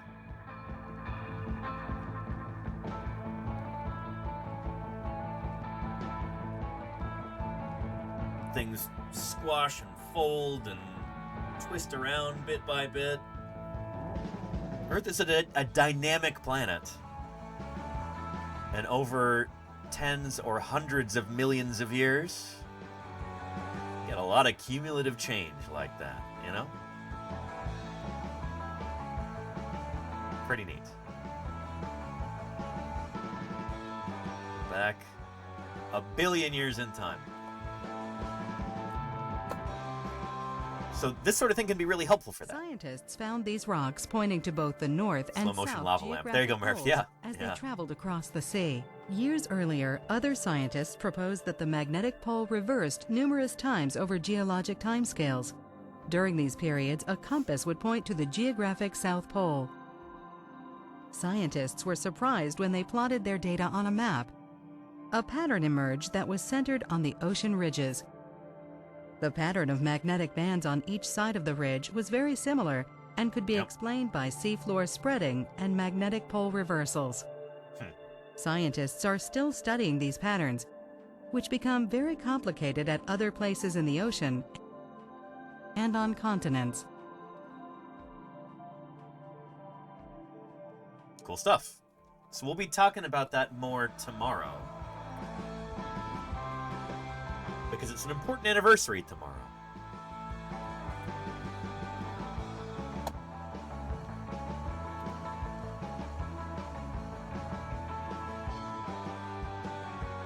It happens to be the anniversary of Alfred Wegener unveiling his hypothesis of continental drift in Frankfurt, Germany.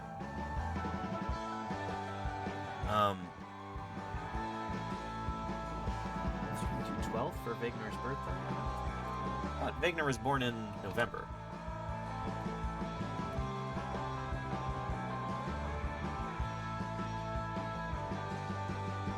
Yeah, November 1880. Why do I have that on there?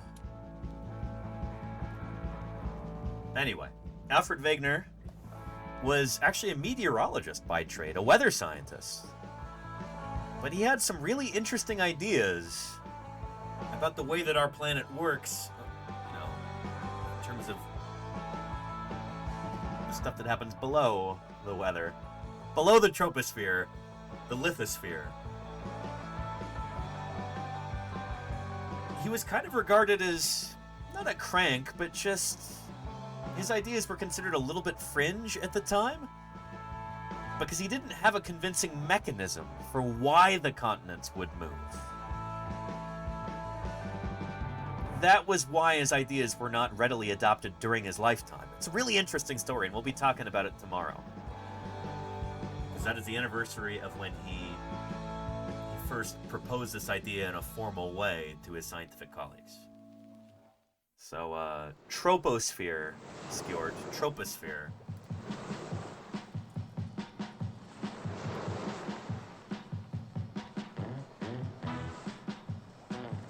Lowest layer of the atmosphere of the Earth. This is where the weather happens.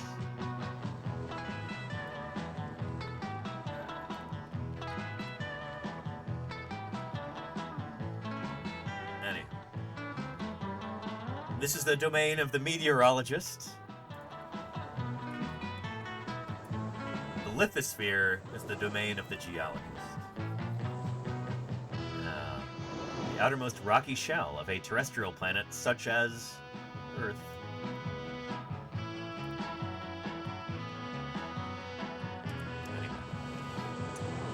A chaotic kitten, when I had catch the smaller plastic grocery bags. Oh!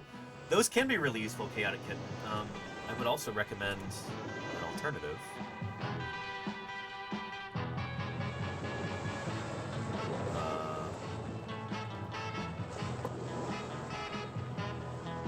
Like these are super convenient and they're biodegradable.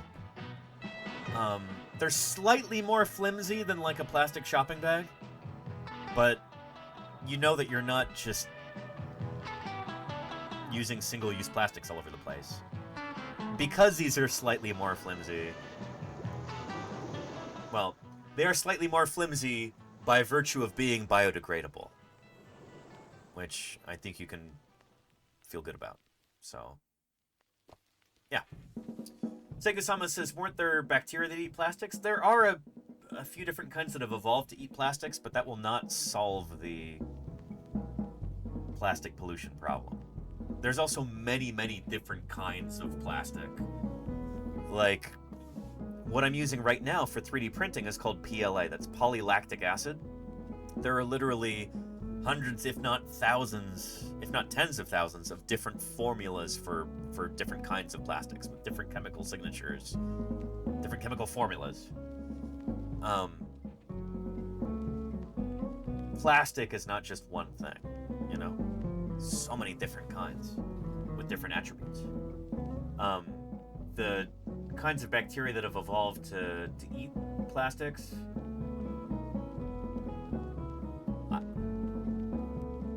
I don't know how many kinds they can actually digest. It's probably only a small handful. It's probably not very fast or very efficient. So yeah.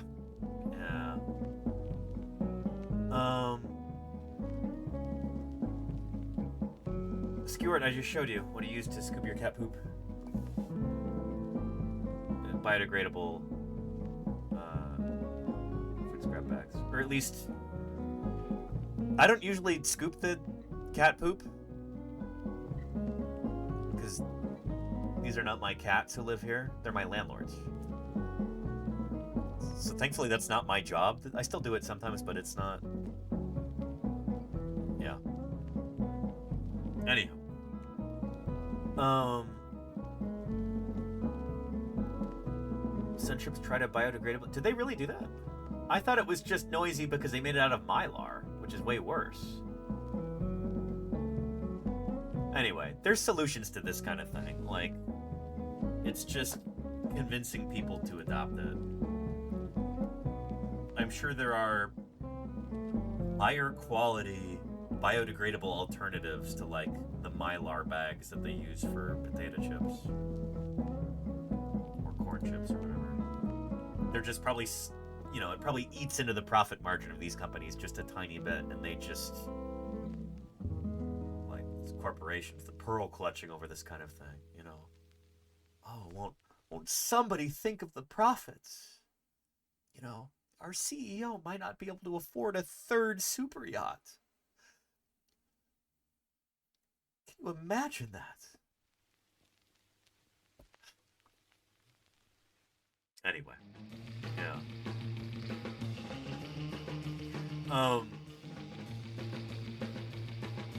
Monomers tend to be acutely toxic for many water organisms, where polymers tend to accumulate without acute toxicity. Interesting, Nemo Prince. Huh. Okay. Huh. Those polymers. Wait, what? Are you talking about the biodegradable bags that I was showing you right there?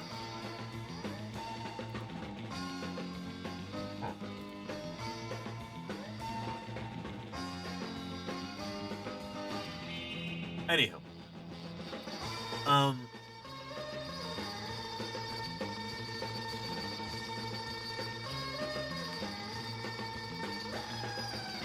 there's something that we were going to look at last week, which I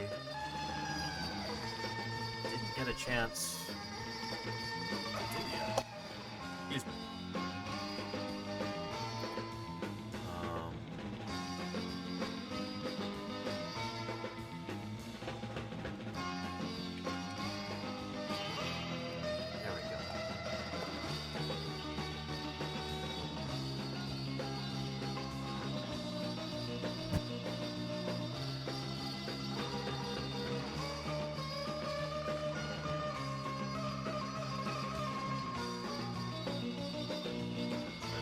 So long to get to.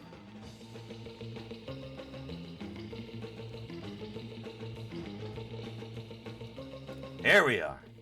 Excellent. We didn't get a chance to really look at this last week, but here is Adam Savage of Mythbusters fame, and he got a special tour of. This is it says Fossil Lab at AMNH, but this might actually be the collection space. In fact, that's really what this looks like. Super cool. He's getting a special tour from Roger Benson, not Richard Butler. I was joking with Richard Butler, who's another British vertebrate paleontologist, but he works in the UK in Birmingham. He says, yeah, people get us mixed up all the time. We're not the same guy. Anyway, not Richard Butler, Roger Benson giving Adam Savage a tour. T-Rex skull ever discovered. Oh, wow. At the American Museum of Natural History, we discovered T-Rex here. That's a lovely bragging right. Objectively the coolest scientific object in the museum. Oh, gotcha. Maybe in the world, in my opinion. This is super cool. And this is going to be a great springboard for discussion here, too. So if you've got any questions, hey, everybody, don't be shy. Adam Savage, and I am at the American Museum of Natural History with Roger Benson. Roger, tell me where we are. We're not in the main museum space here. Yeah, we're in the fossil prep lab. So this is... Oh, it is the prep lab. Okay, okay. They had what looked like collections cabinets. It's a place where, you know, we go out in the field, we discover new things, new fossils. Yeah. And we bring them back, but then there's a lot of work to do extracting. That's a remarkably clean-looking lab, and it's huge. I guess we'd expect no less from AMNH. This is one of the world's grandest and most famous fossil museums.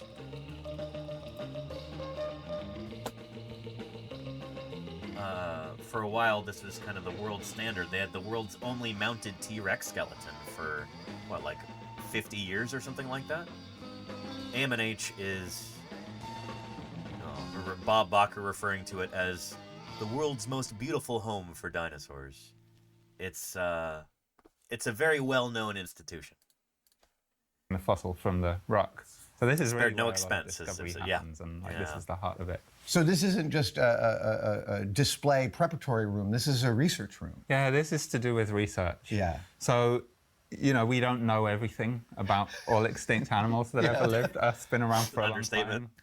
And, you know, there were countless animals in the past, and our goal as paleontologists is to find their fossils and understand them and what they're telling us about evolution. And in order to do that, we need to extract them from the rock. And so often when we bring things back, we don't actually know what they are quite. Yeah. Yep. And so like we get pretty excited about stuff that's going on here as well. And they arrive to you. So, long-time viewers of this channel, Paleontologizing, you're already aware that like sometimes when we're collecting fossils in the field and we're plaster jacketing them and bringing them back to the laboratory, we don't necessarily know what's in there. And sometimes there are little goodies and surprises and unexpected things contained within those plaster field jackets. You know, within these, we're enclosing the fossil with some of the matrix. And, you know, we like to have some matrix around it in order to cushion it. You don't want it to just, you don't want to field prep things, you know? You don't want to remove all the rock in the field because you're in an uncontrolled environment, out in the middle of the desert or whatever. Like, you're not in a nice, neat, clean, air-conditioned laboratory with proper lighting and everything. Like, you have thunderstorms and wild animals and insects and wind blowing and, you know, other crew members walking around, and you don't have all the right tools with you. You often are pressed for time. You want to get these things out of the ground as quickly as possible, often with as much rock around them as possible, as is reasonable, as long as you can carry it out, then you try and do that. So often we don't even necessarily know what bone it is that we're collecting until it can get back to the laboratory and until we can prep it. There's always this temptation in the field to like, oh, I really want to know what this is. Let's just chip away a little bit more rock. You often have to tell yourself, no, not going to do that. Let's be prudent about this. Just get the thing safely cocooned in that field jacket and bring it back. The discoveries can happen in the lab, you know? Patience is the name of the game oftentimes. You in plaster like this. Yeah, so when we're in the field and excavating things, we don't actually extract the bone completely from the rock in the field. In fact, a lot of the time we want to expose it as little as... I promise I haven't seen this before. Well, but you have to say that. This is what I do for a living, you know? This is I've been doing this for... I've been digging dinosaurs since 2011. Nearly every year. I think I've only missed 2 so far because of COVID. Possible, and that's because the rock is protecting the fossil. It's holding it all together. Yeah, and we want to bring the rock with the fossil back to a controlled environment where we can work on it carefully, exposing the bone, so we get the best fossils. Right. In order to do that, we make these structures out of plaster and burlap. It's just plaster of Paris and cloth as a binder. And exactly, and that holds it all together. We bring it back here, and that's where the real work of exposing the fossil goes on. So you can see them here. These are partway through the process. So originally, when they came to the museum from our fieldwork, the fossil and the rock would be entirely enclosed in plaster and burlap. Yeah. And then in the fossil prep lab, the preparators open those field jackets and then start slowly to remove the rock from the bone. Oh my gosh. Yeah. How thrilling. Yeah, and it's like Christmas time. I was going to say, and I was looking down at this. So we got to see this firsthand, or rather I was able to show everybody during a stream last year.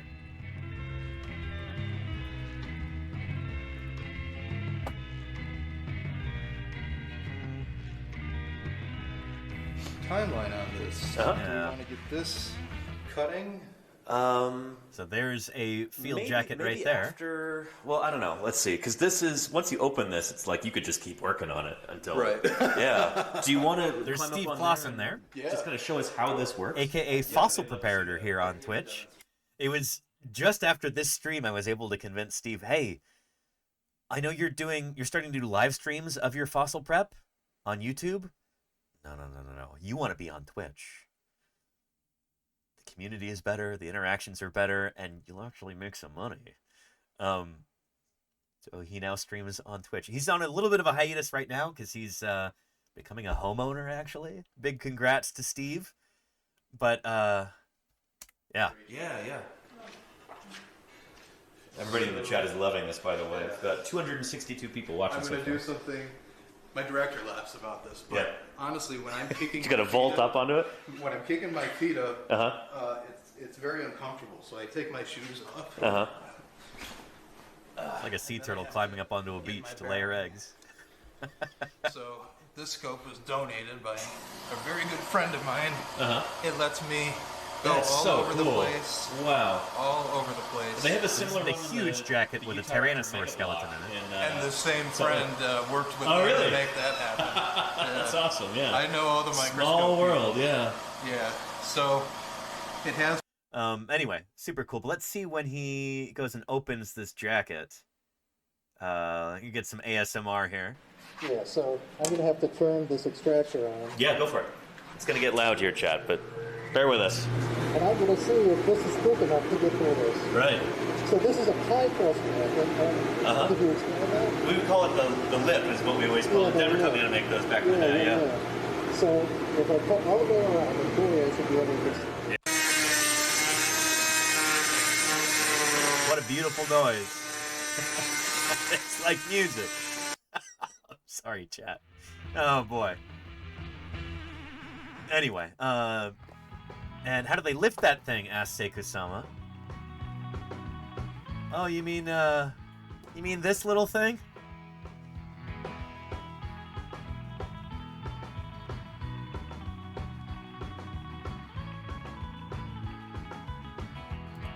Yeah.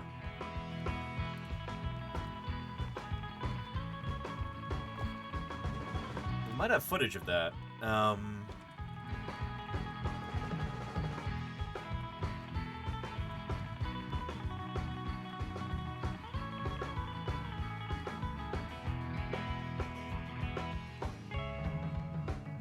man, is it not on YouTube? Shoot.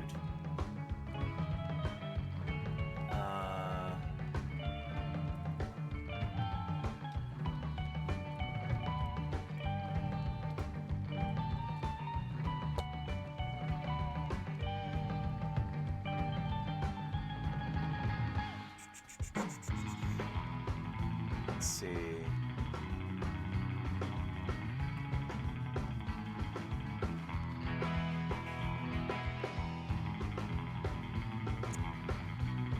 I know Steve has video of it somewhere.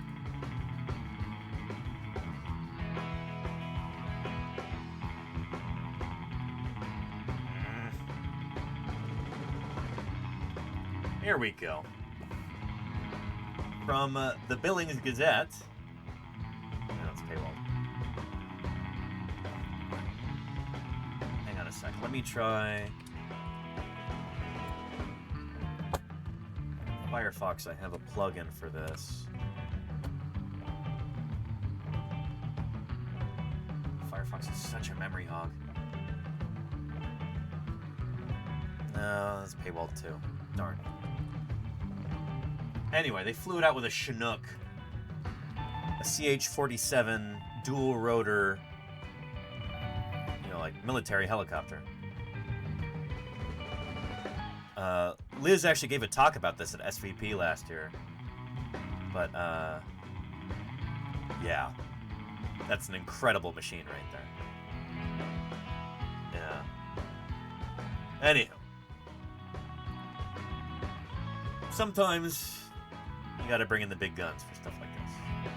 Not so for these smaller fossils at AMNH. Let's continue the video. Yeah, and it's like Christmas time. I was going to say, and I was looking down at this before we were filming, and this is of the diagram of bones and the large thing here. It's almost exactly what like 9-year-old me would have thought we were doing. Caudal vertebrae. In fact, we've got some of these on our wall today, right here. Also from a sauropod dinosaur.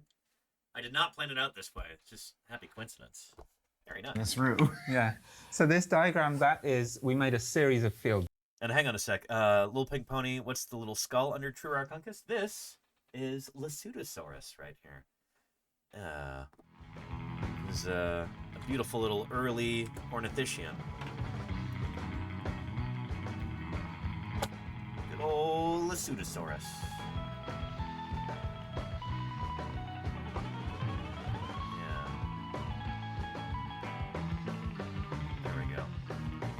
So this skull is a reconstruction, I think, based on that one. But yeah, little beaky plant eater. Everybody loves Lasutosaurus.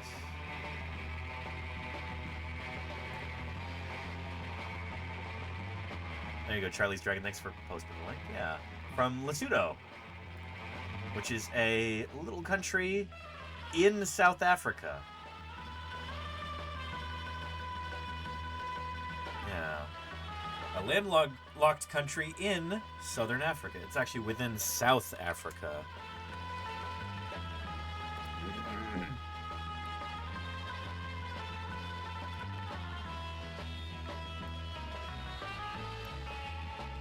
Sorry, this is all... Yeah, that's better. South Africa, there's Lesotho right there. It is not only a landlocked country, it is a country-locked country. Yeah. Aren't they thought to be close to Thyreophorans, says Crimson Carnotaurus? I think there's some debate about where Lasutosaurus falls out. It'd be nice to ask Susie about that, actually, if we can do an interview with her soon, if her paper's coming out. But, yeah, it's before the origin of ornithopods, we think.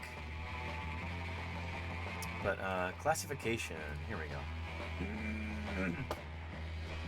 So, yeah, I think it is widely regarded as a Neornithischian dinosaur, but you might be thinking of Scutellosaurus.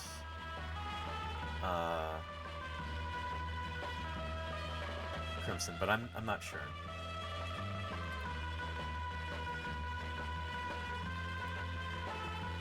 Yeah, Scutellosaurus. All these guys start to look similar the further back you go in time. These basal ornithischians. Yeah. Anyway. Lasutosaurus. Really important little dinosaur for the early history of Ornithischia. The so-called bird-hipped dinosaurs who are not related to birds closely. Anyway. Back to our video. Jackets. Okay. And they are enclosing the tail of a giant sauropod dinosaur. Gotcha. So this is a big four-footed herbivore that maybe it weighed 30 tons, something like that. So that's the size of, I don't know, 5 elephants maybe. And this is just one of those field jackets with part of the tail. Yeah. So you can see the sequence of vertebrae articulated with each other. But, you know, I guess if you follow it out and keep digging, we hope to find the rest of the animal. Are you guys always, or is there's folks always in the field generating these field jackets and sending these back to various institutions? I like that. There's folks always in the field generating these field jackets. Yeah, that was my job last year. 11 weeks in the field. 11 weeks. We call it jacketing when we're making the jackets. But I like that. Generating these field jackets. It's fun. How much are you working with that is recent excavations and how much is super old? Yeah, so the museum does countless countless expeditions a year of all types. A really big jacket can take a lot to move. Holy cow. And our jacket's shock absorbent. More so than the bones are, Zegusama, yeah. But the main idea is that you're holding the bones together, keeping them from crumbling. It's a nice protective cocoon around it. You can make them more shock absorbent if you really need to. Like, I've seen crews that have, they've used things like spray foam or even like duct tape and stuff around the exterior to try and make them a little bit more padded if they think they're going to take some knocks in transit. But for the most part, this is a big, heavy, hard thing. It's not soft and shock absorbent. It's, you know, it's like a big concrete block almost. But just not as heavy and slightly more pliable than concrete, you know? Right.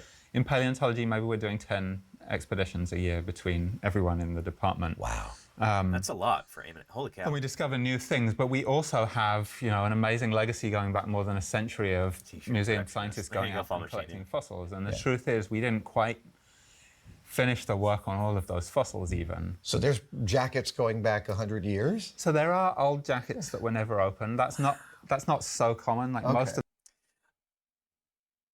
some of those are from Barnum Brown, it seems, way back in the 1930s, working on some of the same rocks that we're working in Wyoming for the past few years.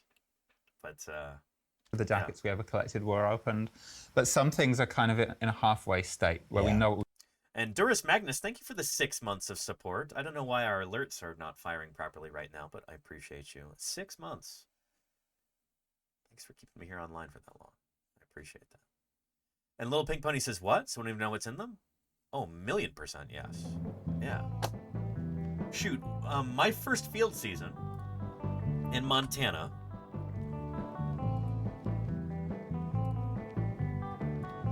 before I was actually able to go out and leave for the field with everybody, we were told that we had to move jackets from one storage facility to another. And this took a week or two to do. These are jackets that had been collected over the years.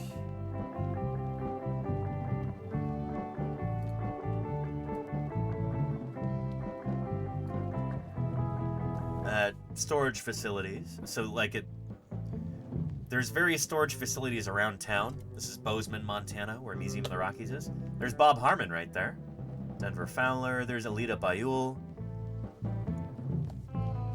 This is a weird day where it snowed in like late June. Montana's like that sometimes.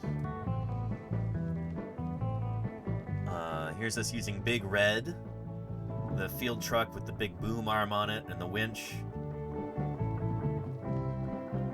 Using that to lift up some of the heavier jackets and then get them into the back of Big Blue.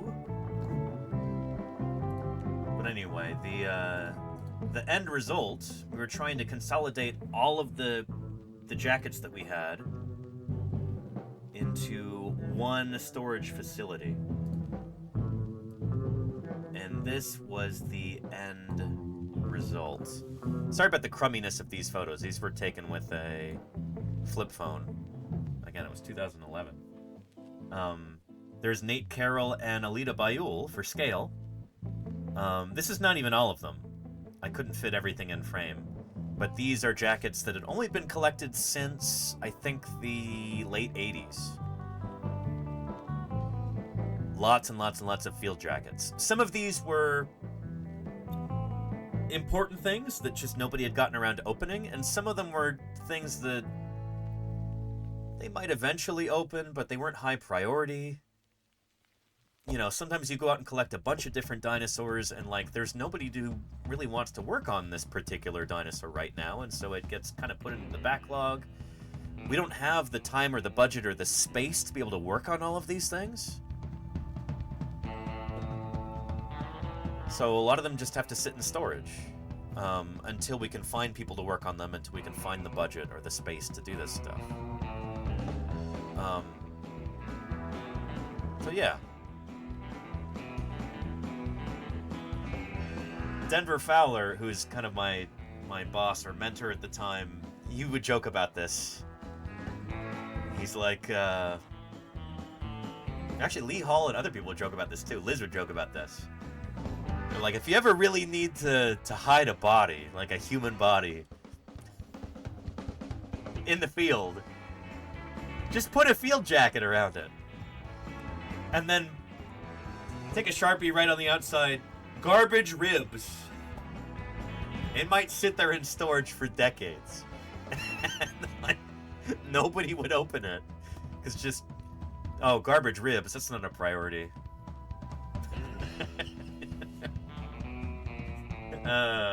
Don't write that down, Incredimike.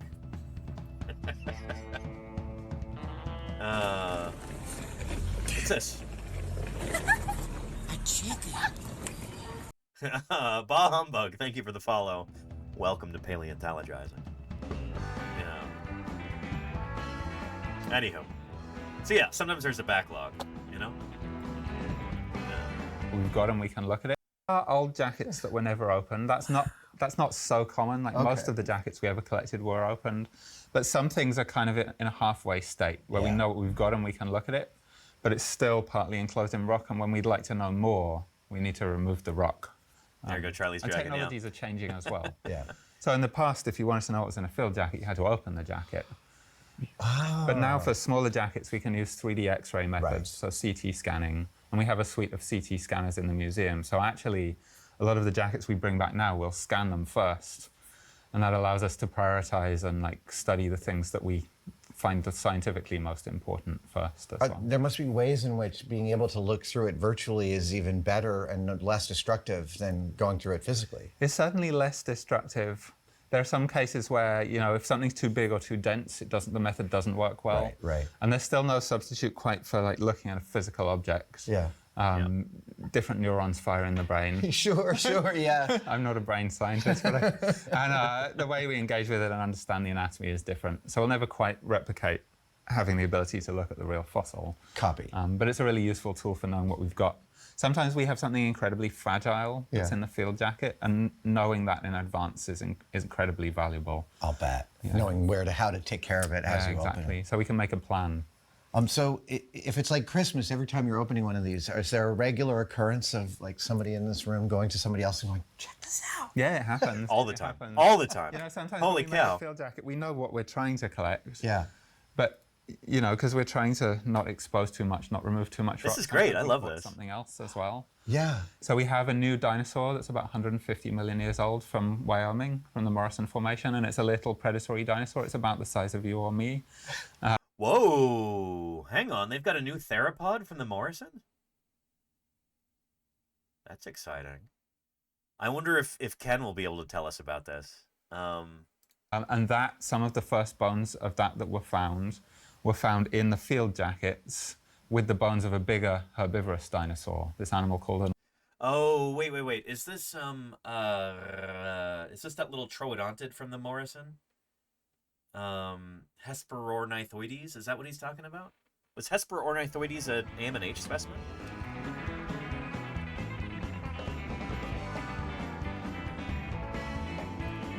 Well, this was a surprise. There was just a bonus little meat-eating dinosaur found in this jacket. No, that was the Wyoming Dinosaur Center.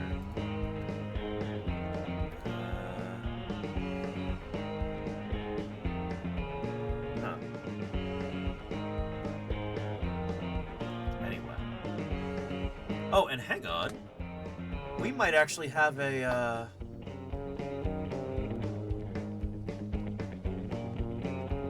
let's see.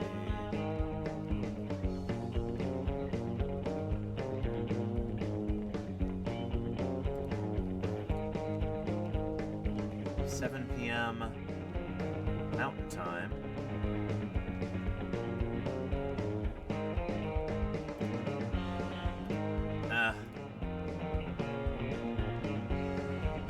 No, I don't think that's gonna work. Oh well. Anyhow. Happy Nightmare says, OMG, check this out, is something I hear very often at the Fossil Lab all the time. So, I feel like maybe a quarter of my time in the prep lab, in various prep labs that I've worked in, has been like, hey, come look at this. Or hey, take a look at this thing and tell me what you think. What's going on here? What's up with this little process over on this part of the vertebra? Do you think, is that going to continue? Or is it going to truncate there? Am I okay to, use the air scribe in this area? That kind of thing. Yeah. And it's always cool when, somebody who's worked in the lab for a really long time, they're super interested in what you're doing. And they keep checking in on you, and they're like, that's really cool. Keep me posted on this. I want to know what this thing turns into. That's a lot of fun. Anyway, the thing that I was just looking into a second ago is Jim Kirkland is going to be giving a talk, I think at WIPS in Colorado, the Western Interior Paleontological Society. And that starts at, I think, 7 p.m. Mountain Time, which is just a few minutes. I might see if I can catch some of that in a little bit, and we should be wrapping up the stream anyway. My stop time is supposed to be 6 p.m., which is in 3 minutes here. So yeah, I think we will continue this video another time, by which I mean maybe Wednesday. And we'll go ahead and wrap up this stream. So without further ado, let's commence our wrap-up procedure. Put a Deinonychus skull under our credits. Let's see who else is doing some science on Twitch right now we might raid into. Let's see here. Casey's on. Nice. Let's go raid into Casey Snowart.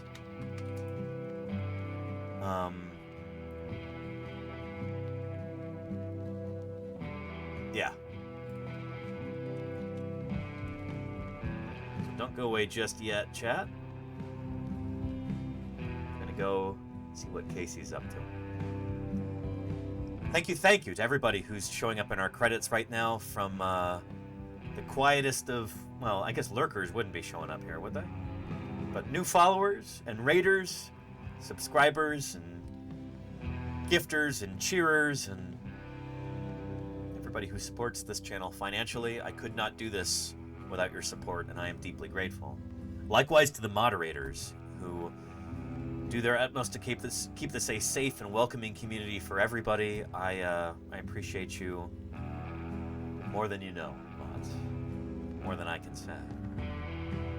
Tomorrow we'll be celebrating continental drift, plate tectonics, on the anniversary of Alfred Wegener's big talk about this in Frankfurt so many years ago. It's going to be a fun stream, and I hope you can tune in for that. Till then, everybody, you take care of yourselves. Thank you for everything, and let's go raid it into Casey Snowart.